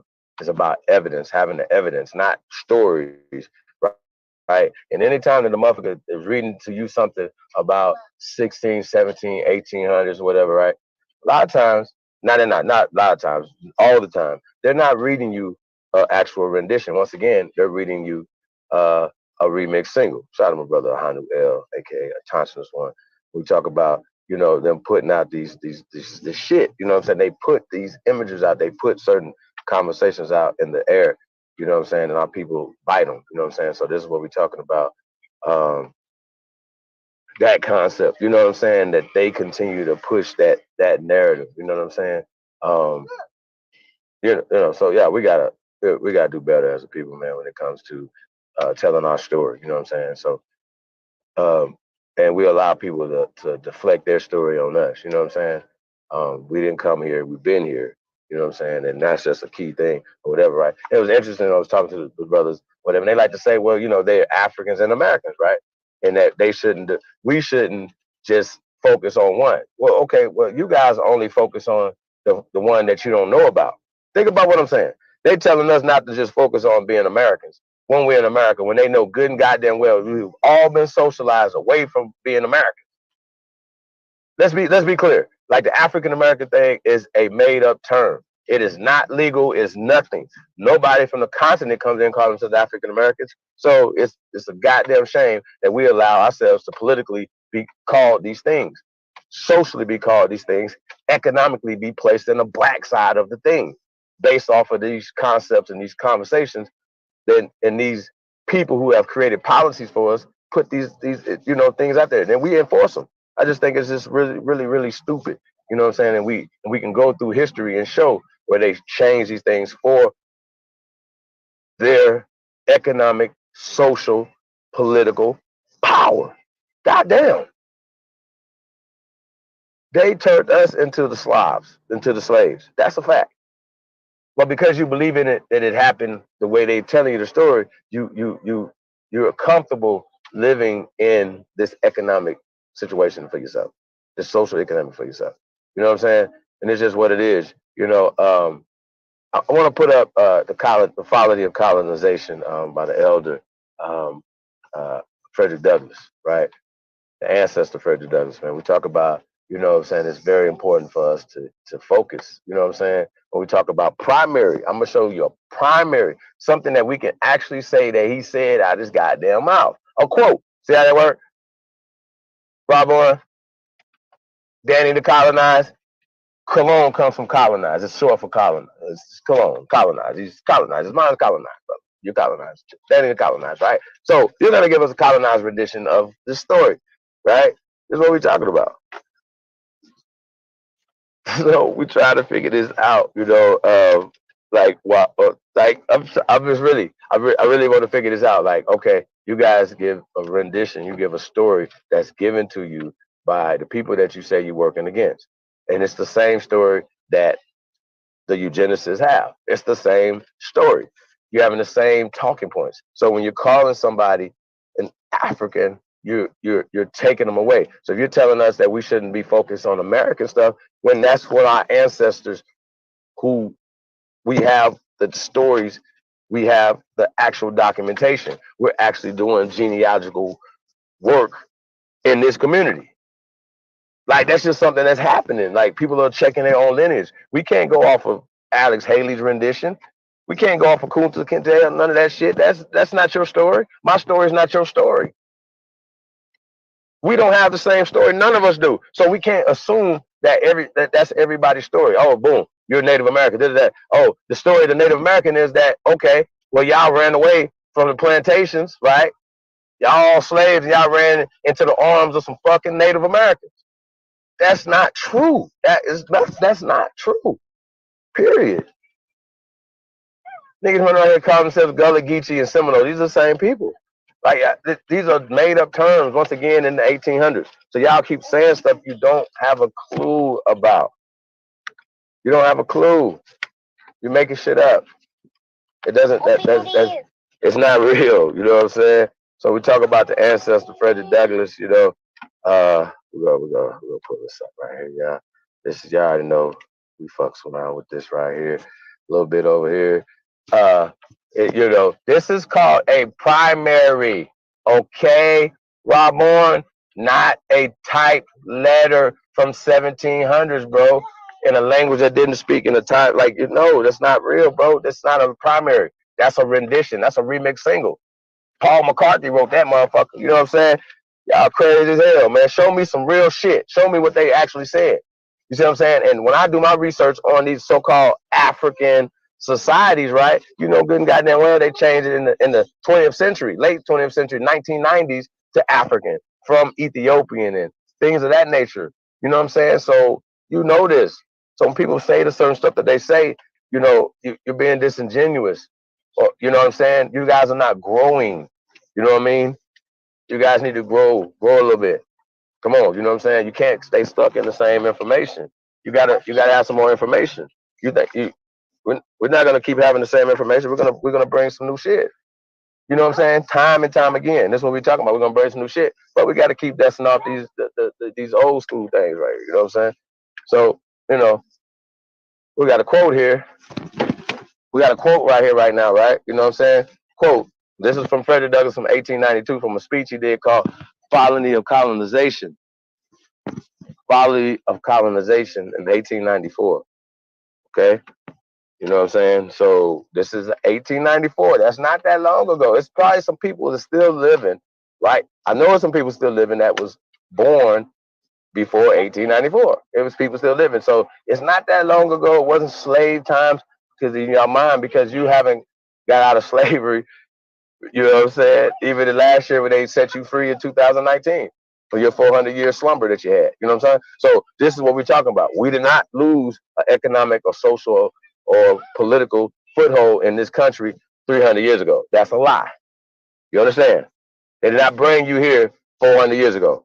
That's another goddamn lie, okay? And we have tons of what you call primaries.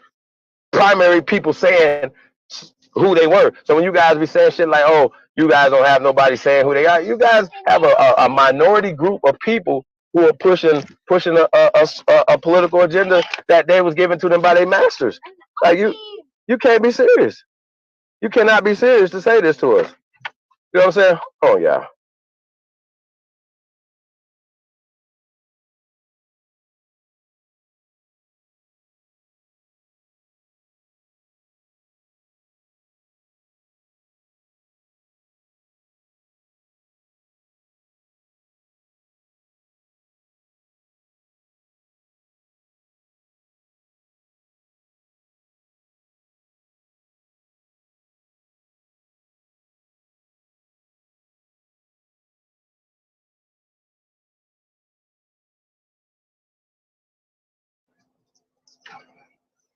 Okay. So hold on, let me get to this right here, yeah. There's some glitches going on. All right, so we got a quote right here from the ancestor Frederick Douglass, right? 1894, from a speech called The Folly of Colonization, right? Now, this is what you call a primary. It's not like somebody, or I'm writing an essay on the folly of colonization, and then I'm giving you my rendition of this, right? Or somebody else outside of the community is giving us a rendition of what Frederick Douglass. We're gonna have to do a whole build on the ancestor Frederick Douglass, right? So these guys say, "Oh, you guys are shitting on our ancestors. We only shit on the agents, my nigga. Don't tell us who the fuck we should say who's our heroes. Don't do that, because you're not putting motherfucking Absalom Jones or Richard Allen on no motherfucking murals. There's not one child gonna tell you that they're gonna grow up to be motherfucking Richard Allen or Absalom Jones, bro. None of you niggas don't want to be them niggas. So stop telling us like these are our fucking heroes. Them niggas is agents. Them niggas worked for these people. Period. Now I'm not saying that this brother right here wasn't. I'm not saying that he wasn't a gatekeeper or whatever, but a lot of these gatekeepers are still like, fuck that, ain't gonna tell you the truth. So we gotta take bits and pieces of things that we can do. You know what I'm saying? So that's just what it is. And I honestly, in my hearts of hearts, don't believe all the rhetoric in the stories, the rendition of the stories they're telling us, even when we talking about Frederick Douglass. You know what I'm saying? And all these other guys and whatever they push them into be the great ones and to be this or whatever. You're the great ones. We created civilization. We gave life to the world because food is life. Medicine is life. We gave life to the world. So when you guys say the shit y'all say, y'all gotta watch y'all goddamn mouths. You know what I'm saying? You know what I mean? Yeah, hold on one second.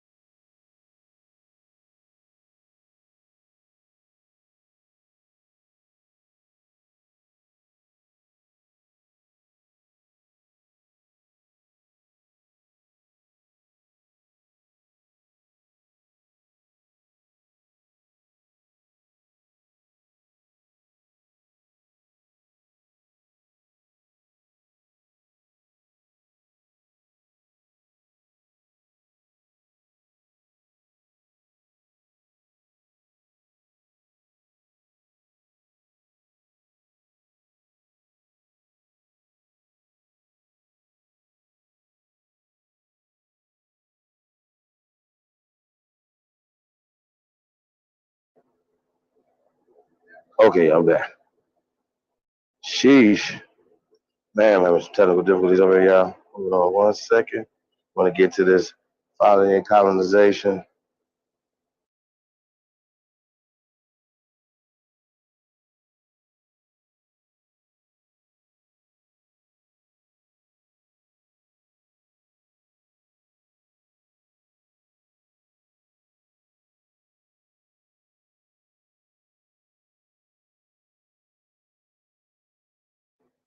Yeah, so hold on. Here we go. No, the Frederick Douglass thing. No, don't do that.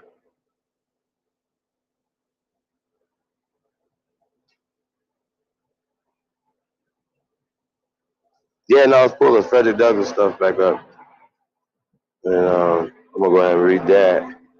Like I said, I was just trying to show these guys a primary source. This StreamYard is fucked over the battery. I need to plug it into a house charger or something. Car charger's not working. So I wanted to read this real fast. Put it on the screen, but I definitely want to read that.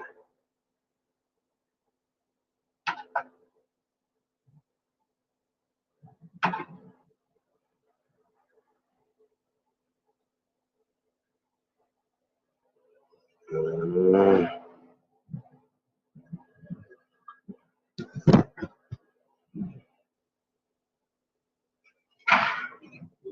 on 1 second. Let's get back to this.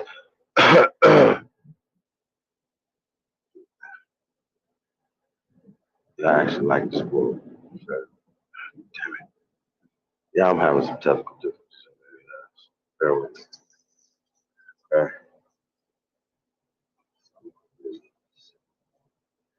I don't want to work. Okay, here we go.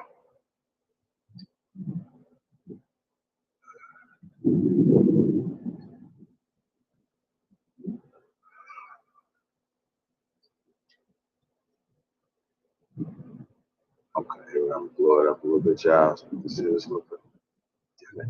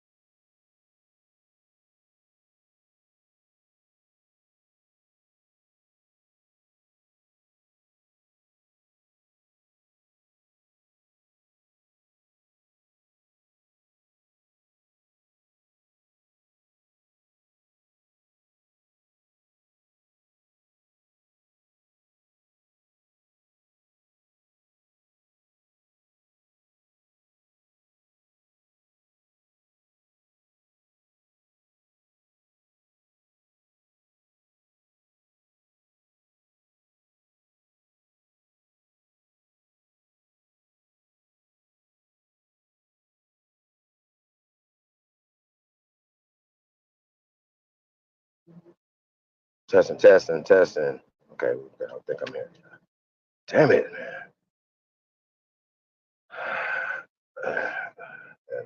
Oh yeah. So yeah, we're gonna get this. We're gonna get to read this real fast, y'all.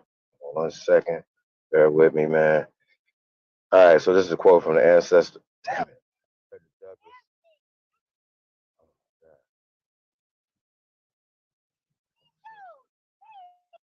I'm trying to blow it up, and every time I touch it, it does something. Hold on 1 second. Okay. Okay, I think I got it now. Yeah. Okay, here we go. Okay, so we say, quote, this is 1894 now, so 1894, 1994, that's 100 years. So 1894, Frederick Douglass, what he said, you know what I'm saying? It's a quote. We have a fight on our hands right here.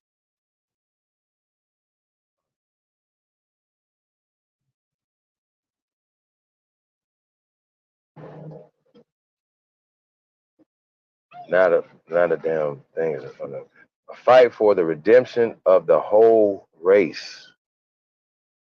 A blow struck successfully for the Negro in America is a blow struck for the Negro in Africa. Okay, now that everybody's sound because he kind of got like this, you know, this whole race, like we all the same race of people, whatever. And people say, see right there, it'd be like, okay, this is the whole race. Da, da, da. Okay, well, let's keep going.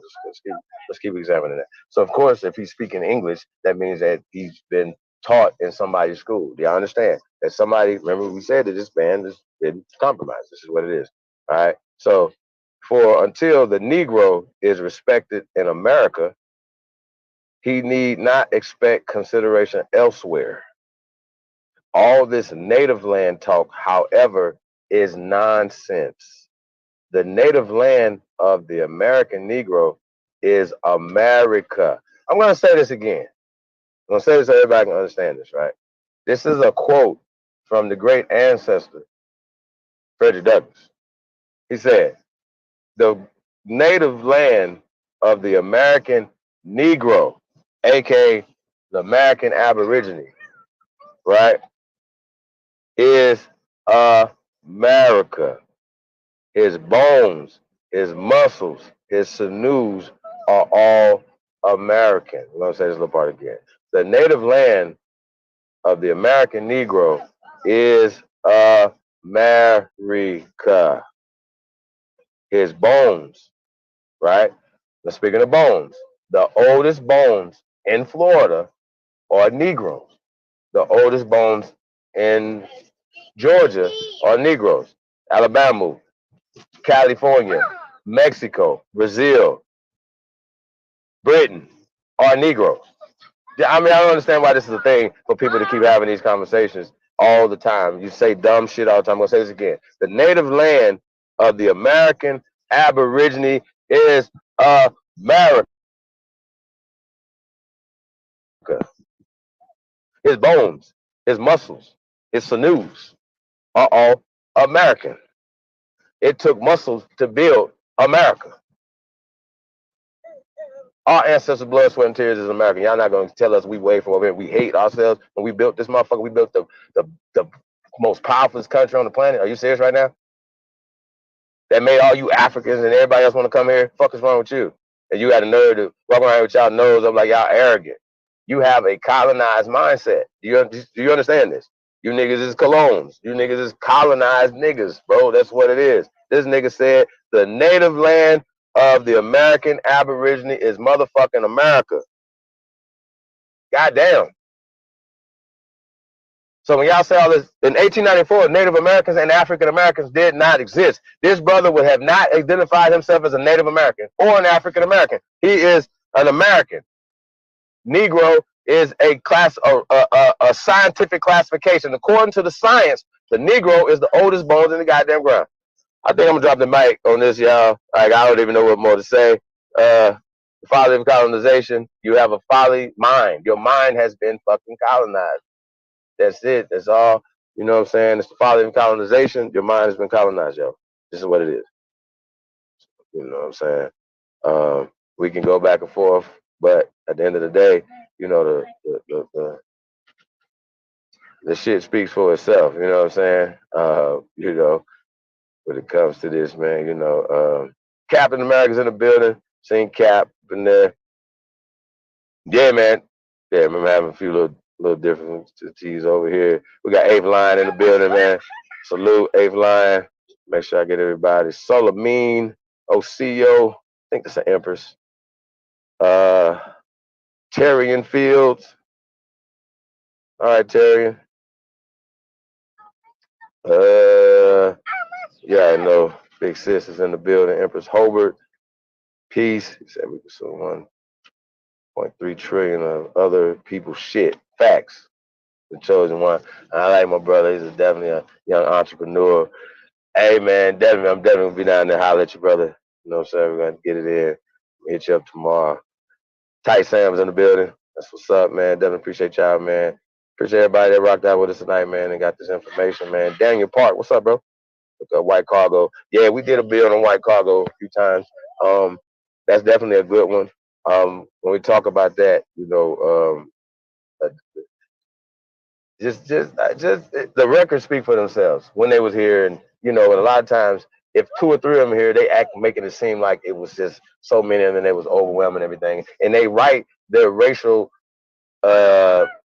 bullshit and they throw that back in the past too, y'all. So yeah, we gotta be careful of all this dumb shit happen today in 2020. That's the whole point of all this whole thing, is we cannot allow this shit to happen for us in 2020.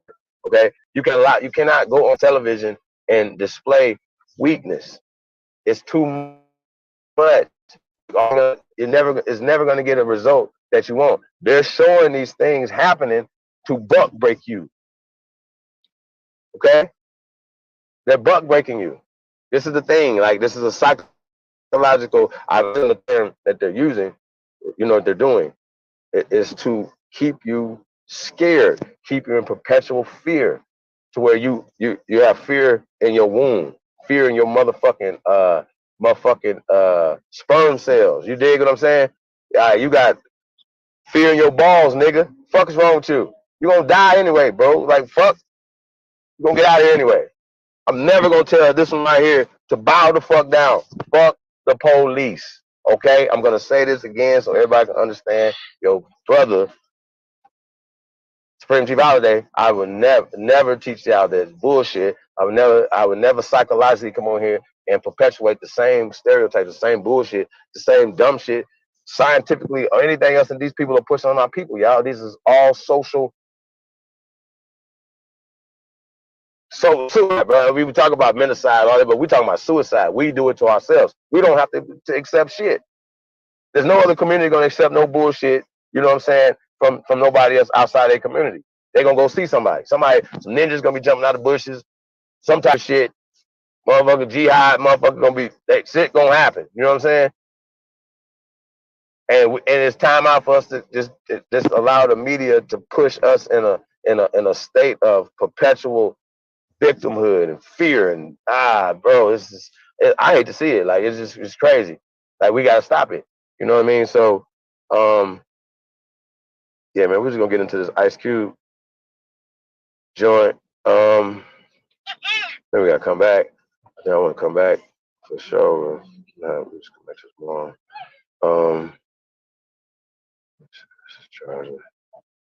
Damn it.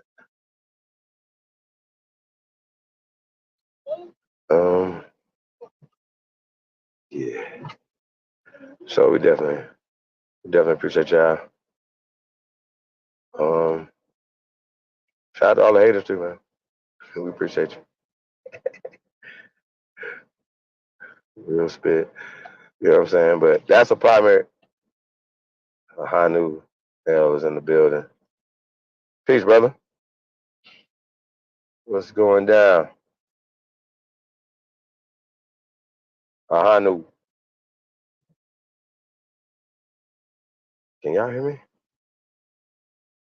Hanu. A1.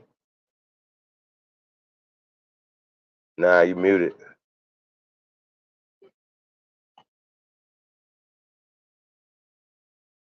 Yeah, A1 in the building, yeah.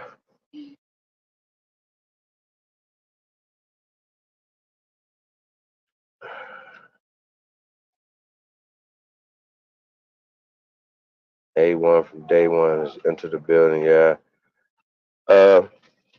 Yeah. So we were don't look like we're gonna be going nowhere.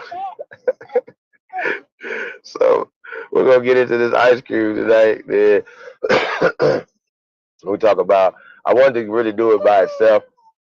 You know what I'm saying? It's gonna be a part of a long ass video, but I guess we could touch on it a little bit tonight, y'all. Because when we talk about like why do words matter? Why are we changing the contract for Black America to the contract for First Americans, right? And we could go through and kind of highlight some of the word changes that need to happen. You need to throw black and throw it in the trash. It needs to go in the trash. Okay. You only need to speak words that will invoke power spells, like would make you feel powerful and not less than. Okay.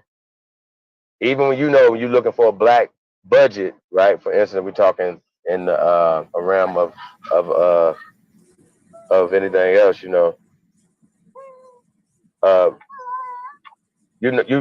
already begging and you already anticipating a smaller budget as opposed of something bigger. You know what I'm saying? You already anticipating a smaller budget or inferior school systems and stuff like that, whatever. And that was the conversation of Nancy Eisenberg when she was talking about, she's specifically targeting this specific group of people, but this specific group of people literally went through these situations, literally went through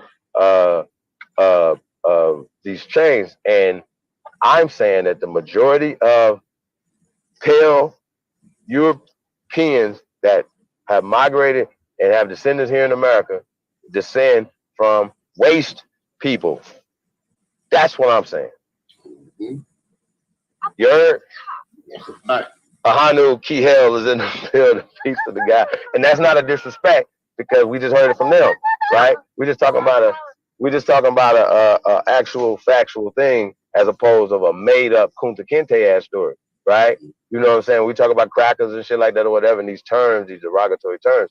Niggas is so crazy. We'll even take their derogatory terms and throw them back on us to you know what I mean? So yeah, brother, you got the floor, man. I know you're definitely familiar with white trash in this whole conversation. Before we get into the contract for the First Americans, you know what I'm saying, with Ice Cube. Let's go ahead, brother. Yeah, no doubt. Yeah, they got a bunch of list of names and shit. All of the names that's local, rascal, scoundrel, dirtbag, all that shit came from them, man. But then, like I said, man, the history checks out, man. So I don't want to hear none of you niggas talk about you were slaves. If these niggas go around here, if these fake Indians running around here teaching and shit, and they ain't telling you we wasn't slaves, and they ain't telling you you had Negroes that own land from the whole time they supposed to be slaves, then I don't know what the fuck to tell you. So, you know what I'm saying? Like, ain't too many people pushing that type of information and showing you that or whatever. Went through a whole fucking book of black slave owners that you gotta understand this too, right? I'm starting to figure this is what I'm starting to figure out, right? If a black free man, or like let's say an Aboriginal, right? If he had a baby with one of these white slaves, the child would be a slave too. This is the reason why you see, mulatto. That's the reason why they're using these fucking terms, because the child will be a fucking slave too, unless the father emancipated him. Now this shit's starting to really make sense to me, because they're talking about white people. They're not talking about black people. Even when I was reading that book by Carter G. Woodson, and it was saying that sometimes if they had a woman and they found that woman to be unruly, then he can sell her to be a slave to somebody else. And then if he emancipate the kid, because they talking about black men who had babies with white women that were slaves already. And then the babies will be slaves, bro. That's the reason why a lot of these cases you see, he was a mulatto, or he was a brown person. Or think about it like this, if the baby came out looking brown and they knew that the mother was white, that baby would still be a slave. That's the reason why we confused with this whole shit. We confused with the whole thing of what's going on. You know what I'm saying? A lot of these motherfuckers, and I'm not telling you all of us, because in some cases you had a lot of these And Yafa used to always say this shit, and I didn't understand it until I started to do the proper research on my own. And she used to always say how you had these white slaves who used to run away and come to our town, and we used to take them in. And in a lot of cases, they send the slave hunters after them, which when you did see that nigga Big Along in Harriet Tubman, that's a real true story. Because the bounty hunters was Aboriginal. They wasn't no fucking white people. They used to pay us to go find them. They're white slaves, bro. They're white slaves. But see, when they hit you with the remix, they gonna put you in there, then you think that, oh, this guy was running. No, money grip. These people, they was bought here, they was enslaved. Wait. A1, bro, you sound self-hating right now. You sound like a self-hating slave. We the only slaves, brother. We the only people ran away, remember? Man, listen, whoa. The first story they talk about and the second story they talk about slaves run away. 2 white boys run away with 1 nigga, and the nigga the only one that become a perpetual slave along with us forever. Y'all said his word? And when was that written, though? Was that written after Reconstruction? So you gotta see when this shit was written. That shit was written in 1982. That's what I'm trying to tell you. You gotta see that, and like I said, I put a lot of information out there from me just going through certain documents, and some of that shit wasn't right and exact. And I'm gonna have to go back and revisit some of my information. And that's a lot of people in this fucking so-called community.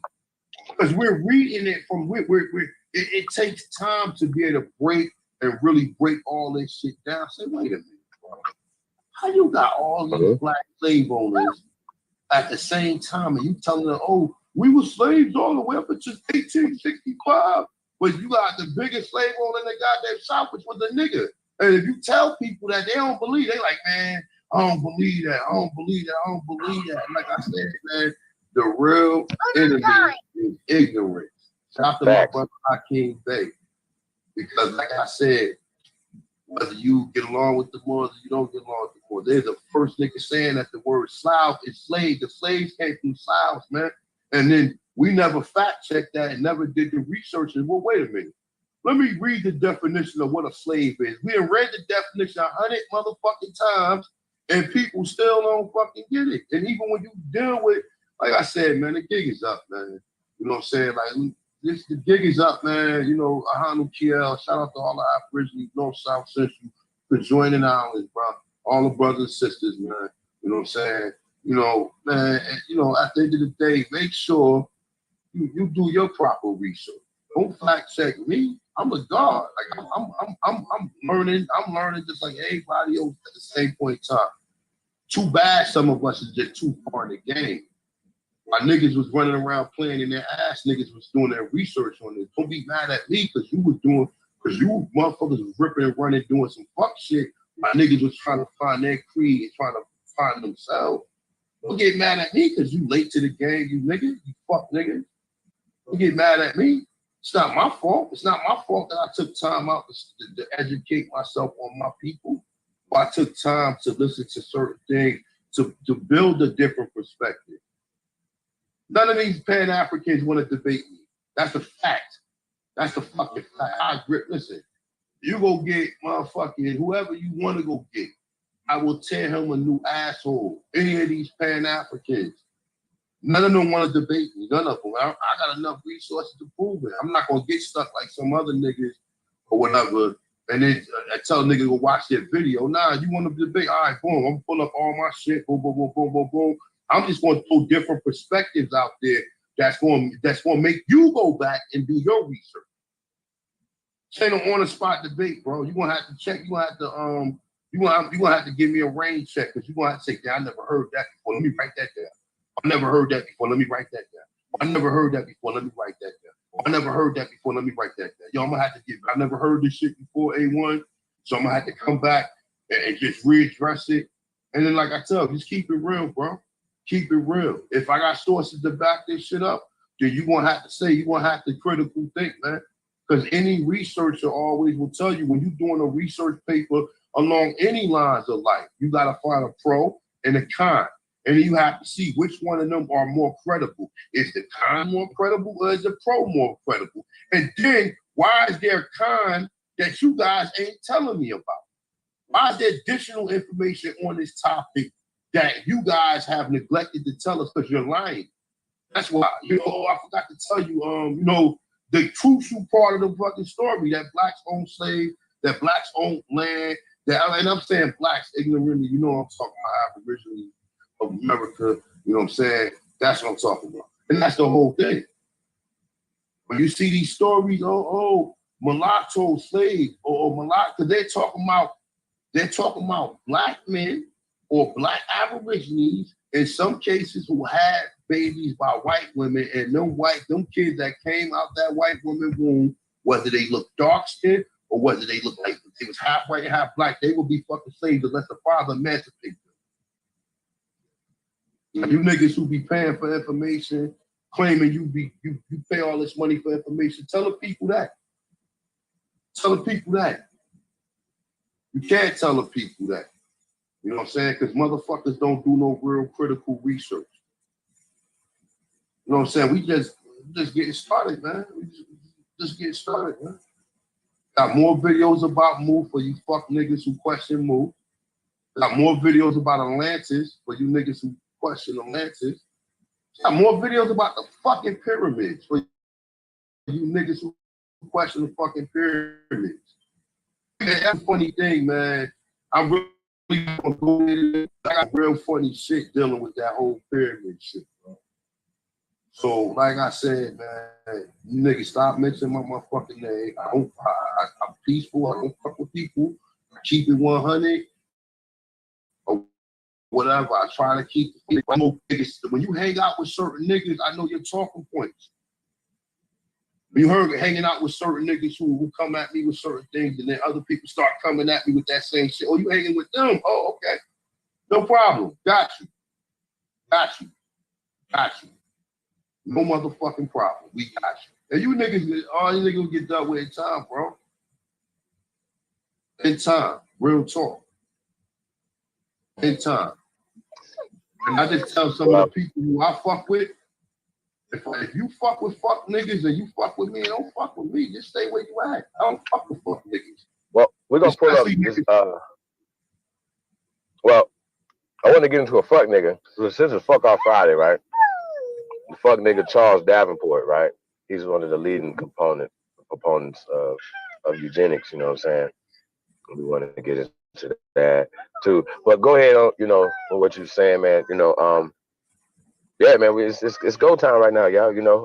It's crunch time, man, and you obviously know when you're being effective,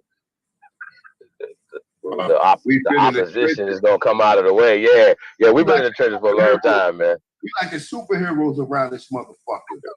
We like the superheroes around here. When them Pan-Africans step up, who you call? You call it the Justice League. When the Legion of Doom, come up, which is the motherfucking Pan-Africans, who you call? You call the fucking Justice League. You know what I'm saying? Start calling us the fucking Justice League around this shit. You call Copper Grizzly around this bitch. You call Jaguar, you know what I'm saying? Hey, so the video's not up anymore, and so the people that witnessed it, salute to y'all already know what it is, man. I don't have to say it. These niggas, they see me like, no talking, whatever. So salute to Rob Bourne. He's not a coward, you know what I'm saying? And once again, I feel like the brother is sincere, you know what I'm saying, and building against this information. Like, so we can come up with primaries. We can come up with archaeological evidence, scientific evidence, geology, craniology, anthropology, every damn ology that you can think of, we got that.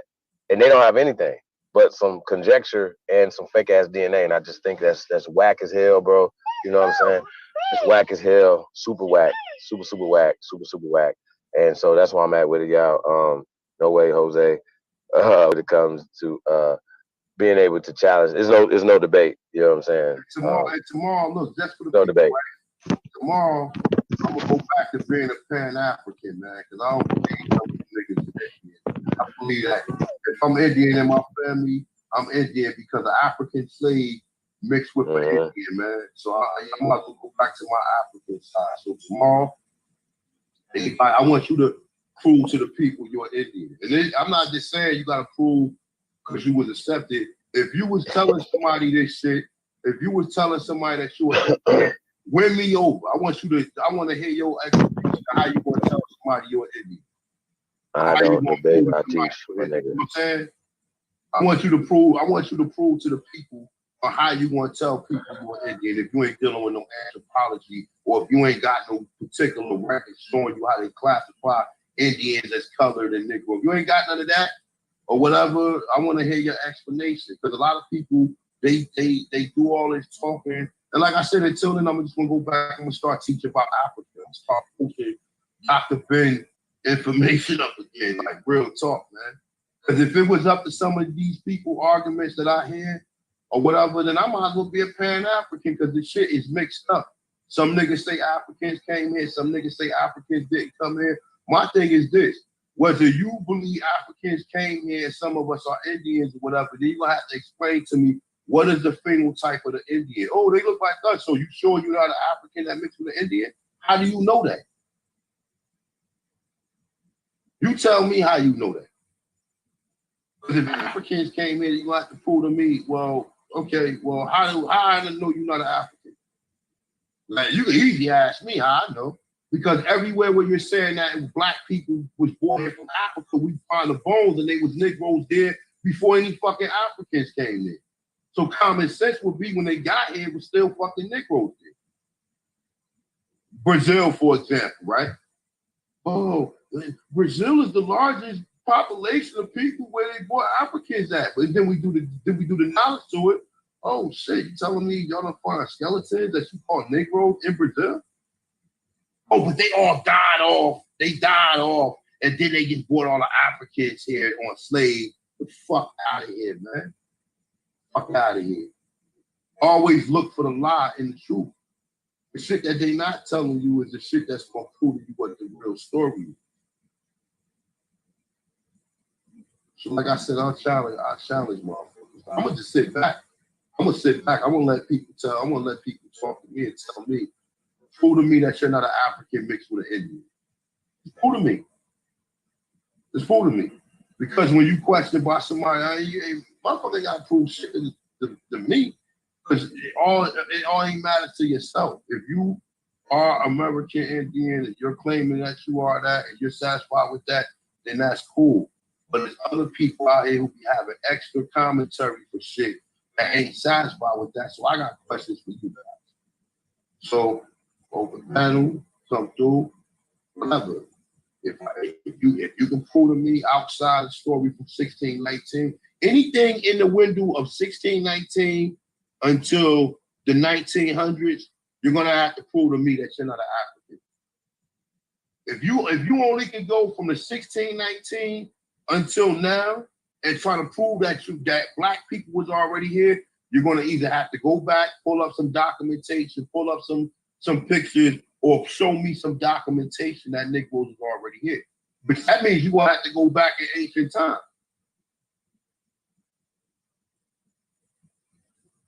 So it'll be fun, you guys, for the most part. Shout out to everybody in the chat room. Shout out to my sister, Empress. Original Copper Empress. What we got? Jerry Lord, peace of the brother. Mr. Originally, peace of the brother. Captain America, peace of the brother. Silver World, peace of the sister. Yeah. Autonomous Copper, peace. Amina, hold up. Shit. Omega, peace. Salamine, peace. Tyron, peace. Shout out to everybody in chat room, man. Peace. Peace to all the guys, all the goddesses. For the most part.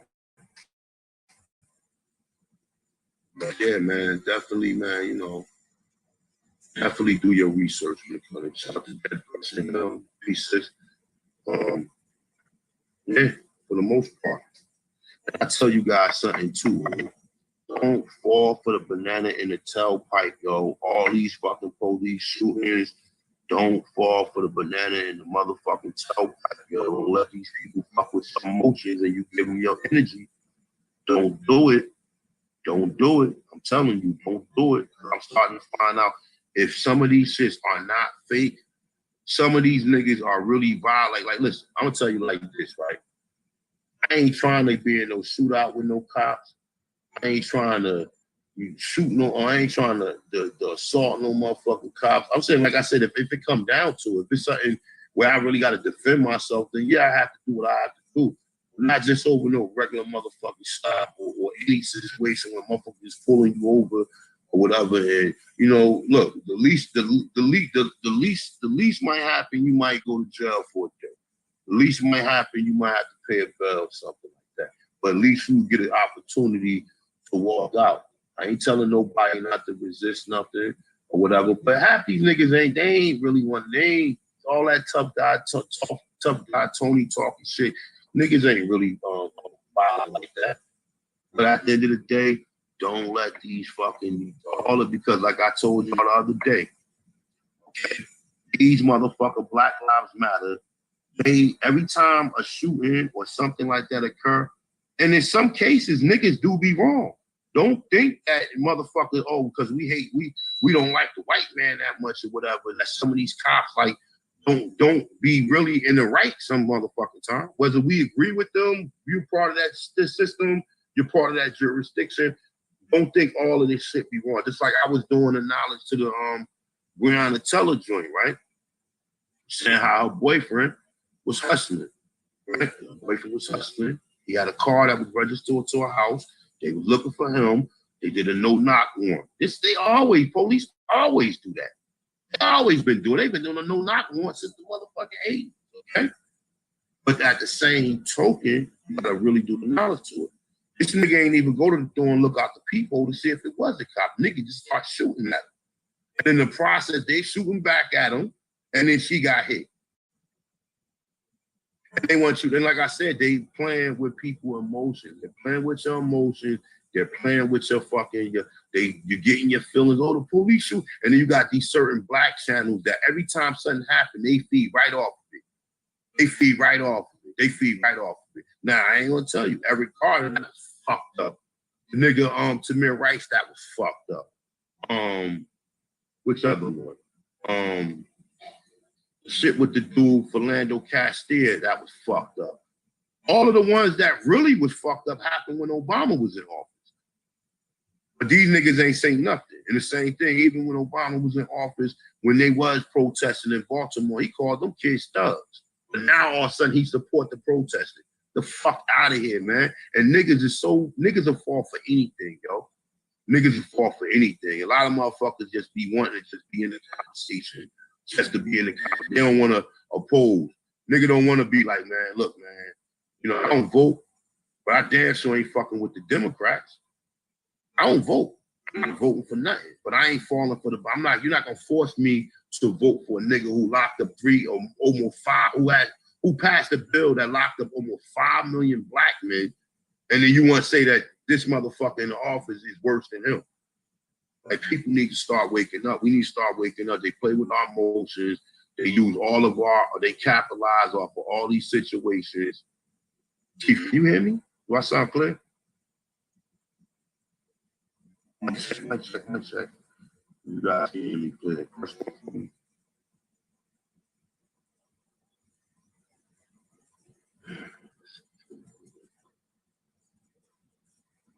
Here.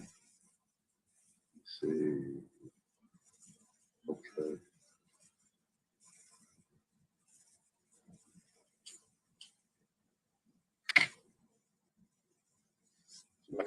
Like, oh, you talking about Chad? And yo, damn, Chad just told me that was his family too. So how the fuck did he die? How the fuck did he die? So I'm telling y'all, real talk, y'all. And I'm not, like I said, I'm not for none of these niggas. I'm not part of no corporation, right? But I tell you another thing too, right? Another thing what I peeped out was this, right? You know, even when Trump was talking about that whole illegal immigration and saying that these people are not citizens according to the 14th Amendment. Think of it like this, right? If you president of a corporation, right, and then you check in the budget, and then you check the budget, and you paying for motherfuckers who ain't supposed to be here, you got all right to bring that up. You got all right to say, ain't no, okay, we know these people are immigrants too, but guess what? But at the end of the day, that means we're supposed to let every immigrant come over your country. And that's why a lot of niggas don't fuck with me, because I keep it real. I keep up for my people. I'm for the Aborigines of America first. That's it. Then outside, once I could get my people right, then I can help everybody else. But I'm not in no obligation to be fighting for somebody who's running from their problems. When I see us get bit by dogs, get sick by water hoses, get lynched, all this shit, our people have been through all this time, and people just swoop in, capitalize off of it, and then they float around with this, oh, I'm a person of color, and then try to equate themselves with your history. That's why we gotta get our own identity and stop flying under that black flag and then this African American flag. Fine, we have to have our own identity, and that's the main thing what people should be trying to push and trying to get out here. Stop using that black shit, because everybody else got the same thing black. They got a flag all country where they came from. Our dumbasses just, oh yeah, well he's black, and never say, wait a minute, man. I mean, it's just because he's black, is he the same as my ancestors? That was him. But we don't get it though. We don't get none of this shit, man. We don't get none of this shit. Like I said, the real enemy is ignorance, man. The real enemy is ignorance. You gotta wake up. You gotta at least do the knowledge to a lot of this shit, man. A lot of these shootings, now they starting to use all of these shootings. Now everybody is an activist. Everybody's a fucking activist. Like a year ago, you couldn't get nobody to open their mouth.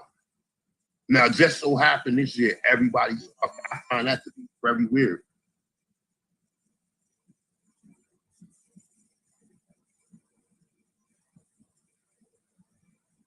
Nigga had colon cancer, man. Nigga too young to have some motherfucking colon cancer, man. A good old stomach cleanser. You know what I'm saying? A colon cleanser.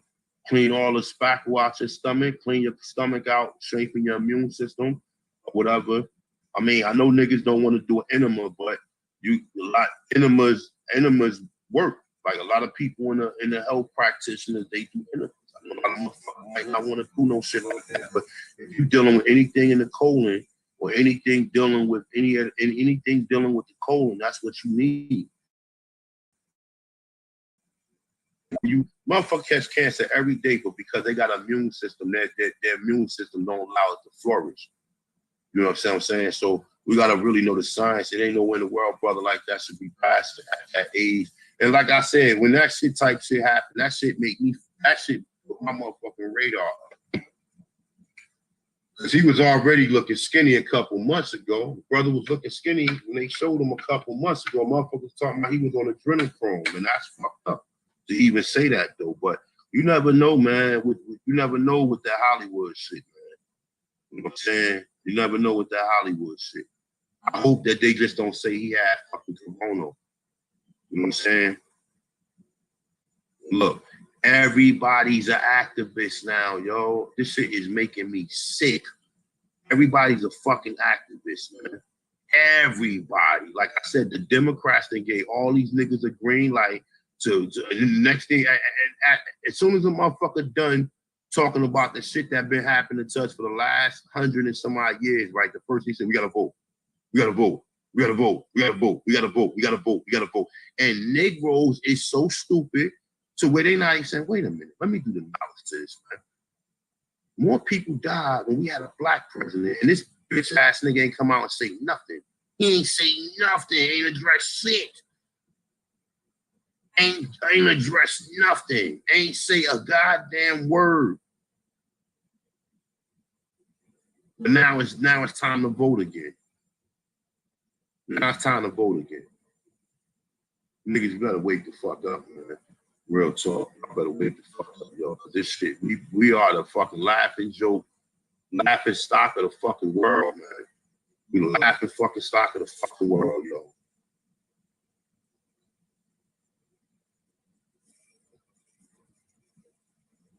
I don't know which holiday at, man.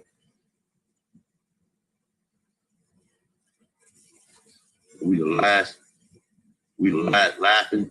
You said enema where? Where the fuck you think they doing enemas at? Money grip. I ain't gonna be all graphic and shit. That's not what I do. But where do you think you put an enema at? Because you know when motherfucker when you turn 40 years old and and niggas like most motherfuckers I know that is in some type of health, good health. I mean, I'm not saying everybody because some people don't go to the doctor, but a lot of people who do go to the doctors and get checked up, you get a colonoscopy when you're 40 years old. They stick a goddamn tube up your ass with a camera on it to make sure you ain't got no tumors or nothing in it. So they put niggas to sleep for that. And I'm not, listen, bro, I ain't ever take no colonoscopy. I ain't ever do a goddamn enema. But if I got something going on with my goddamn stomach, I'm going to do it. Anything, any type of cancer, any motherfucking thing. That's how you clean your immune system and start in your stomach. And a lot of times people's immune system ain't strong because you got spackle of feces still around still around your colon wall, or you know what I'm saying, and that shit causes bacteria. Your immune system gotta fight off that bacteria. If you don't get rid of it, your immune system will constantly fight it off, and it's gonna constantly disregard other matters that the immune system could be healing. So you gotta understand the science of the body and how the body works when you're talking about that type of stuff.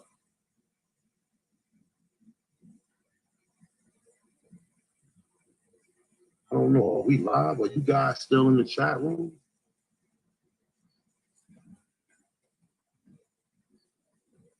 Yeah, I think everybody's still in there. Hold on 1 second. So we got Jerway Lloyd in the building. Tony's sitting. Tony's eating. Okay, I got Tony's eating. All right. Peace to everybody, man. Raina's in the building. Saying, What'd you say, bro? When a person be like, What'd you say? You know, I prayed to God, motherfucker was stuck in the ocean.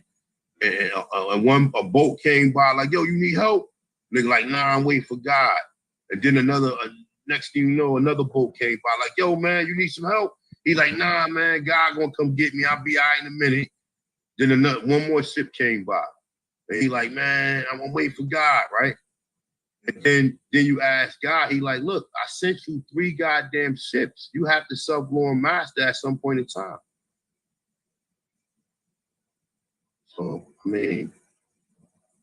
That's pretty good. It's a good joke. You know what I'm saying? hey, bro, I'm sure you're familiar with this character right here. Ahanu, you familiar with this character right here? Yeah, I mean, look. A1. Like this, and I'm keeping it real with you, right? How you think all these white people be living to be 80 and some odd years old? Because they go to the doctor and get checkups. I be seeing old ass men still working in their 70s, man. Like real talk, working. They ain't, I mean, like, listen, I ain't trying to tell nobody you don't want to fucking work when you 70. That's cool. I ain't telling you got to. If you want to sit home and get whatever you can get and live off of that, that's splendid. But what I'm saying is, I see a lot of these motherfucking Europeans that be going, getting checkups and everything, and they don't be sick of none of that type of shit, man. And them niggas eat way healthier than we eat. I know white people who don't eat no fast food in years. In years. I know white people who don't eat no So check me out though, right? So yo, you breaking up. Hold, real quick, A1. Ahanu. Real talk. Can you hear me? Yo, can you hear me? Sir. I mean, that's splendid, but I'm just in the sense of it. Like, I know, and I ain't trying to say no Europeans or nothing. I'm just telling you, you know, a lot of science is our science. They practice science, and then you practicing the shit that. Yo, A1, can you hear me? Hey, yo, A1, can you hear me? Can you hear me? A1, can you hear me? Shit that's going on. Don't just when you hear people, he can't. You hear people talking about shit they don't know or whatever. He don't even know what it is.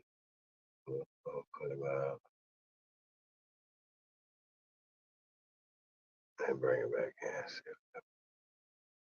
A lot yo, A1, can you hear me? Who ass people out there or whatever. Nigga, I'm scared of. Nigga, I ain't scared of no fucking police. I go any motherfucking time. I ain't worried about no police. Ain't worried about it. Facts. I'm scared. We scared. A1. You niggas is millionaires. How the fuck you scared? You nigga got a goddamn chauffeur. You can afford a damn chauffeur to drive you around in your motherfucking Bentley or your fucking Phantom Range. I mean, Rolls Royce or whatever you got. It's we scared out Mark Calhoun, what it do? Killing us or whatever. Hey, can y'all hear me? Can I get a 100 if y'all can hear? To basically to prop them up and to create fear, plus create all this extra shit that ain't nothing gonna come out of it except you gonna vote for the same nigga who passed the laws for the fucking police to lock your dumb ass up. And niggas call them.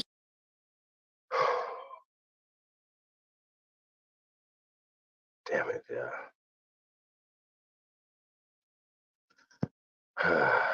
Guess I'm gonna type chat. Okay, so I got some 100s in there. Hold on, y'all. So, so A1, A1, go out and come back. Okay, here we go.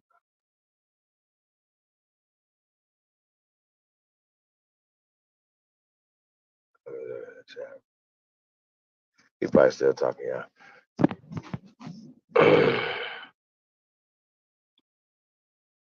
Yo, hey, so while we working on that right there, we're gonna get into this Charles Benedict Arnold ass Davenport. Yeah. So, we got this Charles Benedict Davenport. He was born June 1st, 1866, right? So that's a year after the so-called Civil War, right? So keep that in the back of your mind. The nigga died February the 18th, 1944, right? So when you hear prominent, then once again, you know the people dealing with prominent. You know what I'm saying?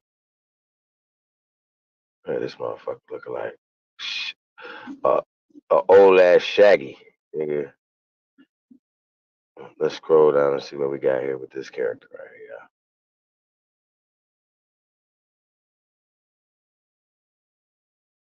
Hold on, let me get Honda back in there. Yo, A1. Yes, sir. Can you hear me? Yes, indeed. You can hear me? Yes, sir. You can hear me? Cool. All right. Yeah, I can hear you good. You couldn't hear me at all last time, so we had to try to fix that. Hey, but I was working on we was talking about Charles Benedict Davenport right here, right? I know you're familiar with him, right? Yeah. I'm familiar with him. Yeah. All right, it's something, when we talk about eugenics, right? And then these guys be saying, yo, you guys, this eugenic stuff didn't happen until a certain time. That's when it was formed into organizations. I don't mean that they wasn't these little societies, you know what I'm saying, and all these other people wasn't using these different things, you know what I'm saying? So why y'all acting brand new? Like, that's just crazy to me, you know what I'm saying? So this nigga, Charles Benedict Davenport, right? 1929. Nigga was born June 1st, 1866. Stamford, Connecticut. Okay, he died February 18th, 1944, at the age 77 in Cold Spring Harbor, New York. Okay, now let's see how they do this right here. They say, what's his nationality? They put American right there. Keep that in the back of your mind. Now, his alma mater is Harvard University. So I don't have to tell you he's going to get a Harvard mindset. Okay, he's not going to get no matter the more prestigious the university, so to speak, right?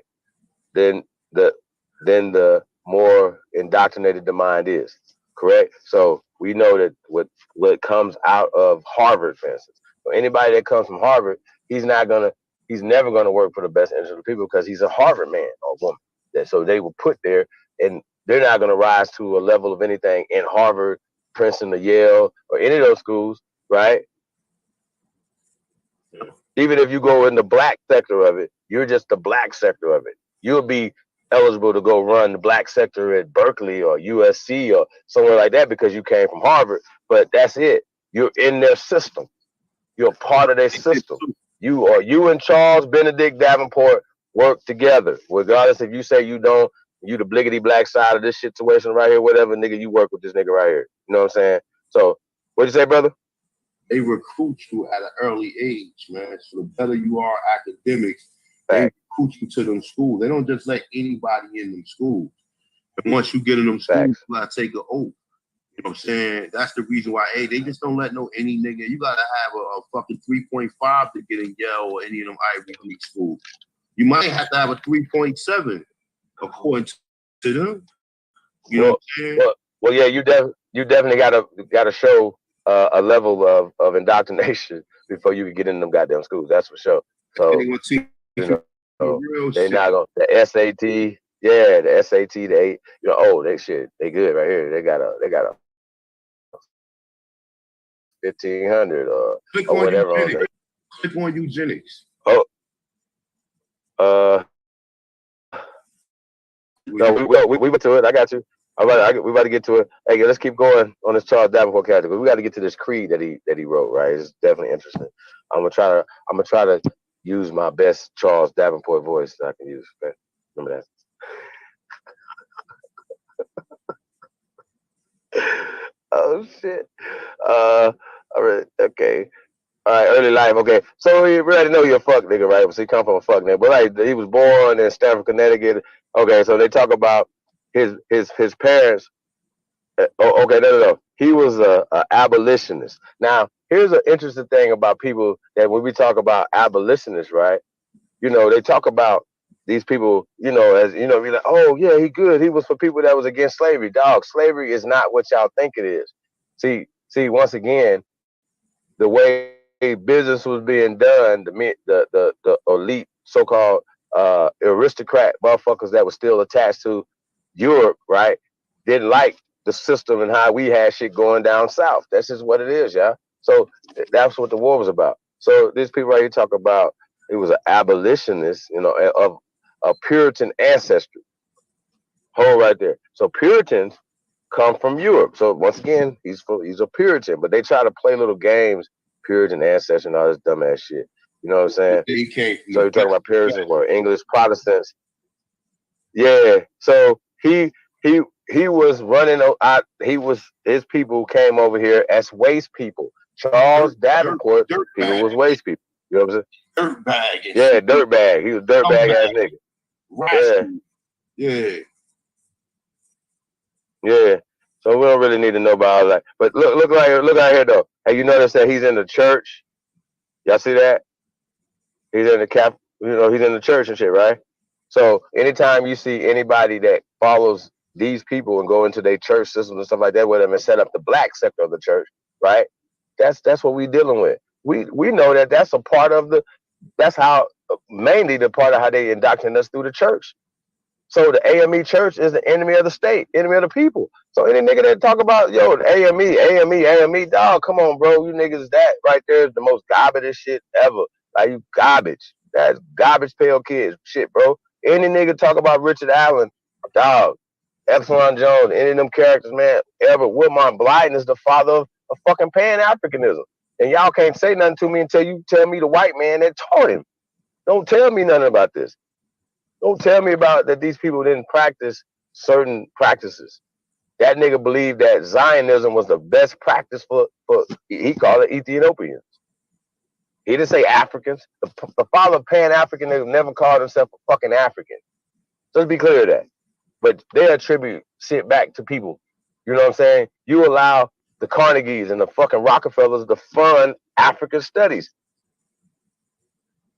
Anybody funding something is going to put their agenda in it. So when you pull out a newspaper article, whatever, niggas that are in the minority telling niggas that they ain't falling for the African shit. We didn't fall for that.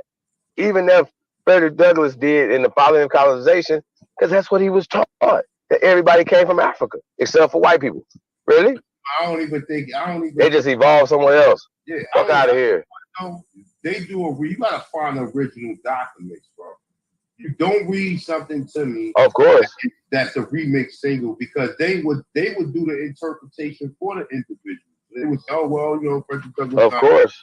We're just gonna call him an African. He ain't gonna mind anyway. He ain't gonna mind. Yeah, Frederick Douglass is African. African American. Yeah. See?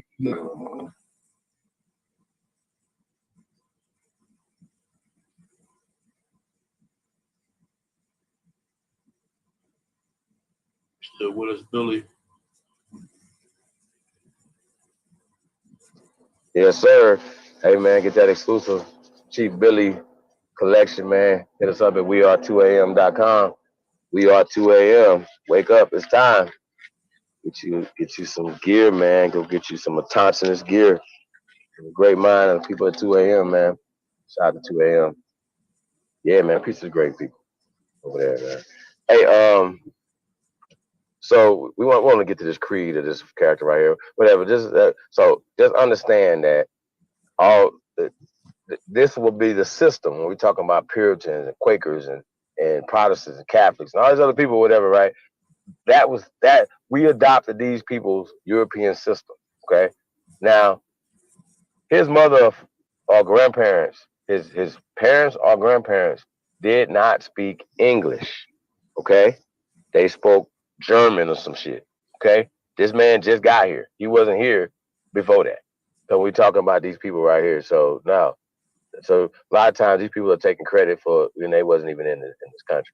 So let's keep going. Want to get to the the more of into the eugenic stuff when it comes to Charles Davenport, because he was the leading proponent person, of this. But these guys were members of these secret organizations, the Anglo-Saxon societies and stuff like that, or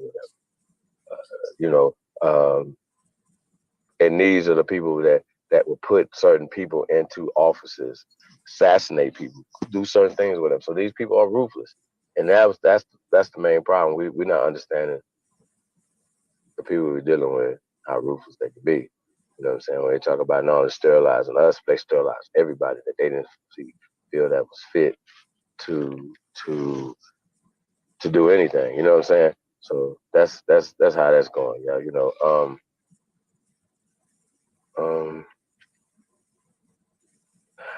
yeah, I want to get to that creed. Oh, whoa. He said he's Italian and Italian ancestry, right? So okay, wait, let's talk about his wife. His wife, Jane Drolimon Dimon or whatever, is English, Dutch, and Italian. She English, Dutch, and Italian. Sheesh. You know what I'm saying? He's just Puritan. I don't know what the hell that is. German. 2 a.m. Yeah.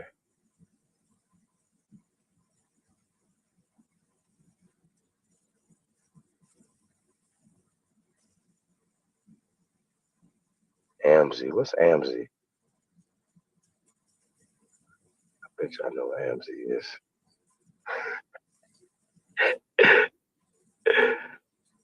Hey, yo, can we go down to the creed?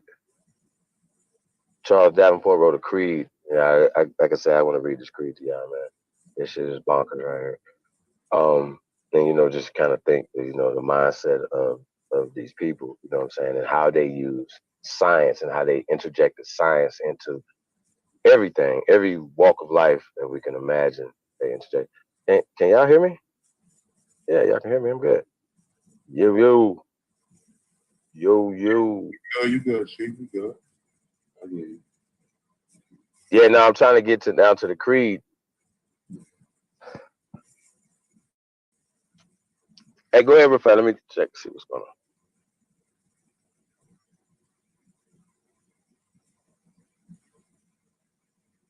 Yeah, you got it. They said this nigga was tutored at home. Huh? Anything with eugenics, man. That's why people got to know what the source, when that shit was created. And most of the scientific terms are all under eugenics, man. Well, I ain't gonna say most of them. Some of them might be stuff that we created, but they done did a remix single on it to the point to where you ain't gonna be able to understand it. Even if you can, you think, oh, they created all of them. They told you Rockefeller took over the medical system and he created the Cancer Institute, the American Cancer Institute, and modern day the medical you know what I'm saying, medication, medical what's the name terms and everything. All that shit come from eugenics. All of it comes from eugenics. Peer review. Anything you get from the general education system, which they clearly told you that they was not trying to build people up to be free thinkers. They wanted to keep women barefooted and pregnant. They didn't want nobody to be a scholar, anybody to be any professional sense, just to keep you in a certain level or certain mind state, man. And this is the most of the education that anybody got, man. You know what I'm saying? When I tell you I got college degrees, it ain't because I'm just telling people who think they scholars that, okay, you got niggas here who was taught through these people too, but you got other people who taught themselves and use common sense to get themselves out of a lot of these situations, a lot of these traps that they throw out there to it. So, definitely shout out to you guys if you want to the free thinkers, if you one of the brothers and sisters who can look and see the fuckery and a lot of this shit, man.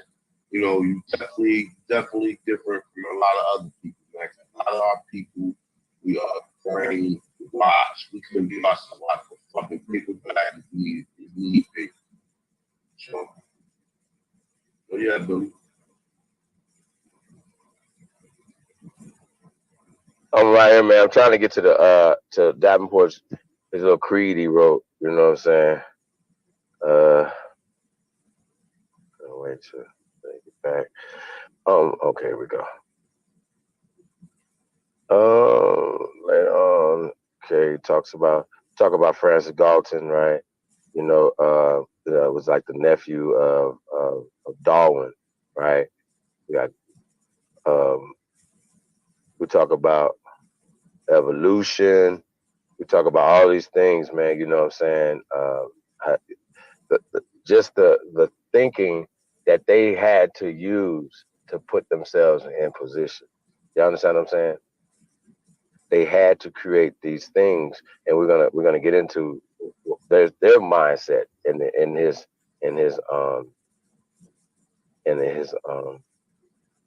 call it a little manifesto. You know what I'm saying? But yeah, so this is interesting. So you see evolution, approach to evolution pioneered by Francis Galton, Carl Pearson, right? So once again, we know that they took Darwin's theory of evolution that man may. So the theory is not a fact. See, once again, and anything that comes from that poisonous tree should be poisoned. So anything which the out of Africa hypothesis comes directly from the poison tree of evolution. Okay, so this is what it is, man. But they were calculating with it. They would have meetings, you know what I'm saying, and basically, yeah, this is what we're gonna do. But how it benefits them is it reinforces. It's the foundation of the system, right? The caste system, class system, all of this. Even people that are their complexion are comfortable only horizontally growing, or never being able to get into those class systems. You understand what I'm saying? But as long as they can be on top of somebody else, they okay. because no matter what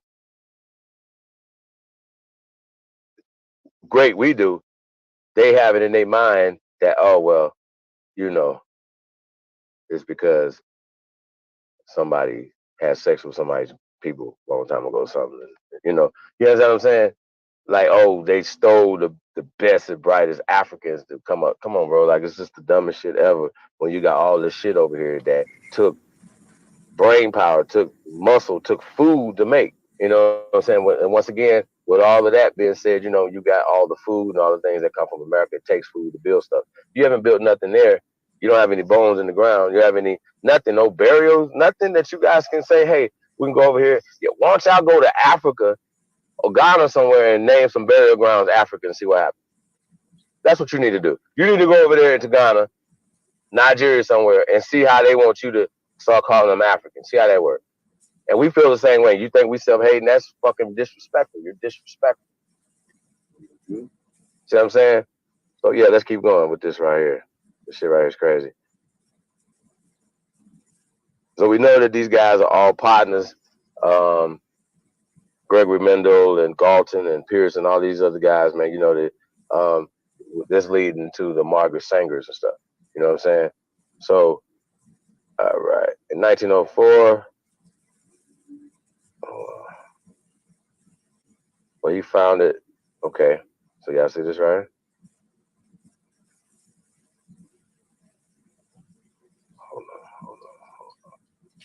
Hold on real fast, y'all. Okay, I'm going to skip that. In 1904, Davenport became director of Cold Springs Harbor Laboratory, right? Now, you can get into that or whatever, but he founded the Eugenics Records Office in 1910. Now, which is crazy, you know what I'm saying? They're letting you know right then or whatever, but based off of Nancy Eisenberg, and we talk about that, the court case or whatever, obviously, they're not going black and white. They don't give a fuck about that. So when it happened to us as a people, they had already went to a court case to say that they could do this, sterilize women. You understand what I'm saying? So they legally did it, and they used certain talking points, feeble-minded, certain things or whatever, to do this to people in general. You know what I'm saying? So that's just what it is. I know. So a situation, right, where cat I knew, you know what I'm saying, and for some odd reason he just had a baby with somebody that the state said she can't keep children.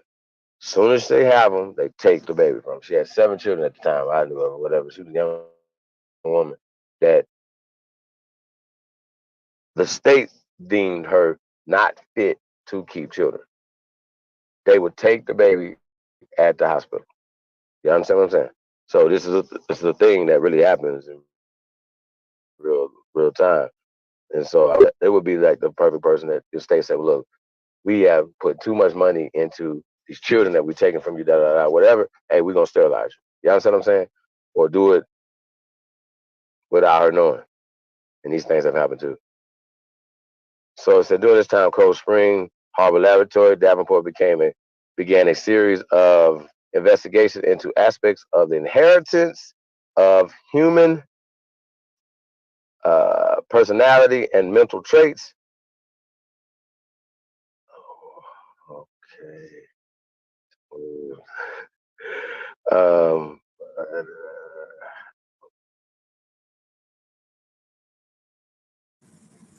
What do it say? Mental traits. Over the years, he generated I see it. papers and several books on genetics of alcohol, the genetics of alcoholism. Gura is later shown to be due to a vitamin deficiency, criminality, and feeble-mindedness. Like, God damn, feeble-mindedness, man. So we gotta start giving some of these people the title of feeble-minded. Yeah, I think so. Yeah, they got seafaringness in here, bad temper, intelligence, manic depression, and the biological effects of race crossing.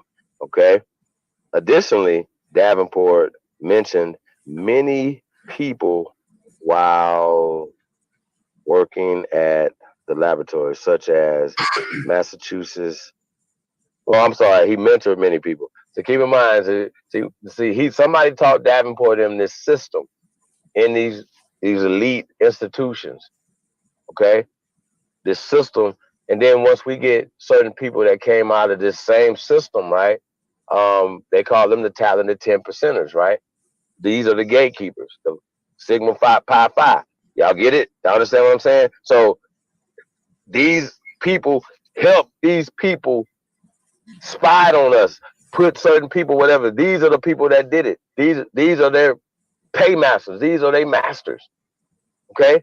Davenport them. These are their people right here. And they use these terminologies, feeble-minded, and all these different things, you know what I'm saying, to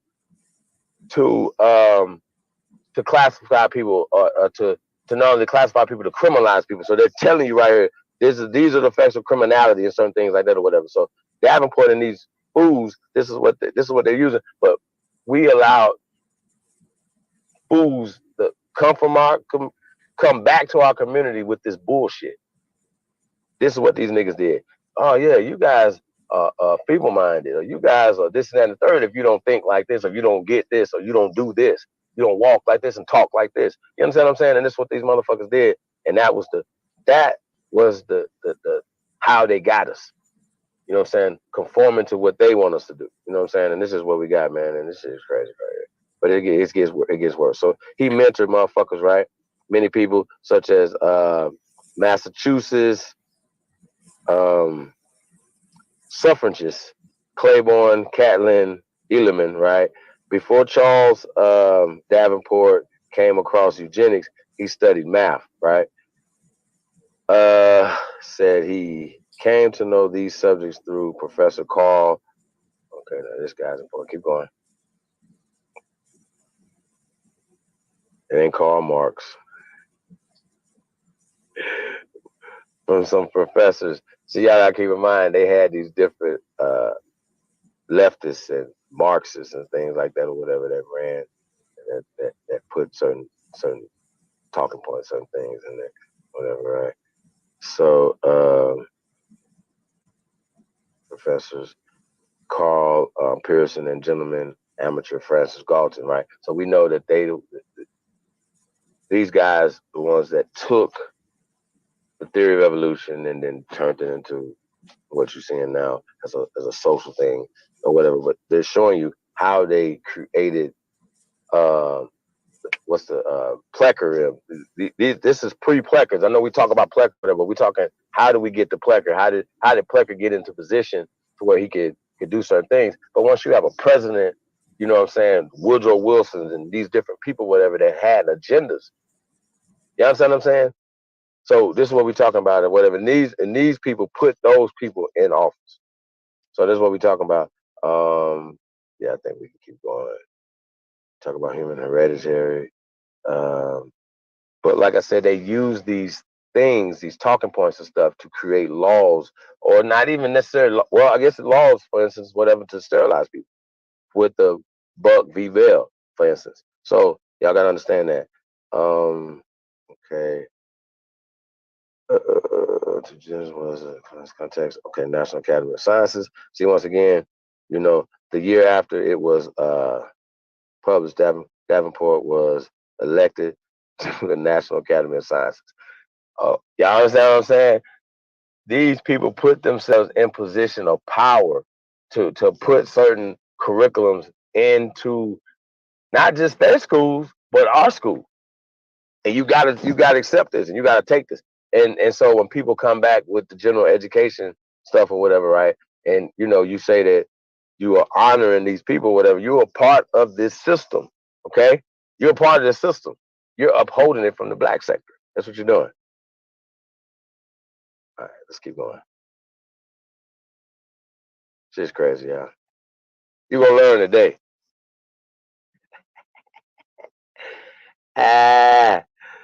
Oh shit.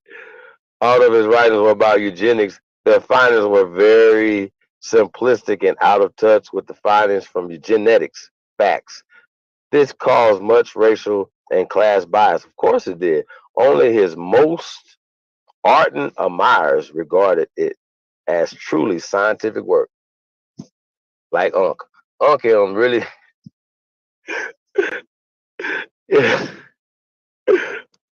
I think his name is Unc Davenport, right? This motherfucker. Davenport founded the International Federation of Eugenics Organization. God damn, in 1925. Like, I understand what I'm saying? The eugenic, these people were openly, having conversations about weeding you out. You know what I'm saying? With Eugene Fisher as chairman of the Commission of Bastardization. Yeah, y'all the bastards. How about that? You know what I'm saying? It's always interesting how the degenerate could turn around. And Davenport couldn't do shit. That motherfucker ain't worth a quarter. You know what I'm saying? Straight up.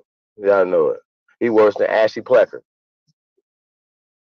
Together with his assistant, Morris, whatever that is, Stegurdy, right?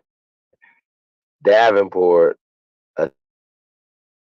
attempted to approach to human miscegenation. Now, hold that right there, right? So when we talk about miscegenation, right? Miscegenation, y'all be like, oh, gee, man, you know what about miscegenation?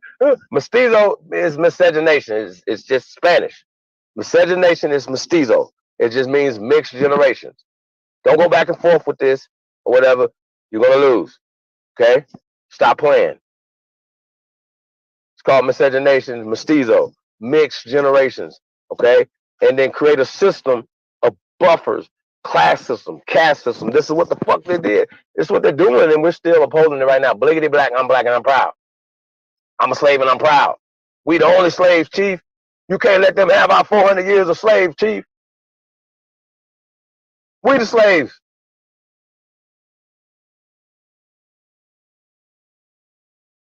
They're the slaves, okay? It's a movie. Miscegenation, right? The results of their research was presented in the book of race crossing in Jamaica, 1929, right? Which attempted to provide statistical evidence for biological and cultural degradation following interbreeding between so-called white and so-called black populations. Today, right, it is considered a work of scientific racism and was criticized in its time for drawing conclusions which stretch far beyond and sometimes counter to the data, right? The data considered it criticizes stretch. Okay, the data it presented, right? Particularly caustic was the review of the book published by Carl Pearson at Nature. I remember Nature. These are. I mean, they're putting their in. Matter of fact, when we look at like Nature and Science and all these different organizations, these guys founded them. So just understand that they founded them, and they're still upholding. That system is still upholding. So you niggas be, oh, the Smithsonian, they had a dinosaur up in there. Like I'm like really. I just think I think you're really retarded if you are trusting anything that comes from these people hook, line, and sinker. I think it's retarded. Where he considered that, quote, the only thing that is apparent in the whole of this lengthy treatise is that the samples are too small and drawn from too heterogeneous a population to provide any trustworthy conclusions at all, end quote, right? The entire eugenics movement was criticized for being supposedly based on racist and classist assumptions set out to prove the unfitness of wide selections of American population, which Davenport and his followers considered degenerate. I'm glad you said that, right? Using methods criticized even by British eugenicists as unscientific. Okay. Now they said that these niggas was trying to call motherfuckers degenerates, right? Well, when we know genetically, you're recessive, meaning that you're right. So once again, the recessive people have created a system to socially, politically, economically put you down, right?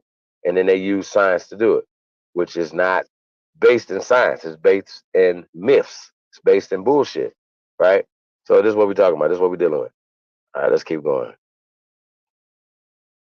Yeah, well, I can't wait to get to this creed, y'all. This shit's crazy.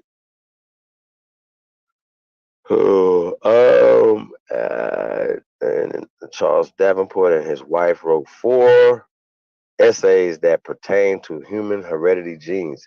These essays included hair color, eye color, and skin pigmentation. These essays helped pave the way for eugenics to be taught in class. Many of the topics and discussions belong to Dr.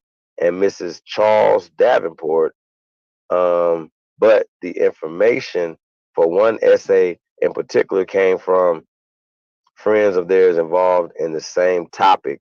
Many problems occurred when they started to use other information. As Davenport and other eugenicists, professors, let me see, I can't see, and experts began to, yeah, I can't read that.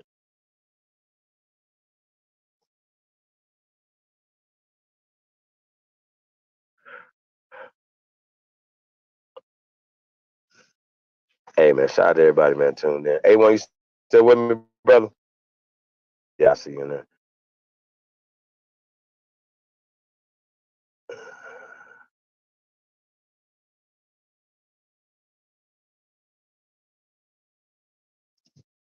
These guys are so clever, right?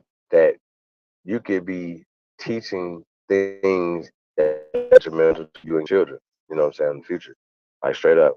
And definitely line on, the past of so it says as Davenport and other professors began to and continue to study more in-depth eugenics, they had to start to come up with original ideas, right?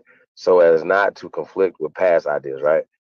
After Adolf Hitler's rise to power in Germany, Davenport maintained connections with various Nazi institutions and publications, both before and during World War II. He held editorial positions at 2 influential German journals. Okay, now we're getting somewhere now, y'all, right? Both of which were founded in 1935 and in right. He wrote a editorial positions. Oh, hold on, I think hold on. Hold on.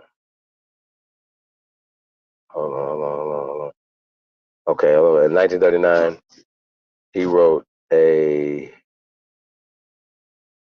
contribution to the Festschrift of Otto Reich, who became an important figure in the plan to quote remove those populations considered inferior in Eastern Germany, right? And in 1938, to the editor of Life magazine, he included both Franklin Roosevelt and Joseph Goebbels as examples of crippled statesmen who, motivated by their physical defects, have led revolutions and inspired. Okay, so I just kind of want to get to this right here, right? So y'all see, just before this fool died, 1935, 1939, he died in 1944, right? So even as an old ass man, this nigga was still considering himself a German, was writing for German people. Remember, I said his people were speaking German.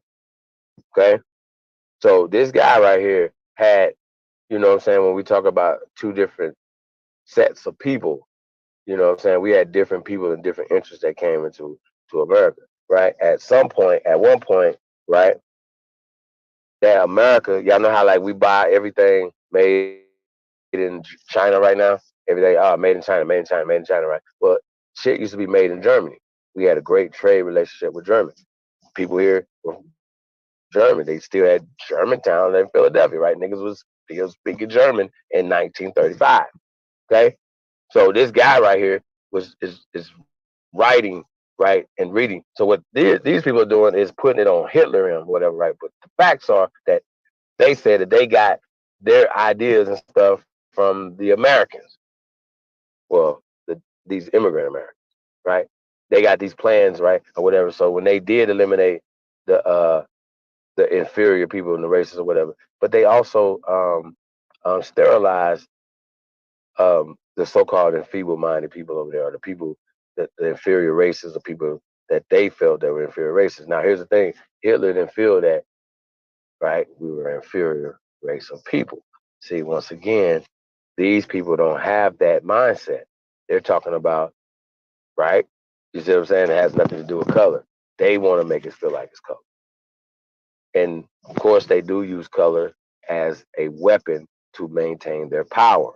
This is what they're doing. Okay. But you have two sets of people. You have Anglos, right, who are different than these other guys. You know, so we talk about these people, whatever. So, and so you've had different people and different interests come into the White House, right? This is what it is, right? Could you imagine having somebody go in the White House that didn't have neither one of these groups' interests on either side, that only had American interests at heart first? See, you understand what I'm saying? So we know who these people rock with. And some of them rock, these people fund both sides. The Soros and fund both sides. So it don't really matter to them. So this is what we're dealing with. So they, they definitely love to evoke fear and certain type of emotions when they put people like Hitler and stuff in there, whatever, right? So yeah, fucker. All right, so check this out. In a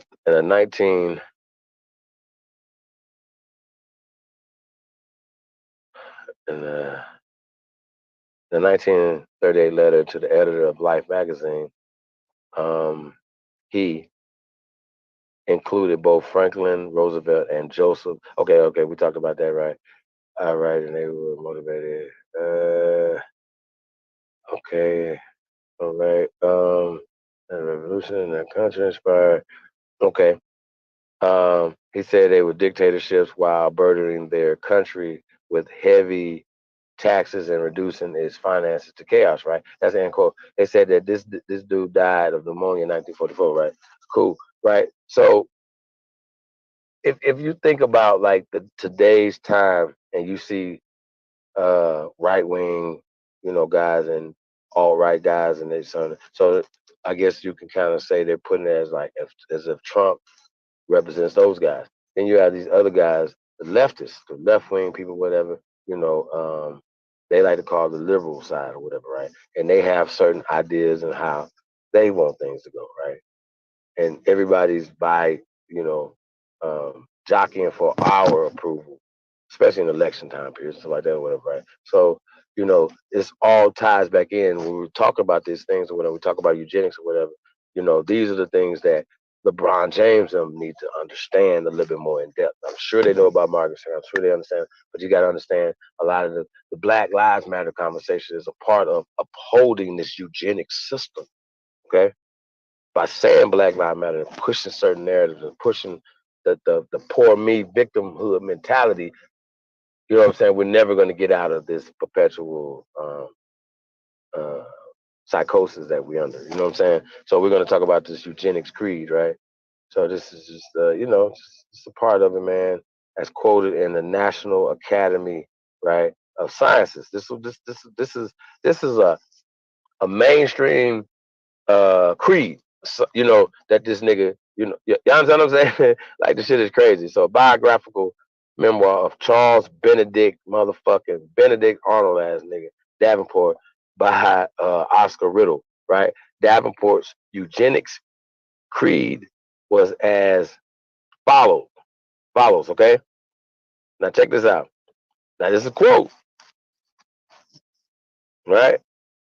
This nigga says, quote, I believe in striving to raise the human race to the highest plane of social organization, of cooperative work, and of effective endeavor, right? Now, guy is a product of Francis Galton, Harvard, and these things. So he's taught, a certain mindset, right? You're superior, they're inferior.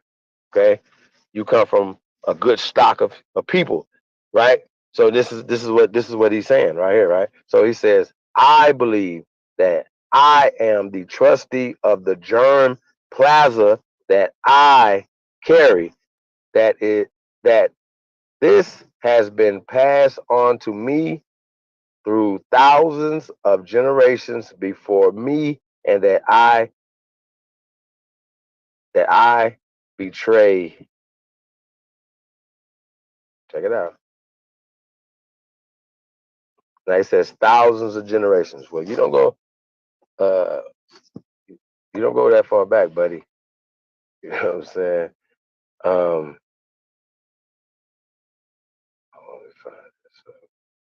Past thousand generations before me, and that I betray the trust if that germ plaza's being good, I so act as to jeopardize it, right? With its excellent possibilities, or from motives of personal convenience to unduly limit offspring. Okay. I believe that having made our choice in marriage carefully, we, the marriage pair, should seek to have 4 to 6 children in order that our carefully selected germ plasm shall be reproduced in adequate degree, and that this preferred stock shall not be swamped by that.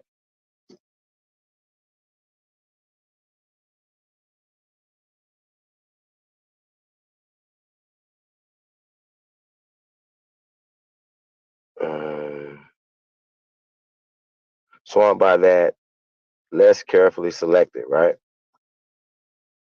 I believe in such a selection of immigrants as shall not tend to adulterate our national germ plasma with socially unfit traits. You're the immigrant. I believe in repressing my instincts when to follow them would injure the next generation, right? Now, everything they talking about, that part right there is pretty interesting. He's thinking of keeping it, keeping their genes pure, right? And we were just talking about goodgenes.com, people, wanting to, you know, so-called keep their genes pure. So a lot of times, when you're talking to, European Americans, right? They literally tell, they keep they connected back to Germany, France, or whatever. They're proud of it, right? And so they try to stay amongst themselves too. So they look for it. You know what I'm saying? They look for. Oh, yeah.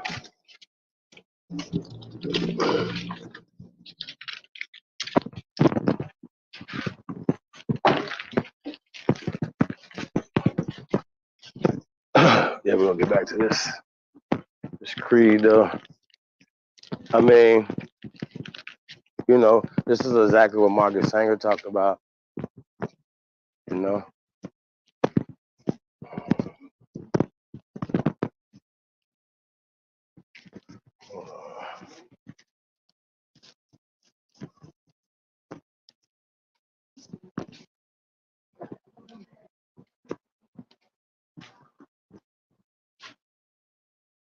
Yeah, let's go over this a little bit. You know, I mean, like I said, this is a nice way of saying certain things or whatever, right? But shouldn't we all have this same type of mindset to preserve your bloodline, preserve your lineage? You know what I'm saying? To you know, I think it would be important, and I think we were better stewards of our bloodline, of our lineage. You know what I'm saying? So, unfortunately, you know, degenerates have flipped it around on us, and we internalize being losers, y'all. That's what I can say it. We internalize being losers. This man saying, you know, look, you gotta, you know, they're pushing a moral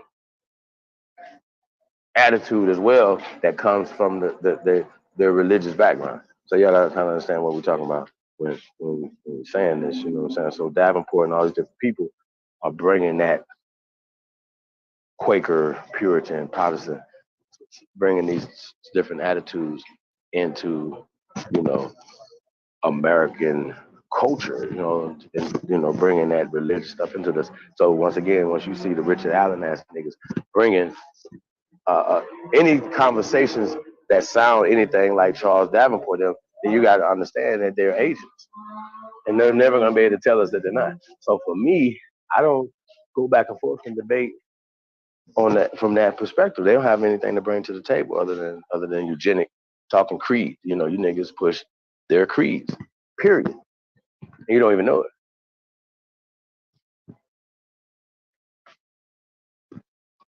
You have to snap out of it. They created this system for you. You can't believe it.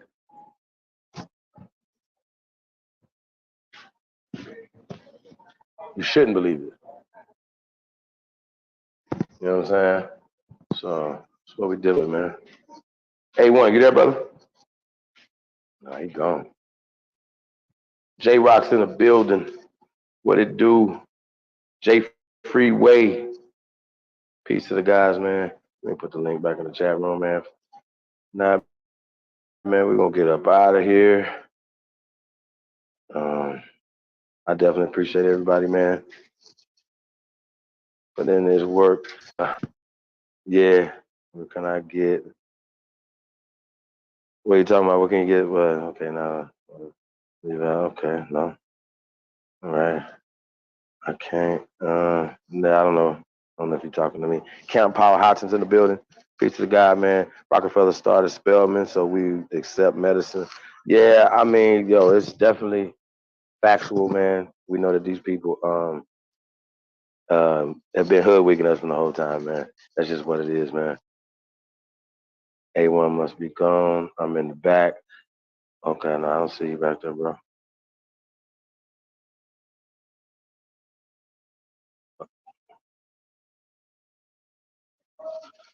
Oh shit. Yeah. Still got Ice Cube.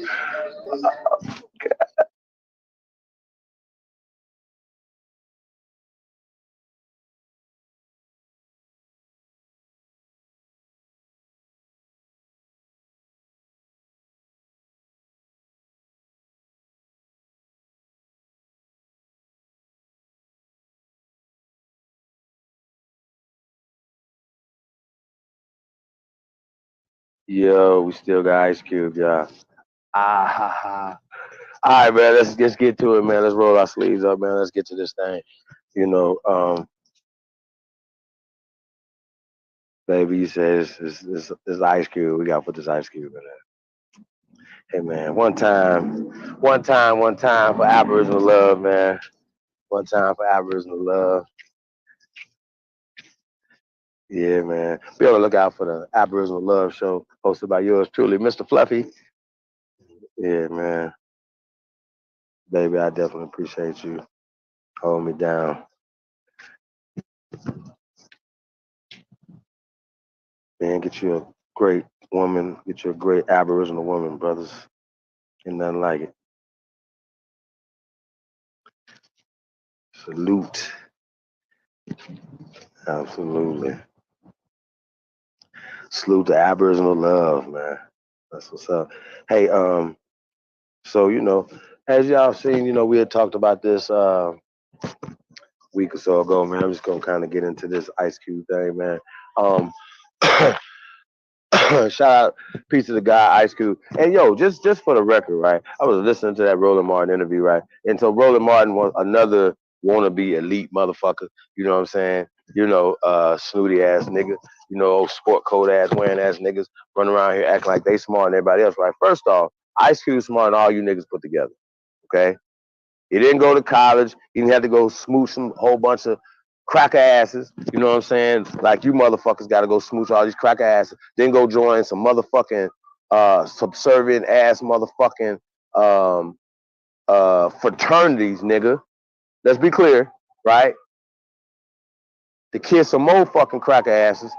You know what I'm saying? And then you turn around and be like, well, yeah, you know, what do you say to people that say that that an entertainer, right, shouldn't be talking about this? First off, they're smarter than all you dumbass niggas, because first off, he got more money than you. He don't work for motherfuckers. Motherfuckers work for him. You go work for motherfuckers.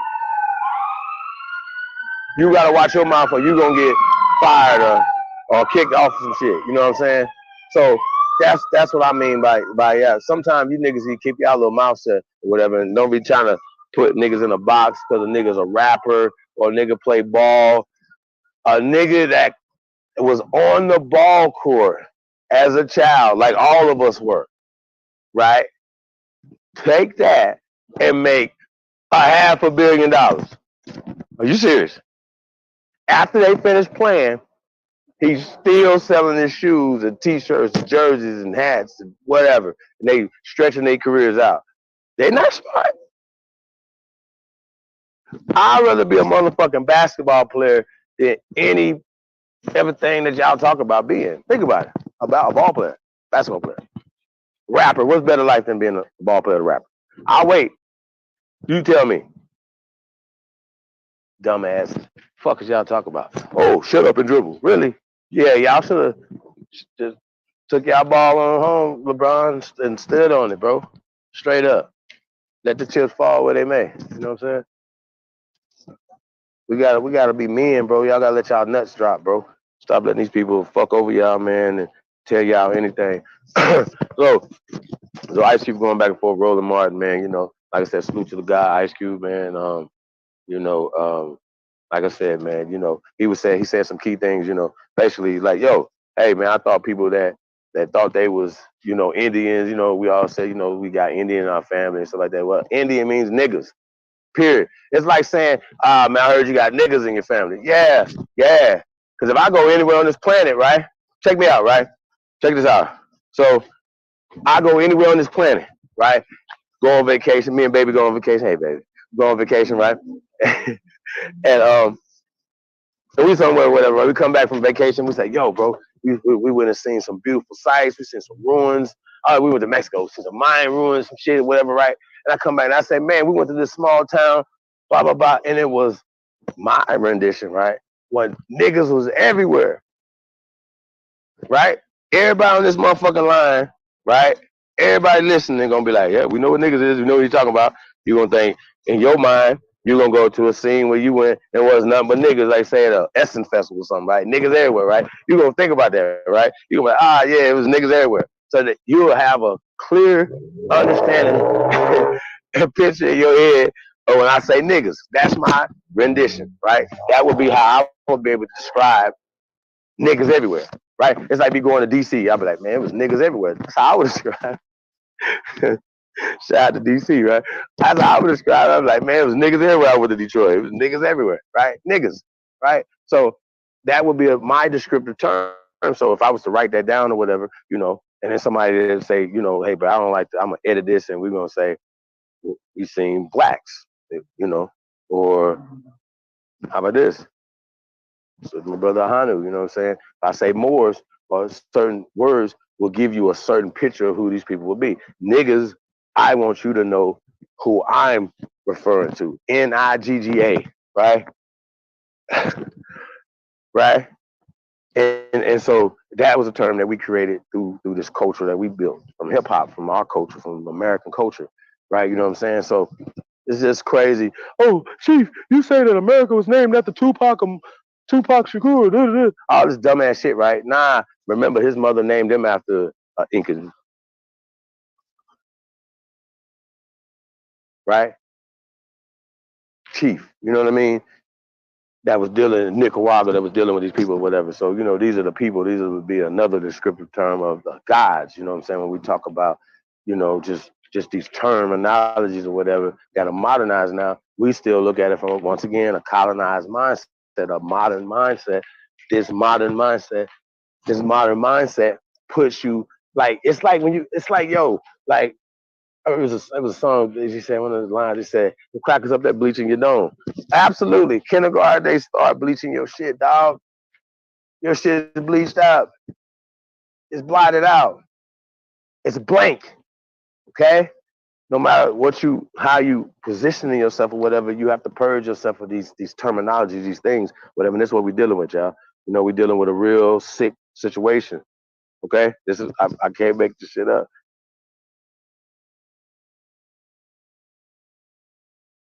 Yeah, I mean, Nupuri, you know what I'm saying? Like, you gotta, you know, like I said, it's all psychological.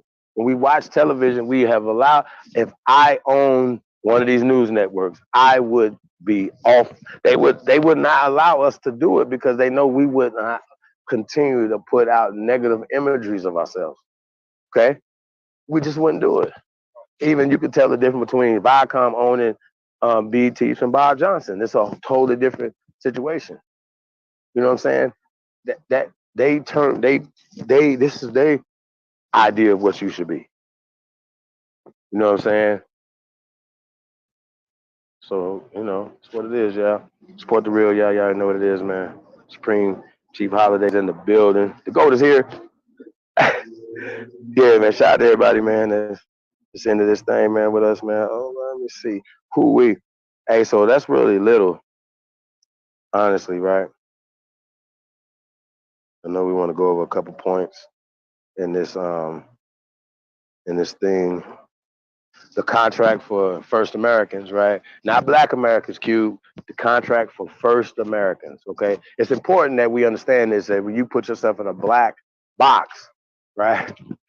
You put yourself in a black box, you know what I'm saying? You get, you know, black box shit, you know what I'm saying? You don't get nothing in the black box, right? You put yourself in that black box. Yeah. So y'all gotta stop putting yourself in the black box, Q. You know what I'm saying? We are the first Americans, bro. So shout out to you when you said that we you know, he believed that, you know, people used to not want to be us, right? We are us. This is us. We here. This is our land. You know what I'm saying? So people want to put us in an African black box, which happens to have slaves in there and all this other bullshit, you know, getting pissed and shit on, getting raped, you know what I'm saying, all type of shit or whatever, the psychological damage that come with it, right? So a lot of times when we're talking to people and we're trying to let people understand, like, they don't even want nobody else on the planet to be slaves but them, right? It didn't take slaves to build a Great Wall of China. It didn't take slaves to build nothing on this. Like, come on, bro. Like, this whole concept of slaves is dumb. It's employment, but based off, because they was even talking about, oh yeah, but it's okay if it's pale people, right? Well, that's a work strike. If it's us, it's a slave revolt. You see the rendition? Who's telling the story, right? Like, who's gonna give this story? Who's painting the story? So we keep painting the story, and we keep allowing other people to paint the story for us, and we keep running with that narrative. That's the problem I have. You know what I'm saying? We got to stop running with these narratives. You know what I'm saying? A lot of times people don't understand it. It's just what it is. Libra Sun is in the building. Yeah, you know, right when I'm about to get up out of here. Big bro, what it do?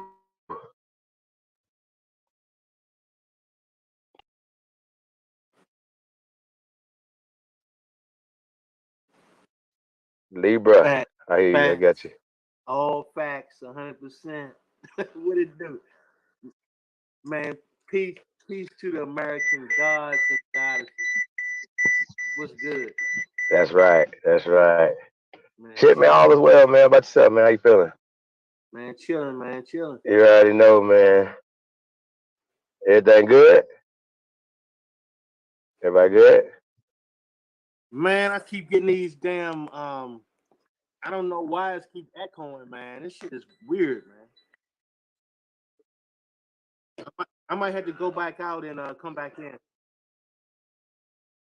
Okay, no problem.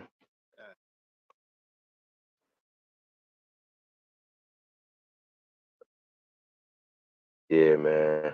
Go get y'all some AmericanAboriginalShoes.com, man. Walk like a guy, man. Walk like a goddess, man. It's real in the field, y'all. And y'all already know, man, we are 2am.com. Wake up. It's time. It's 2 a.m., man. We are 2am, 2am.com. Yeah, I can't see this right here. I'm not in front of the desktop. Okay, wait. It's a little bigger. Super little though. I got it. Hey, I kind of right like Q, bro. I see black in here 800 times, bro. Bliggity black. And if we want to get things done, we want to get things, make it effective, we have to start speaking words of affirmation, power. We have to give power to our words. Black is taking power from it because you give power to white. Okay? There's no such thing as white. It's waste. Okay? Because nobody's going to come up to you and be like, oh, yeah, I'm a white man. Yeah, right? Well, okay, remember? Hey, well, white is a part of a system. Are you a part of that system, sir? Oh, no, I'm not a part of that system. See what I'm saying? We have to take power. While taking power, we got to, like, right? Power doesn't concede anything with power. Their power is illusion. Okay? I can trick you into taking power from you. Right? I could do it running up and down this fucking court for us. It's only been 100 years, bro. LeBron, come on, bro. How I know for a fact you can own a team. It don't cost that much. You've been playing for 17 years, dog. There's no way you can't tell me you can't own a team. Michael Jordan own a team. How about this? There's no way y'all can't tell me we can't start a league. Is this real? I Las Vegas guys. What's up? Even you in DC, we got the DC Suns. You know what I'm saying? Y'all know what I'm saying? We can do this, man. We don't need these people, bro. Like, I don't understand. Why do we keep doing this to ourselves and don't have a 100-year plan for ourselves? Man, I'll go over here and play for them for 20 years if my knees don't give out. What? Like, come on, bro. Like, some of these niggas are smarter than you because they go to college, right? Leave college after a year or two, whatever. What you gonna make your whole goddamn life, they make that first year of their goddamn career. What are you talking about? You gonna work your whole life to get what this 19-year-old kid is gonna get his first fucking year, bro. Calm down. You're not smarter than him. Okay? You're working hard. You went to school for 20 fucking years. You ain't getting shit better than you went to school for a year. If that. Some of the nigga came out right out of high school. Really? Who's smarter? Again, I'm trying to figure this out. That's dumb. Get Libra back up here, man. Shit is dumb. Libra. Yo. You're. Yeah, you back in here. That's what's up. Yeah, man. What's good, man? Yeah, man. Hey, man, anybody tuned in from Vegas too, man, let y'all know, man, we're going to be definitely launching from here, man. So to be announced, man, the location, man, let y'all know, man.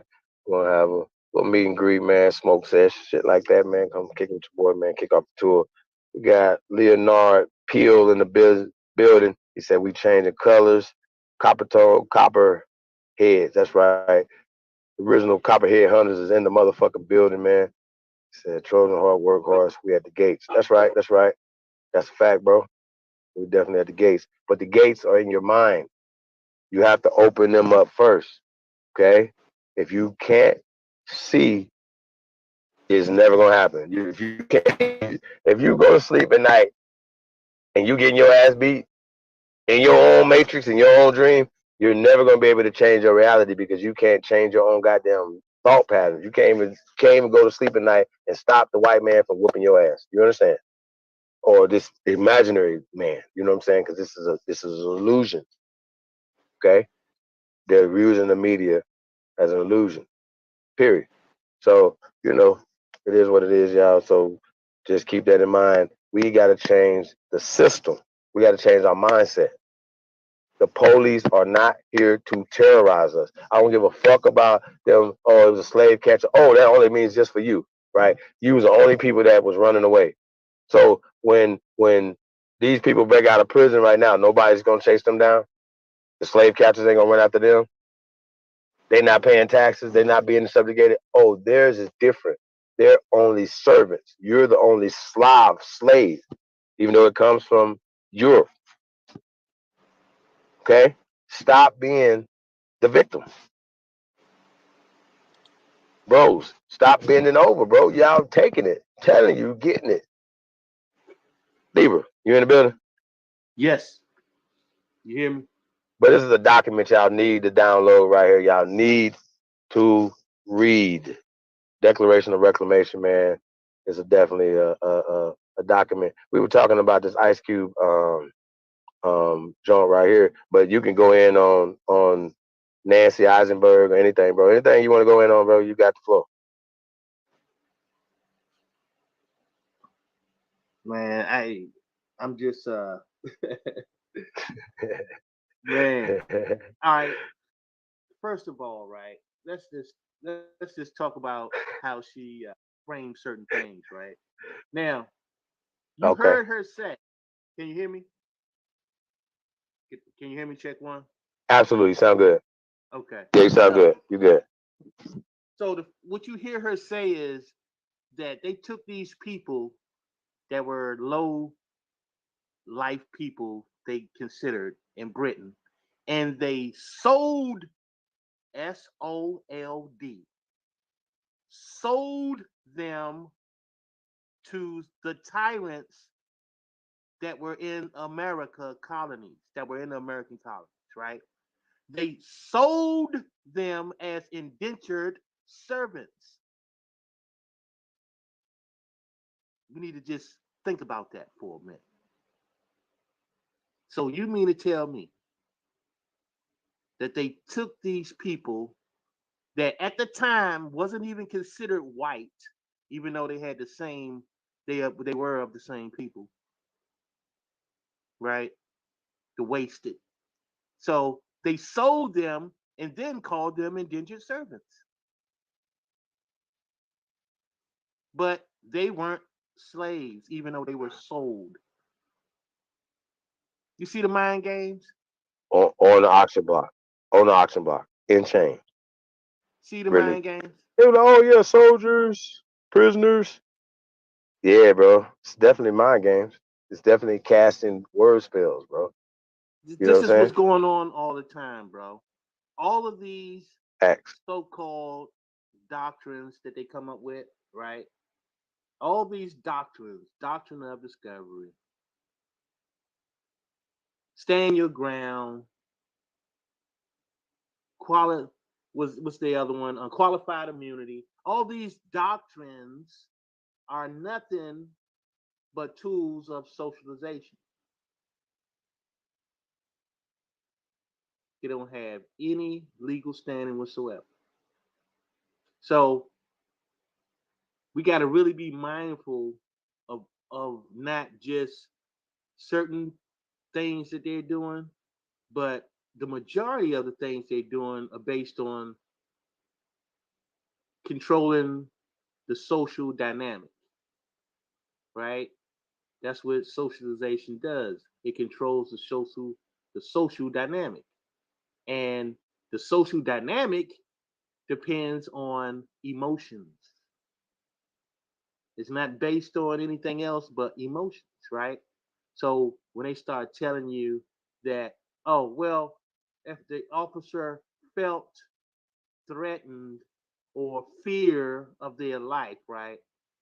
You have to think about that for a minute, right? So, okay. So when you say fear for their lives, do you mean an emotional response? right? So if they're having a bad dream and they're having a nightmare that their wife was coming after them with a knife, can they wake up and shoot their wife? Could they wake up out the dream and shoot their wife and get away with it? Because, they fear for their life. Based on their emotional state, which could be actually unstable at the time. So you're trying to tell me that we are creating laws based on people's emotions? There's no fucking way that junk should even deserve an argument. These doctrines are outside of reality. Okay? That's the first thing. It has nothing to do with facts. It has nothing to do with evidence. These doctrines are merely emotional responses. And there's no laws based off of no emotional response. They are playing games. They're violating the law, playing these games. They're playing these emotional games.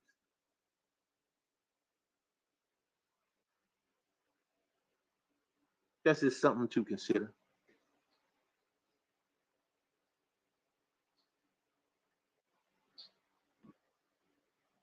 Go ahead, Chief. I rest. Yeah, man.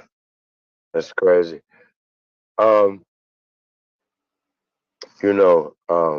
Once again, right?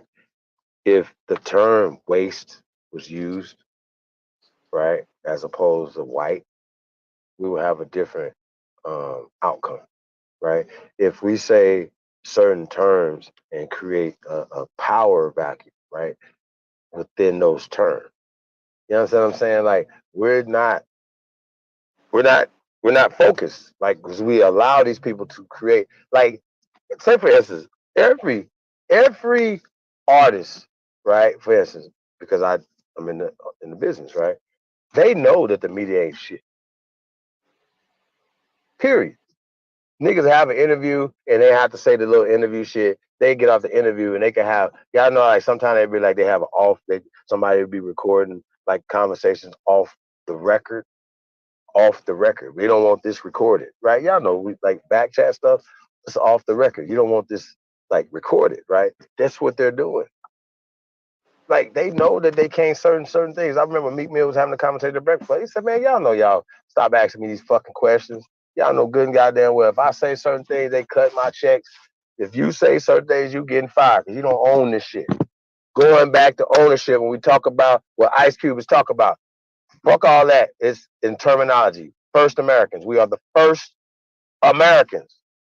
Say this with me, boys and girls. Not y'all. Y'all the great ones. Salute. First Americans. We are the first Americans. Call yourself whatever over there, but get with the first American agenda. Okay? We are the first Americans. First. So, right? So, anywhere that you see black or anything else, nigga, anything, say first. Please. Before you get ready to say anything out your goddamn mouth, Indian, more, anything, say first. Please. Say first. Get on code. Please. If you don't understand what Aboriginal is, you understand what one S the fuck T is. If you niggas argue over there, I'm gonna pray for you, okay? I'm gonna pray for you, right? I don't know what to say to you. Like, that doesn't make any goddamn sense to me to keep arguing back and forth over these goddamn terms. Leave them terms over in the trash. Or not in the my bad, yeah. In your pocket. Or at the door. We are the first Americans. Okay? First. I'm gonna keep saying this. Every time you want to say black out your mouth or anything else, whatever the fuck you want to say, nigga, say first, please. First. It's easy. We are the first. Like playoffs. First, motherfucker. We are the first Americans. Paul Pierce. We are the first Americans. Robert Horry. First fucking Americans. Shaquille O'Neal. You know this. You was on there when the brother said that you talk about this. You gotta have these conversations in the open, bro. We let the Davenports and these motherfuckers know you are immigrants. This is our motherfucking land. This is America, Jack. We are the first Americans. I gotta keep saying that. First Americans. First. One SC, bro. It's simple. It's like first grade. First. Please get on code. Nobody can argue that. None of you niggas, none of you niggas, the God bodies, the Nation of Islam, Hebrew Israelites, no Christians, nobody can dispute. First, we're the first. We're the first human beings. And guess what? Guess what we got? Libra. You know what we got that they don't have? Bones. Fuck what you talking about. Every fucking time you niggas pull out a fucking article, a book, I'm gonna pull out a bone. Please, right here. Here's the bone. Nigga, you niggas believe in dinosaurs and fucking monkey people. I got our ancestors right here. You ain't got shit. Here are our ancestors in the ground, painting themselves on the wall, carved themselves in fucking stone. Nigga, you niggas got all type of motherfucking shit to carve shit right now. You won't go carve your motherfucking face in stone nowhere. Bet you I fucking am. Fuck is wrong with y'all? That shit crazy as hell to me. You niggas suck. Like, that is terrible. There's no way the fuck you gonna tell me that we are allowing this shit to keep going on. Oh yeah, oh sorry, us, it's poor us, we're so little. Black lives matter. No, the fuck they don't. Child A1 man did Black Lives Matter don't matter. They don't. All that shit don't. Y'all lying. You know what I'm saying? They lying. That shit don't. This shit matters. If it did, I'm pro-life. That's all I gotta say. That's a fact. What you say, bro? Yeah, man, because they don't understand. Fuck out of here. The colonized mindset put you out of the state of reality, bro. You know what I'm saying? It puts you in lies, okay? Having a colonized mind Facts. puts you in the lion mind state. It is artificial. It's just what it is, man. Facts. It's right? When you think under the colonized mindset, you are beyond reality.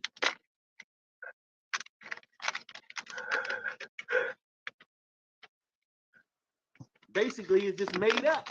Super facts. You know what I'm saying? Super facts. Just like I try to explain about these doctrines, they are outside of reality, bro. The shit is outside of reality, right? You had Amber Geiger, right? Make up a story saying, I thought I was in my own apartment and I saw an intruder that was trying to kill me, right? That's what she said. That's what she thought. But what the fuck do her thoughts have to do with reality? What she actually did, an unarmed man's apartment and shot him dead eating a bowl of ice cream. That was the reality, not what she felt. Okay? Stick to reality. All of these excuses they using about, well, you know, if the officer felt threatened, that is a lie. That is an emotion. Emotions have nothing to do with reality. It has nothing to do with facts. The problem is, the reason they get away with this shit is because people not paying attention. They're not sticking to the facts. They're going off into la la land saying, well, if you felt this way, I guess that means no, hell no. That's outside of reality. The person's feelings, whether they scared, whether they threatened, they saw a weapon. I thought I saw him reach for a gun. Well, if he didn't have a gun, then that was outside of reality. Then it wasn't a fact. And you don't get to use that as an excuse based on your emotional feelings at that time. That's the argument. Stop getting lost into these words and these feelings and shit. That has nothing to do with reality. It has nothing to do with fact. If they want to win these cases, all they need to do is stick with the facts. It ain't about what you felt. It ain't about what you thought or you thought you saw, because that has nothing to do with what actually happened. Do not let them put emotion into the picture. Whether you're talking Black Lives Matter or any other thing. It cannot be driven by no made up reality or fiction, okay, trying to pass as reality. If it's fictitious, then that's what it is.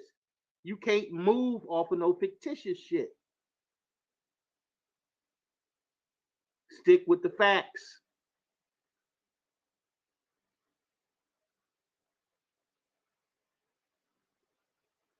Go ahead, bro.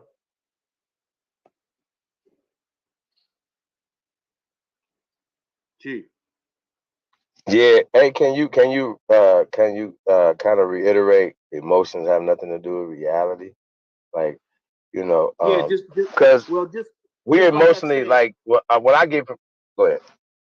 Well, that's just like I was explaining about Amber Geiger, right? When she said she thought she was in her apartment. Well, her thoughts have nothing to do with reality, because if she was emotionally unstable at the time of the incident, right? Let's just say, for an example, and she was feeling a certain type of way, that has nothing to do with what actually took place. So we get into listening to these people describe their emotional state when emotions have nothing to do with law. Either you did something or you did not. It has nothing to do with how you feel. Whether you were scared, whether you were cold or hot, or none of this shit makes a difference. So when they say, I thought he had a gun, so I shot him. But the reality was they did not find a weapon. That means that his thinking was outside of reality. It did not exist. It is a story. Okay?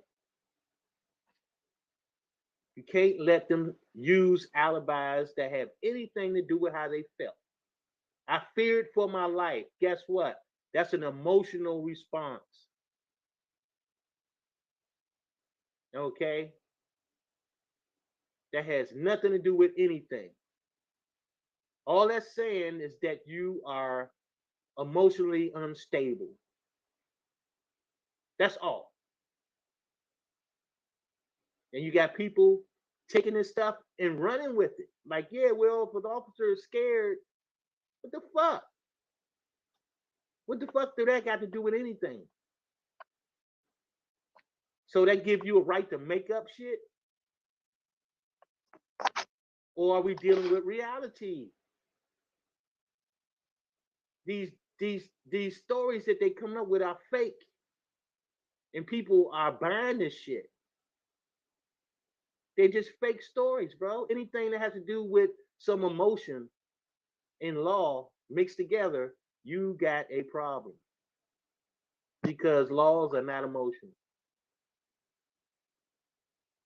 If somebody violates your Fourth Amendment right to due process,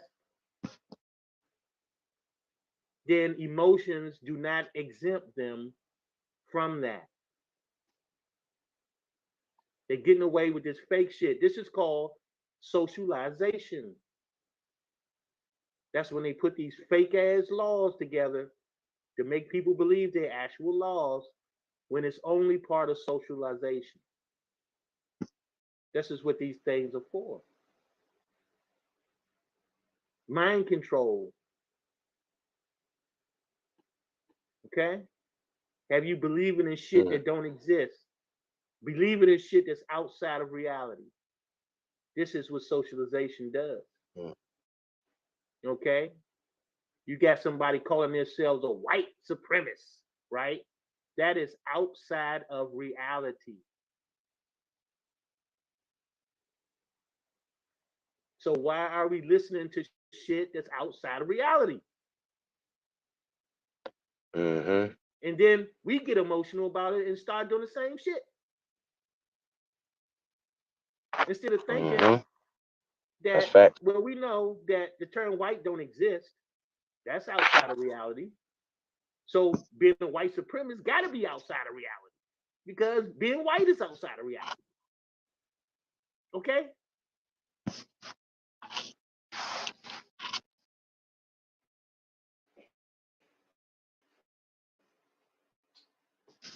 But that we in denial of white supremacy by denying it, brother. Well, that's you know what I'm saying? Once again, that's because they cling on to things that's outside of reality, bro. And they get mad about it. You know what I'm saying? Because religion, right, is outside of reality, bro. And they do things as a religion. So, you know, when they talk about being black and being white, it becomes a religion to people and it's outside of reality, but they get mad about things that they believe. You know what I mean? Because if it was within reality, you wouldn't have to believe. You would know. You believe in things that's outside of reality.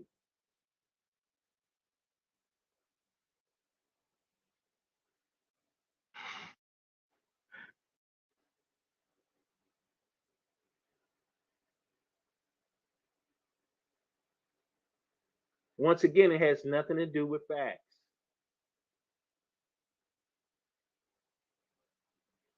And the truth is that sometimes we may not know the facts, but that doesn't, you know, give you permission to make the facts up.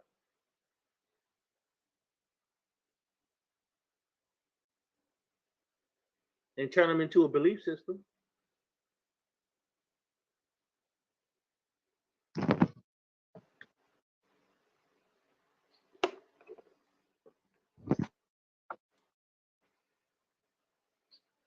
So that's what it be sometimes, shit.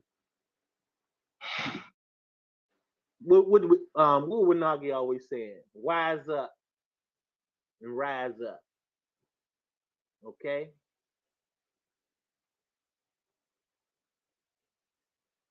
Wise up and rise up. If we knew better, we do better, right? Is that right, Chief? Yep, absolutely, brother. Can you hear me? Yeah, I can hear you. Okay, for sure. Well, that's the point. Yeah, though, man. you know? I mean, bro, it's like, yeah, like we could read a million books. If you read books and they just sit on your shelf and you can't apply nothing, you know what I'm saying, to anything or whatever. Like, okay, motherfucker got a $100,000 book collection, but you die broke. You do the Yeah, math. let me turn my volume down. It's almost like that. They think I'm too loud. Am I talking? It's almost like that story that, nah, you're not too loud. You good.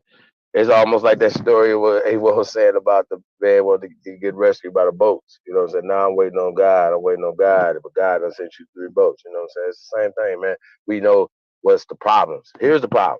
Problem is these systems. Okay? Professor Neely Fuller, Dr. Francis Wilson broke that down eloquently for us. So we act like we don't have blueprints to shit. Blueprint from First America by Dr. Amos Wilson. We take that and we change it. You know what I'm saying? We don't keep doing the same thing, Q. You know what I'm saying, bro? And I know you got good intentions because, bro, you don't have to do this, nigga. You can go in your mansion, go on your 50 acres or whatever. You can chill and do you. You ain't got to do none of this. You know what I'm saying? And it ain't about the money for a brother like that or whatever because he's continually trying to push the ball forward. The big 3 league getting certain things, whatever, to do certain things. So that's why I say Cube is up there, man. You know, we just gotta.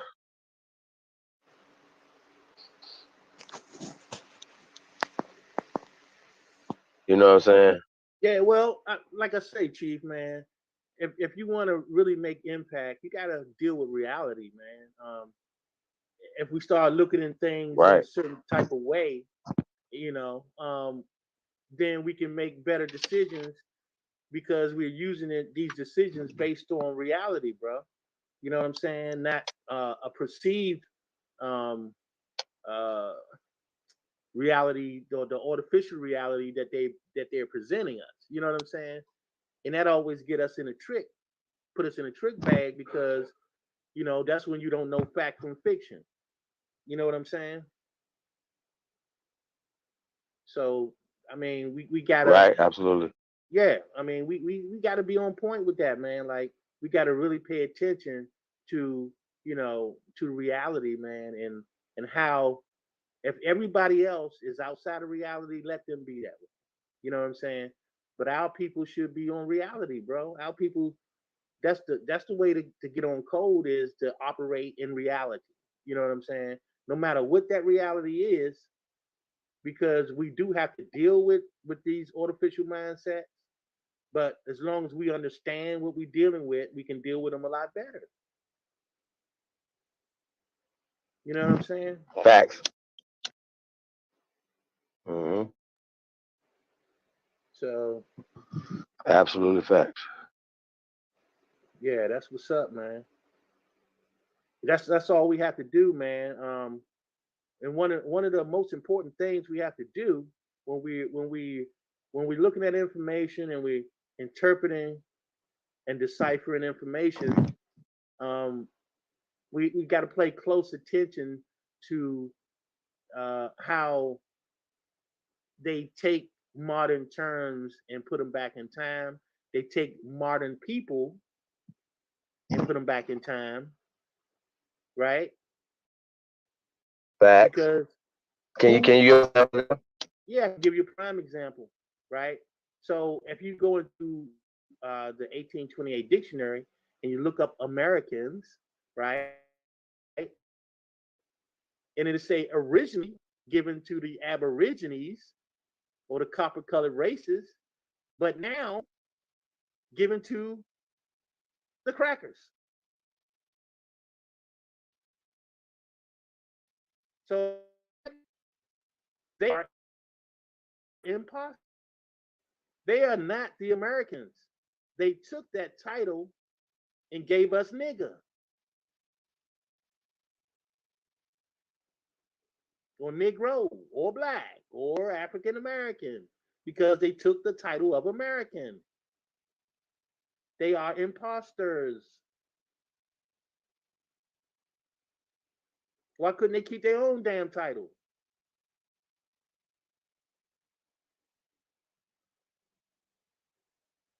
That's facts. Shout out to Mr. Darkfly brother. He's into the building. Peace of the God, man. Shalom to you, my brother.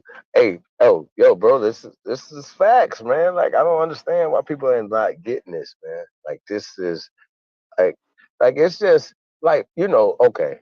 Like in order for it would be different if the word like technology didn't exist, manipulations and all these other things, bro, things that these people have done to get into this position. Like this is just facts. But the facts are that we are perpetuating, we're pushing their historical domination. It is happening. And as we sit idle, right, and talk about ancient Africa and Kemet and all this other shit, they're building on top of our land, bro. Like that's a problem for me. We have to have a upward mobility mindset. Period. Fuck they cast us. Fuck they got going on, bro. Like we don't even honor nothing that y'all. Anything that y'all honor, Gucci honor nothing. Waste people bring. How about that? Right. Nothing. Not a motherfucking thing that y'all can bring to the table, bro. And that's just on God. That's just and I don't have to tear nobody down to push our greatness up. Electricity, like I can go on and on, cars, clothes, fashion. Got the baddest women on the planet, and whatever. yeah, just everything, bro. Like everything that you can imagine, right? And the fact that them brothers did walk off the basketball court just for a little bit, let them give y'all a glimpse of the power y'all got. Y'all understand what I'm saying? Y'all power doesn't concede nothing but power. Y'all can believe that. You can keep talking all this shit, but when y'all go back on that court, just imagine how shitty you gonna feel because you didn't get nothing. You make these motherfuckers bow down, get down on y'all motherfucking knees to the gods, not just on no talk God shit, on some real God shit. I'd never call another motherfucker my owner. You got to be out your motherfucking mind. I could have went pro. I'd never do that. I don't give a fuck. You don't own me, dog. Slavery. $40 million slave. Go look that book up.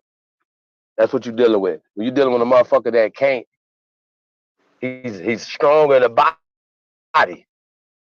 But we kill O'Neal, bro, but you be on some that shit. I don't like that, bro. You get on cold. You too big and rich for that, fam. You rich for life. Nigga, you ain't gonna have no job, nigga. You know what I'm saying? You getting money, motherfuckers insurance, nigga. Fuck is wrong with you? Cop ass nigga. Y'all know you're a cop, right? So he came for the police and that shit, bro. Watch your goddamn mouth, bro. That shit's crazy to me, bro. Wait, man. I mean, yeah. It's like the thing is, man, that colonization breeds what? Agents, right? So facts. That's all part of socialization, bro. It's like they will protect this artificial system, man, by any means necessary. You know what I'm saying? Because they're dealing with a belief system. You got people that's dealing with beliefs, right? And dealing with beliefs is outside of reality, bro. You know what I'm saying? So you're not gonna have any solid ground to stand on. You know what I'm saying? There's no principle. Facts. You know what I'm saying? It's like, what can you say, man? Get some principles in your life, not no artificial ones. Get some real shit. You know what I'm talking about?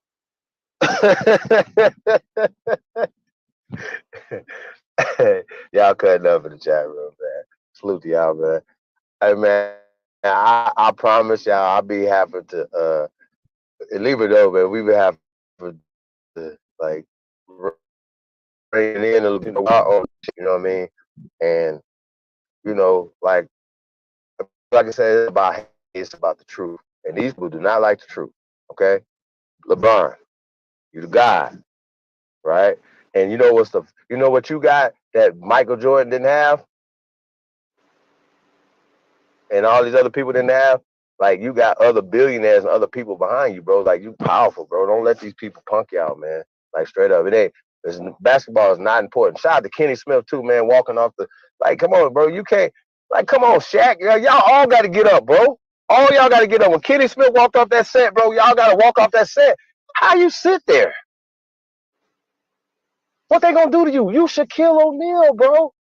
You know when they fired Kenny Smith, you know what he'll be? Well, you know, he should have told us before he walked off the set, you know. Nigga, bro, come on, fam. You niggas, that right there is unacceptable. Shout out to Shannon Sharp, bro. You niggas, that shit is unacceptable. Okay? We gotta put all the dots together, man. Y'all not figuring this shit out right now. Y'all not understanding.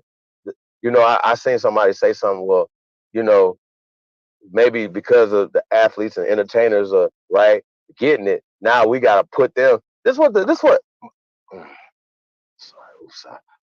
Michael Eric Dyson, right? Shout out to Michael Eric Dyson. Dr. Michael Eric Dyson, right?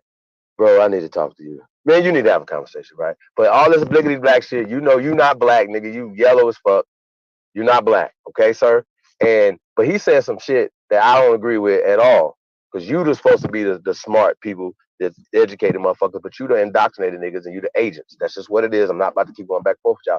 They don't need to sit down and talk to none of you ass niggas. And then he started naming Al Sharpton's group and you know, that and these other niggas groups that are known agents to the community, bro. So when you said that, fam, that right there does not sit well with me, bro. They gotta stop pulling these same agents up to talk on television for all black people, bro. We're not having that, fam. Sit y'all motherfucking asses down, bro. I'm not about to keep telling y'all shit, bro. You niggas, and this is the problem right here. And we honor they channels, we honor they shit.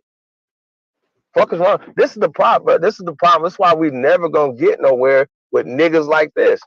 When Kenny Smith walked off that set, all y'all would have walked off. And Ernie Smith would have got him walked off with y'all.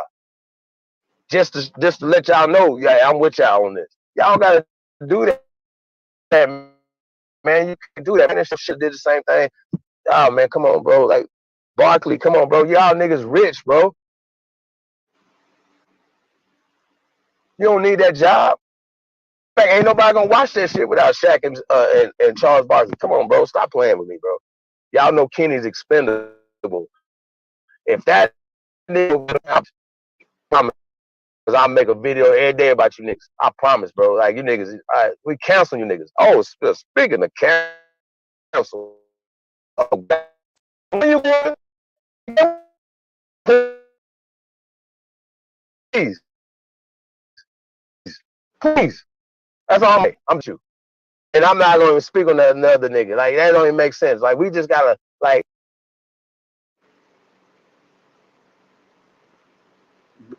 Well, but you know what that is, though, Chief.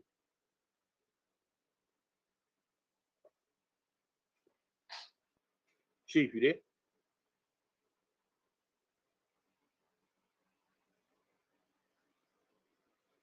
Mic check, Chief, you there?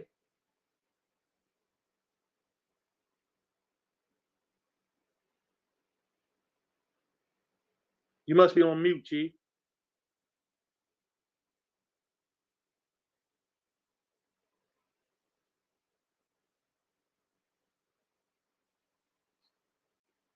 Might have dropped off.